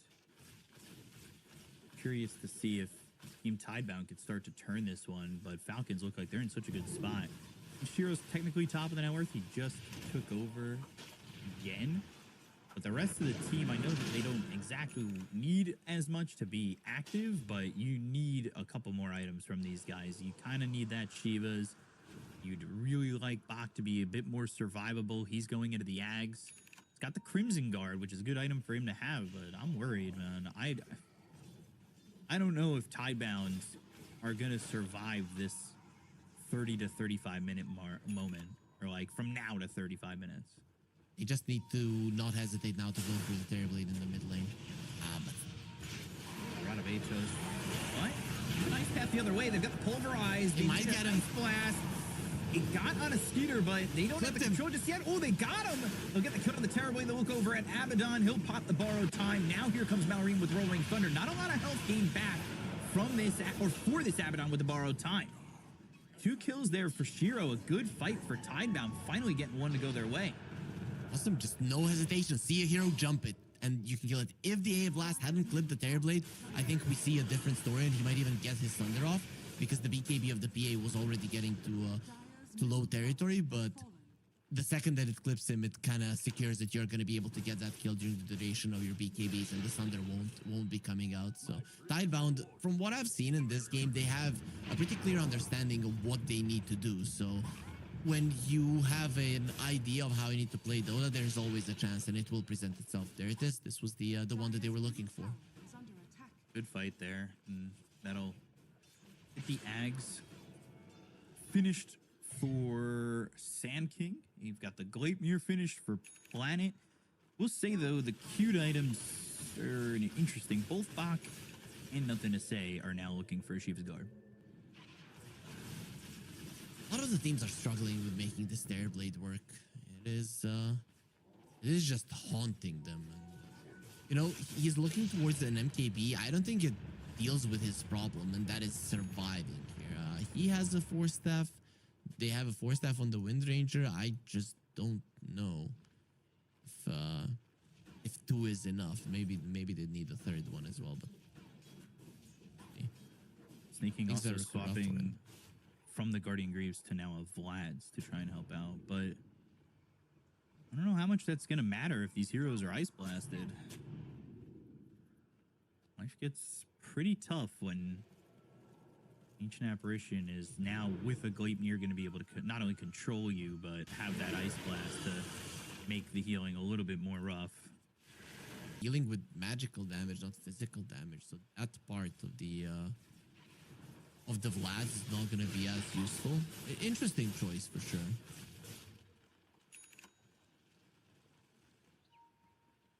Move up towards top for Team Tidebound. Radiant are scanning.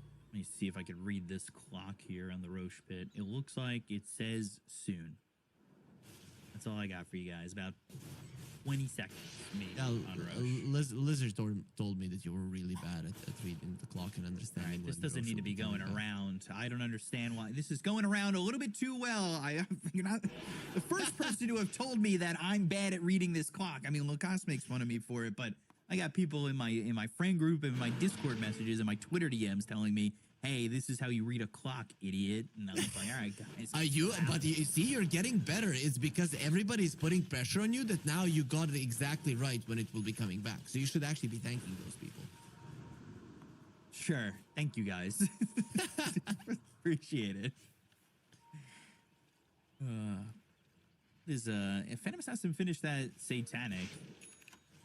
And Refresher for Primal. I'm a little surprised because I was kind of thinking Ags after the Shivas as well. I think the idea is we're not going to have a silence, so we don't care about that break. And I'd rather use the Pulverize at the start of the fight and then have it to stop the Rolling Thunder as well, right? So it kind of makes sense. I'm assuming, though, that Malrina... Oh, he's not queuing up a Lincoln's. I thought that probably would have been the way to go for him. And he picked up that Ags, and now he's going Octarine, so... Revenant's Brooch. Was that just bought out in full for Terrorblade? Yeah. So he's not even going to go for the MKB. What it? Interesting. We'll see how that works out for them. Smoke from both teams. Both shifting towards bottom. Roche is available, but they're looking like they're bound to collide here. Roche Strike comes out to look for the damage onto Amar. Ice Blast flying across all the way to the back line to hit Snake King. But it's just Snake King who got hit. Not exactly the best use of Ice Blast. You need to buy 35 seconds. It's not the longest of cooldowns, but it is still an opening that Falcons could utilize. They have another smoke. And considering that they're not using it immediately, to me, it tells me that they are still a little bit hesitant on how they want to fight. Either team looking like they're going for Roche at the moment. We want to pick off before they go into that pit. Ice Blast is a hard deterrent on going for Roche. And truthfully, so is Rolling Thunder. Snaking did a good job with the Satyr on the top lane, shoving out the waves. So now, as Tidebound, you have to commit a couple of heroes. I still don't see Falcons getting into a position to punish this AA not being with the team, though. Yeah, we're still gonna have 5 versus 5. They committed just the AA to top, which is fine because if that Ice Blast is lined up perfectly, now it was coming in from a further distance to actually potentially hit a bigger part of this team fight from Falcons. And now that he's coming back again, it turns into kind of that 1-man, 2-man Ice Blast. It's not on the pit, but it looks like Falcons, they've got their smoke. They'll look to go. They do, in fact, smoke. Kind of have that information on where everybody's at. Oh, he's a good target to kill. It's a tough one to want to get caught here, though, and he already blinked and burrow struck, so now they've got the shackle. They're going to focus him with the Rod of Atos. He has a buyback. Down, they get a kill. Yeah, buyback's going to have to be used if they want to fight. That's a problem, right? You now move to the dry side towards the pit, and there really isn't a place from which the Sand King can rejoin the fight. He so may not have to Tidebound, buy back, though. Yeah, probably not. Just because, again, going for this Roche, you still have to worry about Ice Blast, and then that deters them a little bit longer. That buys you some time, and maybe Bach gets a chance to come back in. So with that, Falcons don't even go into the pit. And on the top lane, it's going to be easier for Tidebound, right? Because they have a tier 2 and they have the outpost. So it is going to be easier for them to fight around the pit there. This is fine for Tidebound. TB left there. This blast, again, flying across. Does hit a couple heroes, but doesn't impact them. But another 40 seconds till Ice Blast is back up. Not the longest duration, but you're able to make enough of a deterrent. If it touches a couple heroes, that always feels pretty good. And it has stopped both these teams from committing. With no buyback coming out from Bach, that feels really good for Tidebound. They still have that second life, and like you said, it's coming top. Roche is going to come top. They'll have that opportunity to go to the outpost or the tier 2 tower. Makes life a lot easier. This is a very even game. I think, though, that in a team fight, generally, Tidebound should be stronger if they have all 5 of their heroes in position. But luckily for Falcons, they do have ways to shove out the waves more safely than their opponents. And that is exactly what Snaking is doing. This is the numbers advantage is what you are gunning for if you are Falcons. And once again, somebody might have to deal with the bottom wave. see if they can make a move here. Radavetos onto this Primal, but he doesn't quite care. Oh, the shield rune. That's gonna make him insanely tanky in a fight. Let's see. Does the Chen have a purge creep? Maybe. Nope. They have a nullifier on the Pango, so that can most definitely help. Kind of committing to Roche. Send an illusion in. Bottom lane is on tier 3. It is, but Aegis might be worth it. As long as this fight doesn't go poorly, but they're going to jump in, they're going to look over for Bach. Ice Path is off the mark. Rolling Thunder comes through. They've got the Pulverize on the Rolling Thunder. Macro Pyre, Ice Blast coming in, hitting two of the back lines. Oh boy, Bach's dead, but Malorine's gone. They've got a bash on a Skeeter, but now Shiro wondering whether or not he wants to go back in, knowing that Ice Blast is going to not last long enough. They want to get this Aegis. Tier 3 dropped bottom, so the A is there. But they'll open that slot with BKB on cooldown, so he'll pick up the Aegis. He'll get himself the banner. Lost the tier 3 though. I mean, that is the consolation you have to give up. They lost the tier 3. They also had to buy back the Sand King, which is a big part of their fights. He's the one that allows for the PA to go in and out a couple of times because he's doing the same. So they're kind of in tandem doing it. Primal Beast, when he commits, he's kind of in, but these two are going in and out, and you need that multiple layers of stuns for the PA to really be able to dish in the damage. So Bach, he really has to be careful not to get caught again. Definitely needs to be careful, but you do buy a lot of that time back theoretically with the Aegis, right? Yeah, quite a lot of it. The thing is, you still want to push forward a bit. Yeah. Planet would love to have level 18, just 16 at the moment. That level 3 Ice Blast is a bit of a difference maker. Dire's bottom tower is under Level 20 is when the EA becomes stupid. 17 seconds duration of the frostbite. Now with it being 11, it's still kind of doable to survive through it. They might find Skeeter here. They've got the Ice Blast already flying in. The damage and the kill on the Terrorblade. They weren't even the ones that had vision, but now here comes the turnaround attempt. Like you said, you got to save Bach. But Rolling Thunder, missing. Not in the best of spots. Be able to get away. And now Terrorblade, he does have that MKB with the Revenant's Brooch. Or did he? Probably the best move now from Tidebound is to make sure that all of the waves are pushed in. I really like what Nothing to Say is doing. It doesn't really matter for you to get all of the towers. Sure, you're gonna get a tier 2, and that's fine. But the most important part is to push back on Falcons, and then you can pick them off like this when they are spread out trying to shut out the waves. And the way Nothing to Say has been, I mean, they called for that really early, and they made sure to have that Ice Blast flying in. They knew they wanted to get Skeeter. They had vision from their high ground in the triangle and up by the secret shop to grab this. I'm surprised he was there, right? Because you knew there was a Roche fight there. It's bound to be like covered in ward, right? And he just went there.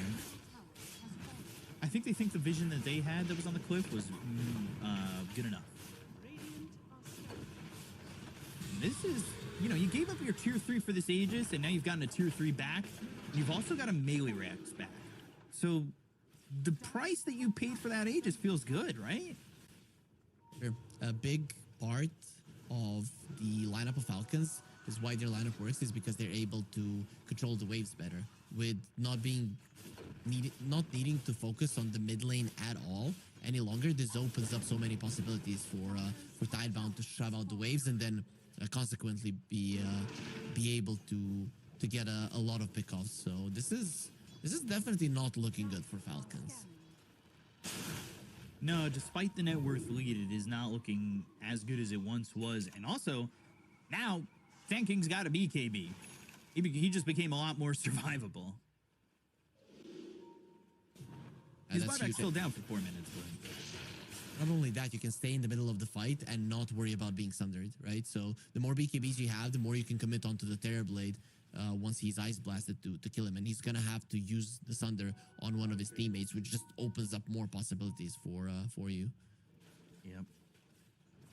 couple bounty runes going to be swiped up here by Bach. And they're smoked again. I mean, they're More looking snaking. for something. Ooh, snaking. They found him. Bill Abyssal, they've got the Fan of Knives. Already quite screws, but they've tanky. got the Pulverize, and eventually they'll crit him down. That's a big crit coming out from Shiro, and another kill. 45 seconds left on the Aegis. Tormentor previously was just taken by Falcons, so that's not available for them to take or anything like that. It was a shard for Amar. Next Roche is definitely going to be game contention. But I think Ice Blast, if they can catch Amar. Spotted him. Ooh. Kind of felt them coming and blinked back in a base. A nice attempt for sure. Excuse me? What? Refresher Ancient Apparition. Wow. Okay. I am here for this build. I mean, you know, when I said that level 20 is insane, well, he's gonna last even longer than level 20. 22 seconds if you connect them one after the other. Yeah, that is pretty nuts. What is that? You said, I mean, it'll be +5 Ice Blast duration, plus it goes up, so it'll be 17 twice, 34 seconds of Ice Blast. And if you and if they make contact, if the impact hits, that's 800 damage. Like, that's kind of not nothing. That is pretty good, especially with the shard on it too. And not only that, you've got some big items, that Abyssal Blade on the PA that was revealed, Refresher now onto the Primal Beast, so double pulverized. Not only that, double BKB, so you've got 12-second BKB on the Primal Beast as well. How is he looking in the mana department on the Primal Beast? I guess fine as a Shiva. Planet's memeing right now. He's got another refresher queued up. Doesn't really need anything else, does he? Wanna go in? It's not. You're gonna find Skeeter here, and this is looking like an easy kill. Ice Blast is, yeah, it's not even needed. It's flying behind him. Gale Force is gonna be used. They'll look for crit. They'll try to find this. They are chasing a pretty quick hero. Burrow Strike connects, and they've got the Ice Path reactivated. Dual Breath, and yet another kill here. Both these heroes do not have buyback. Tidebound now have a net worth lead. Surely you just keep this Amar Abaddon busy, right? Oh, or he's keeping them busy. I don't know. If he dies, that's pretty bad as well. And they are chasing. Ice Vortex, Glimmer. Nobody's going. All right, they gave up. He's an Abaddon with a blink, right? So it's hard to kill, but they will shove in the mid wave, and this does allow you to push, right? If you get a glyph out of this one, it's going to be amazing, and already Tidebound are using some of their heroes to shove out the waves. So once these heroes are back, even if you do not get anything out of this push, the waves are going to be in a good position for Tidebound. So next misstep like this, Falcons could just be game. Ice Blast flying in, big one. And they hit 2 heroes, and that's just all right. Well, let's secure the tier 3. They're Ice Blasted. It's 12 seconds now at level 3. That means they're not fighting for 12 seconds. So we were able to get ourselves damage on the racks, tier 3 tower. Easy, got it. Good. Still, they didn't get the Raxes, so Falcons at least keep those, and they didn't really deal with the side waves all that much. Definitely not as much as I thought they would. So there is an opportunity for Falcons to play the map now. Under vision, look at that. The Abaddon just standing on top. They even smoked. Shiro. It's an AD rune. Ooh. Blast was thrown out there. Marines actually affected by it. Skeeter's affected by it. Can't, again, elect to really fight and this amplify damage. They have refreshers, so you're gonna wait 12 seconds to get Ice Blast number 1 back up, but then boom, refresher, throw it again, freeze him over. Planet is just kind of staying in this spot where he's not gonna die. Like, he's just not involved at all. And now there's gonna be a Hex flying out for this Sand King, even more control for them. Blast. He's using it. Yeah, Ice Blast is flying in, but How long is he gonna hold it? First strike was used. Ice Blast flies over, hits on his speeder as well. But Shiro into trouble, pops the BKB. He's gonna step Satanic to try and heal up. He's back to full, but Nice not Hurricane. Speeder. Burst, BKB up on the high ground with the Hurricane Bike use. Snake King, Amar both die, but they've got the buyback available on Snake King. They land the Ice Path on a crit. They're gonna look over at Malrine, who's used that Lotus Orb just before he freezes with the Cold Feet. But they've got the Fan of Knives. They get the kill on Malrine. They'll take out Crit, and now they're gonna look for Speeder, who will get run down. They've got the Ice Path, kills Y, but the Ice Path is in death to control him, kill him, and complete the wipe. You can just throw it now, right? You know that there's no glyph. They used it earlier, and you can just run down the mid lane. I mean, your push is actually quite decent. You've got the Colossal on the Primal Beast. Doesn't look like they've done it. Maybe just the Chinese teams and their discipline might force them to go into the Raxes, but no, they're targeting the throne. Might as well, and they just called GG. Tidebound have qualified to the playoffs, and they do it going through Falcons, down 1-0. Wow. That is a huge series there. And also a statement, because in the first game, they also were in control for a good chunk of the game. It was just that Falcons managed to come back. They even got a lane of Rags, but they were playing the Terrorblade, which we talked about, that the hero falls off. And even in this game, Skitter, at some point, he just stopped doing anything. He couldn't do any damage in these fights. Yeah. I mean, they had the control, right? It was a little bit surprising because it did feel as though that when they were finding, the Falcons were doing a good job of finding Tidebound split in these fights. The Tidebound cleaned that up, and it was when I said I was worried. I feel like I cast or cursed really hard on the Falcons because I said Falcons may not survive that 30 to 35 minute mark if it continues this way. And right at that timing, they win that fight, and I don't think they lost another fight afterwards, and they didn't look back. I mean, the way that they played the fights were pretty impeccable there from Tidebound. Using those Ice Blasts, having the control with the Pulverize, something that you talked about in the draft as well was that Blink Dagger that became so important for Nothing to Say on the Primal Beast, to be able to jump, have that Pulverize, and have that control, right? Yep, and this is one of those moments where you might say really the draft was an issue for Falcons, because I think that a lot of the things went right for them with how their draft is supposed to work. And despite that, Tidebound just played it slow and steady and just got the victory, which didn't really seem like a hard one. The only thing they needed to do is, we see a target, we go, we kill, right? There's no hesitation. And because they understood it, they easily got the victory. And Tidebound, their path to qualifying was, they beat one move. I'll be honest, I think that's a very easy series for them. Then they lose to Liquid 2-0 in a pretty rough fashion. They were winning game one. That game goes back and forth, and it's a 60-minute game, and then they get crushed in game two. But then they 2-0 Aurora, and now they've beaten Falcons here. Like, it's not an easy road overall for Tidebound, but man, they played really well. And it was, honestly, I think Bach eating a lot of that aggression from Falcons here, and some really great play overall, some great coordination to land like Ice Blast with Pulverizer, Burrow Strike, and make sure that Terrorblade just never has an easy time. They really tried to shut him down, and they did a good job of doing it. And I also really have to praise the itemization coming out from Tidebound, especially from Nothing to Say and Planet.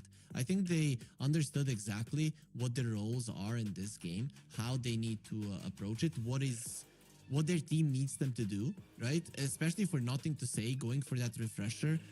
It's just a clear statement that my team needs me to initiate. It cannot be the Sand King. He needs to be the counter initiation. But I also need to stop the Pango. So how do I do it, right? And they just did everything right. Also, the Shiva was quite a good choice, and they decided not to target the Abaddon with an Aghanim Scepter or the Shard from the PA and the Silence. They decided to just target whoever else. Just run past the Abaddon, kill the backlines. The Abaddon gets low from the AoE damage, and his ulti pops. It was just a very awesome read of the game from Tidebound, tactically speaking. Yeah, and you could see why Ancient Apparition is one of the highest picked heroes right now. I mean, Ice Blast just lasts for a long time, and you yourself said it You know, when you're dealing with 17 seconds at level 20 or even 12 seconds, honestly, of being in that frostbitten status, like it's so dangerous to want to jump in, especially with a hero like Shiro who can put you in that damage portion really quickly with that shatter range. And it's just so tough to want to fight into. Ultimately, Tidebound, they play this really well. To come back from down 1-0, it's something that they should be really proud about, and going into the playoffs with a day off is really nice. Yeah, for sure. I mean, me and Lizard were talking about, like, do you want to maybe play all the games? It's like, nah, man, there's just way too many tournaments, and a day off in any tournament means a lot, right? And then Falcons are the ones that are going to have to overexert themselves tomorrow and then come into the playoffs probably feeling a little bit drained, while Tidebound are going in easy mode. Not as easy as the teams who qualified yesterday, but still. Yeah, and me and Lacoste had talked about it. Like, these teams coming up from the 1-2s don't exactly look like a walk in the park either. Boom is shown to be annoying. Aurora's a really good team. I mean, they're an all-star roster. Night Pulse has been very strong as well. You know, it's no walk in the park to now have to be fighting for your lives. And you've also got Gaimin Gladiators there. So it is not an easy road potentially to qualify. And there might be some teams that you thought were going to make the playoffs that come their matchup for the next series, they might not be in. And it could be really, really tough. We do have an interview. We do have an interview with Bach ready to go. We're going to get some words here from Tidebound. How's everything, Bach? Hi. Congratulations on the reverse sweep. How's it feeling over there? Good. Definitely good. We can play another playoff games again. Back to the playoffs. You've got a day off. What was the words throughout the team after that first game loss? Actually, there are long like by himself. I think game one we just lost because we make some crucial mistakes. We lost our timing, so they got their timing on puck, and it's a very hard late game. So we just have to reset and keep doing our things. Try to not make a mistake in next game. Okay. Now you're going to the playoffs with a day off. Is there something in particular you guys are going to do with this day off? Is it just replays all day, or is there a little bit of relaxation in between that day off and playoffs? I think it's just some screen game and watch some tournament replay. Yeah. So no day off at all. I wanted to ask you. I mean, you are definitely well invested in the Chinese scene. How is the new talent? Are there any new players like young blood that you have maybe seen in pubs that are coming from China? Because we don't see too many of them. Yeah, me too. But I think there are some. But I know like there are some young teams. Maybe they are like organizing new teams, but also I don't know too much about new players. I think I have to see them in maybe some qualifiers. Yeah. Okay. And do you feel like Chinese Dota is now in a better spot than a couple of years ago? Are you coming back? Hard to say because we haven't get any like championship this year, so we have a long road to go, I would say. Okay. And how do you feel? How do you currently feel about your grasp of the meta? Do you think it's still going to be evolving, or do you think you have a great idea on how it should be played? I think meta like heroes are definitely like evolving, and more and more heroes. Like for now, maybe it's Dazzle, and like there will be more heroes in the future, I think. Yeah. Well, I think we're not going to keep you too long. Congratulations on the win. Congratulations going to the playoffs. I hope to get to speak to you after another victory in the playoffs, Bach. So we wish you good luck, and we'll talk to you later. Thank you. Bye. Thanks. I feel like I kind of have to cut that short. I could pick Bach's brain for hours. Yeah. There's plenty of questions I wanted to say for years. I was wondering if he still talks to Shadow and Ice Ice. Are they on like, on quick dial? If Planet and Shiro don't show up, they're like, I got Shadow and Ice Ice right here, and we want a TI together. So if you guys don't step it up, I'm just saying, guys, we might have to switch up some players here. But it's good to see that he's not overestimating the team either. He's not just like, yeah, we're back, we're doing well. I like that expectations are kind of not too far ahead of reality. He's thinking we've still got a long road, and that is, in my opinion, down to earth enough that I think that this team, if they follow that kind of mindset, can find themselves doing more and more, because they're getting the playoffs. They're starting to really get higher and higher in terms of results. And in a Swiss stage like this, it's not the easiest road, but especially in a series like this one as well, it's one that they should be happy about to go to the playoffs, right? That's how it should be, right? I think the Chinese region needs to be humble, right? Because they were the dominant force in Dota for so long, and then they just started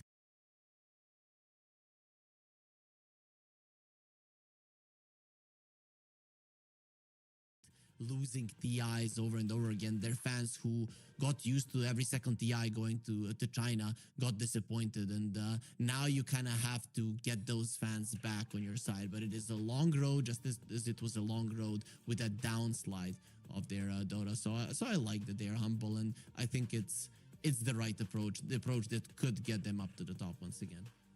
Yeah, I think so too. And us, the fans, and I would say us the Chinese Dota fans, we're very excited. Non-bias in the games, but when I'm finally not working and not having to cast, I keep the bias maybe toned down. But I'm ready for China to be back. I'm here for it. We need 2 slots in these qualifiers. We need to start getting teams back and ready to go, and hopefully we continue to see that. But we still got one more series in the docket, so we're gonna pitch you guys to a break with some highlights. We'll see you guys in a moment. We'll be right back.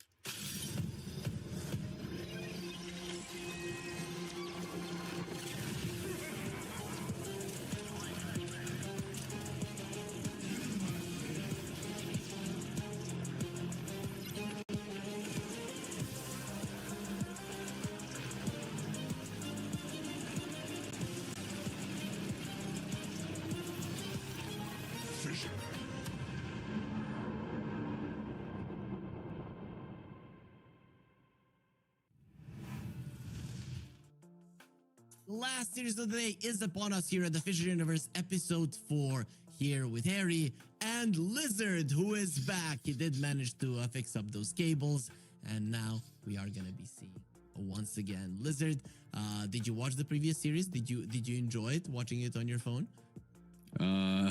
Barely managed to watch it even on my phone. Everything broke down over here.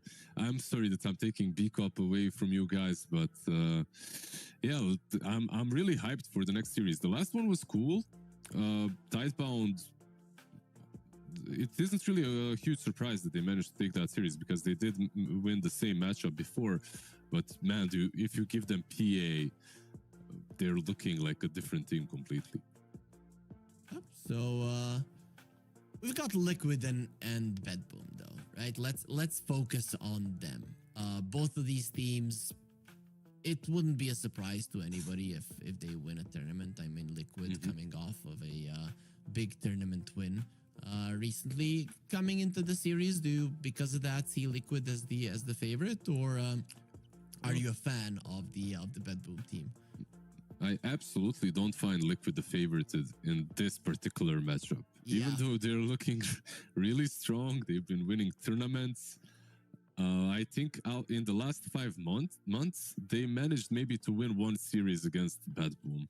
Like every time these two teams clash, Bedboom has some sort of an advantage. And you asked me before if there is something to it, if there is maybe a team-to-team matchup, and every team has their own weaknesses and strengths, and it looks like Bedboom are usually able to exploit what Liquid have got. Who knows, maybe the hack is telling them, you know, like behind the scenes, he's friends and telling them all these brilliant ideas that he thinks about Liquid. Is the Hawk now coaching a team? Is he playing? I know there was a meme that he was gonna fix Liquid in one day if given the opportunity, something like that. Yeah. And then they won a tournament, basically. Yeah, so maybe just his thoughts were enough to fix the team, but hopefully we see him back in the scene. That's a fun player to watch for sure. We do have a draft on our hands, so it should be on our screens fairly soon. The banning phase pretty much already going through it. Liquid, they don't mess around. So I'm seeing a lot of teams nowadays in the drafting phase, in the first ban phase, lose their reserve time. Liquid, they always just instantly ban. Go. They know what's up. The first alliance, then of course Liquid as well. This team, they were always, in my eyes, they were always kind of nerdy. Like they really love this game. They put a lot of effort in it. And how many coaches do they have? Like 6, 7 at this point. So they always enter a draft knowing exactly what to ban out and what to pick in that first phase. So I'm not surprised that you've noticed the same thing happening. Yeah, for sure. But don't talk to me about that first alliance. What was it? Koikva on mid lane, Boxy was off lane, and it was it Taiga as position 4, right? Yeah, I think so. And then make an Insania. I lost some qualifier to them, 2-0. Both of the games we had 2 Raxes, and both of the games we lost. And I'm very hurt about it. I'm gonna be butthurt my whole life. After that, I kind of stopped my career. They sent me home forever. so yeah. But we all have those. We all have those. All casters that used to be pro at least had those. Who sent you to the caster booth? It's goddamn 4FT, or what they were called with Thompson. Like just when he was coming to the scene, we lost like 7 times to him in a row. I think Illidan Thompson was the stack, and we just disbanded after. In any case, we have some draft here going. Let's speak about people who are actually pros and able to stay in the tier 1 scene. Ancient Apparition for Bedboom, Jakiro on the other side. That A, by the way, in the last game by Planet looked amazing with Refresher Orb as well.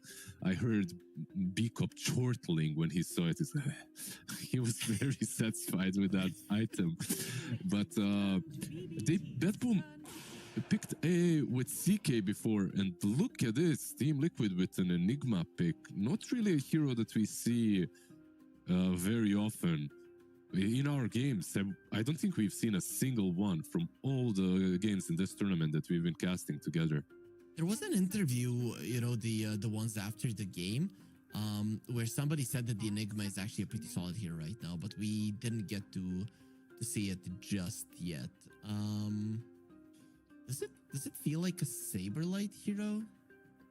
I think so. Yes. Yeah.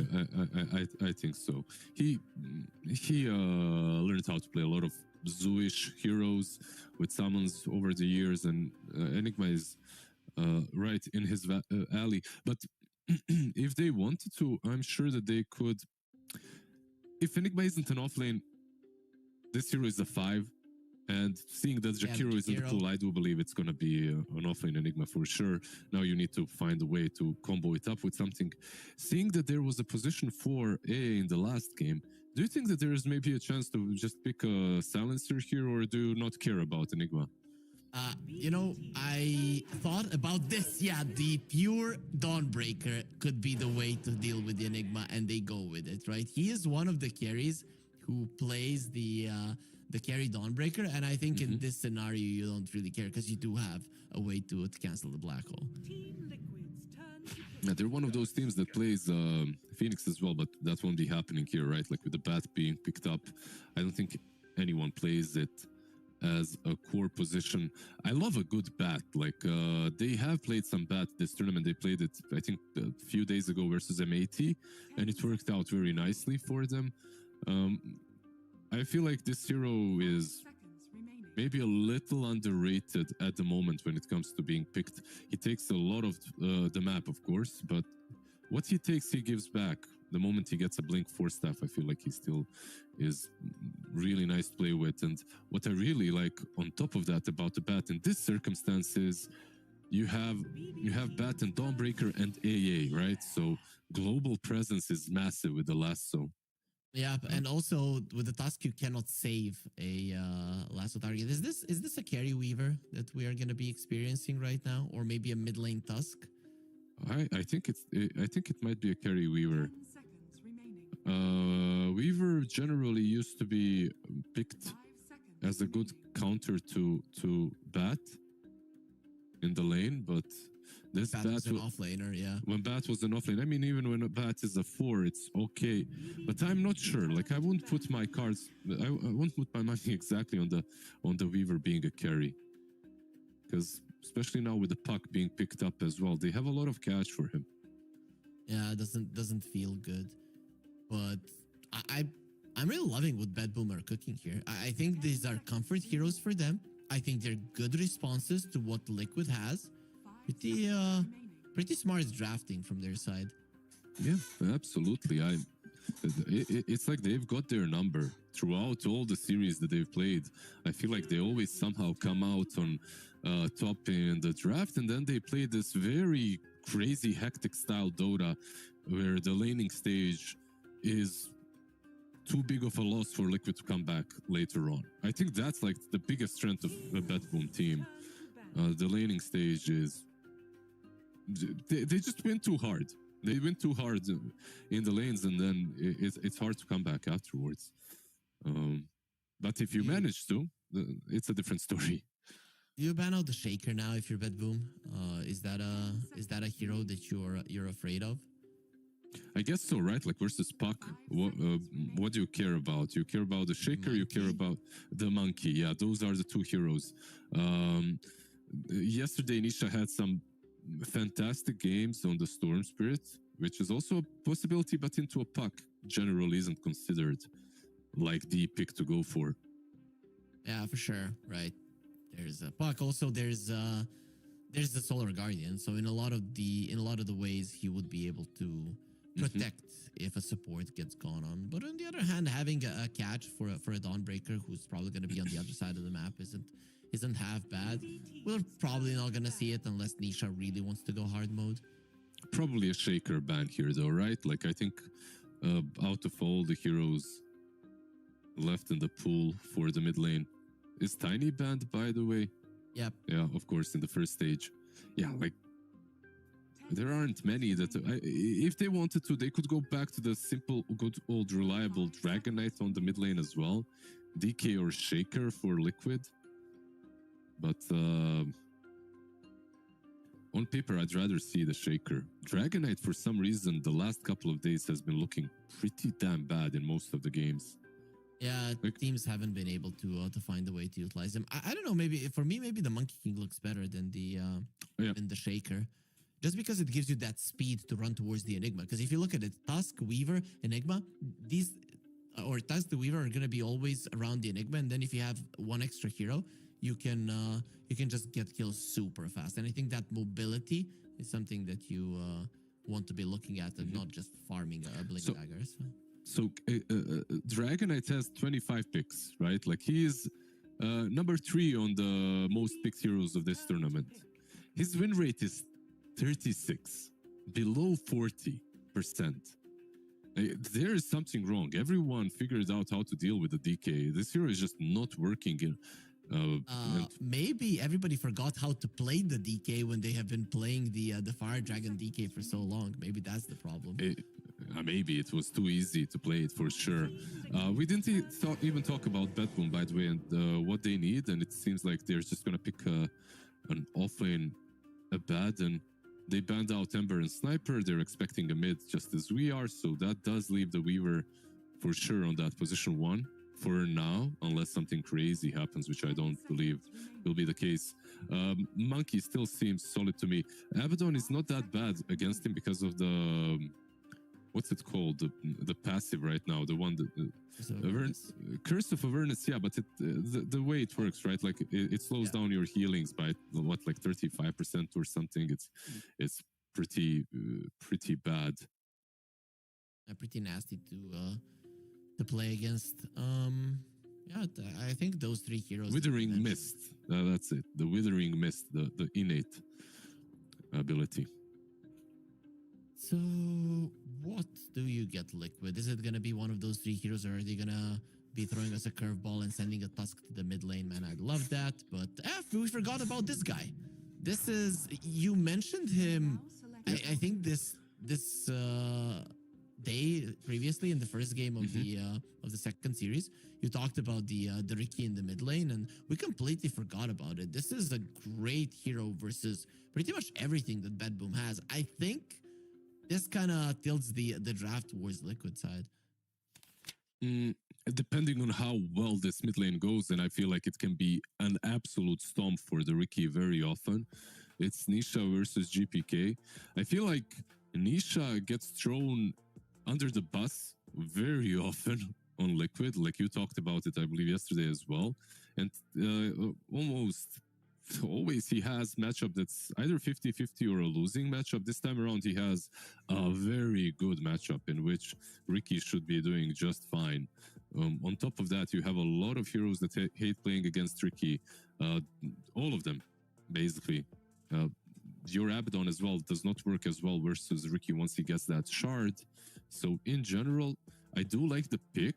I still feel that Team Liquid's draft looks a little bit wonky in a way with the Weaver carry Riki mid. I want to see what Mickey goes for as well. Is this going to be like some Mjolnir build on the Weaver? I don't know what else is actually viable at the moment for that carry position. Yeah, I would assume so, because the Riki is gonna go Diffusal and Shard and just fight, and as a Weaver you need the farm, so I assume it is gonna be maybe even a full Mjolnir right early on. I mean, we have seen players go for it. I really like the fact, as you guys will see in just a moment as we're jumping into the game, that these facets are a little changed to what you usually see from these heroes. We should be jumping in the game momentarily. Here we go.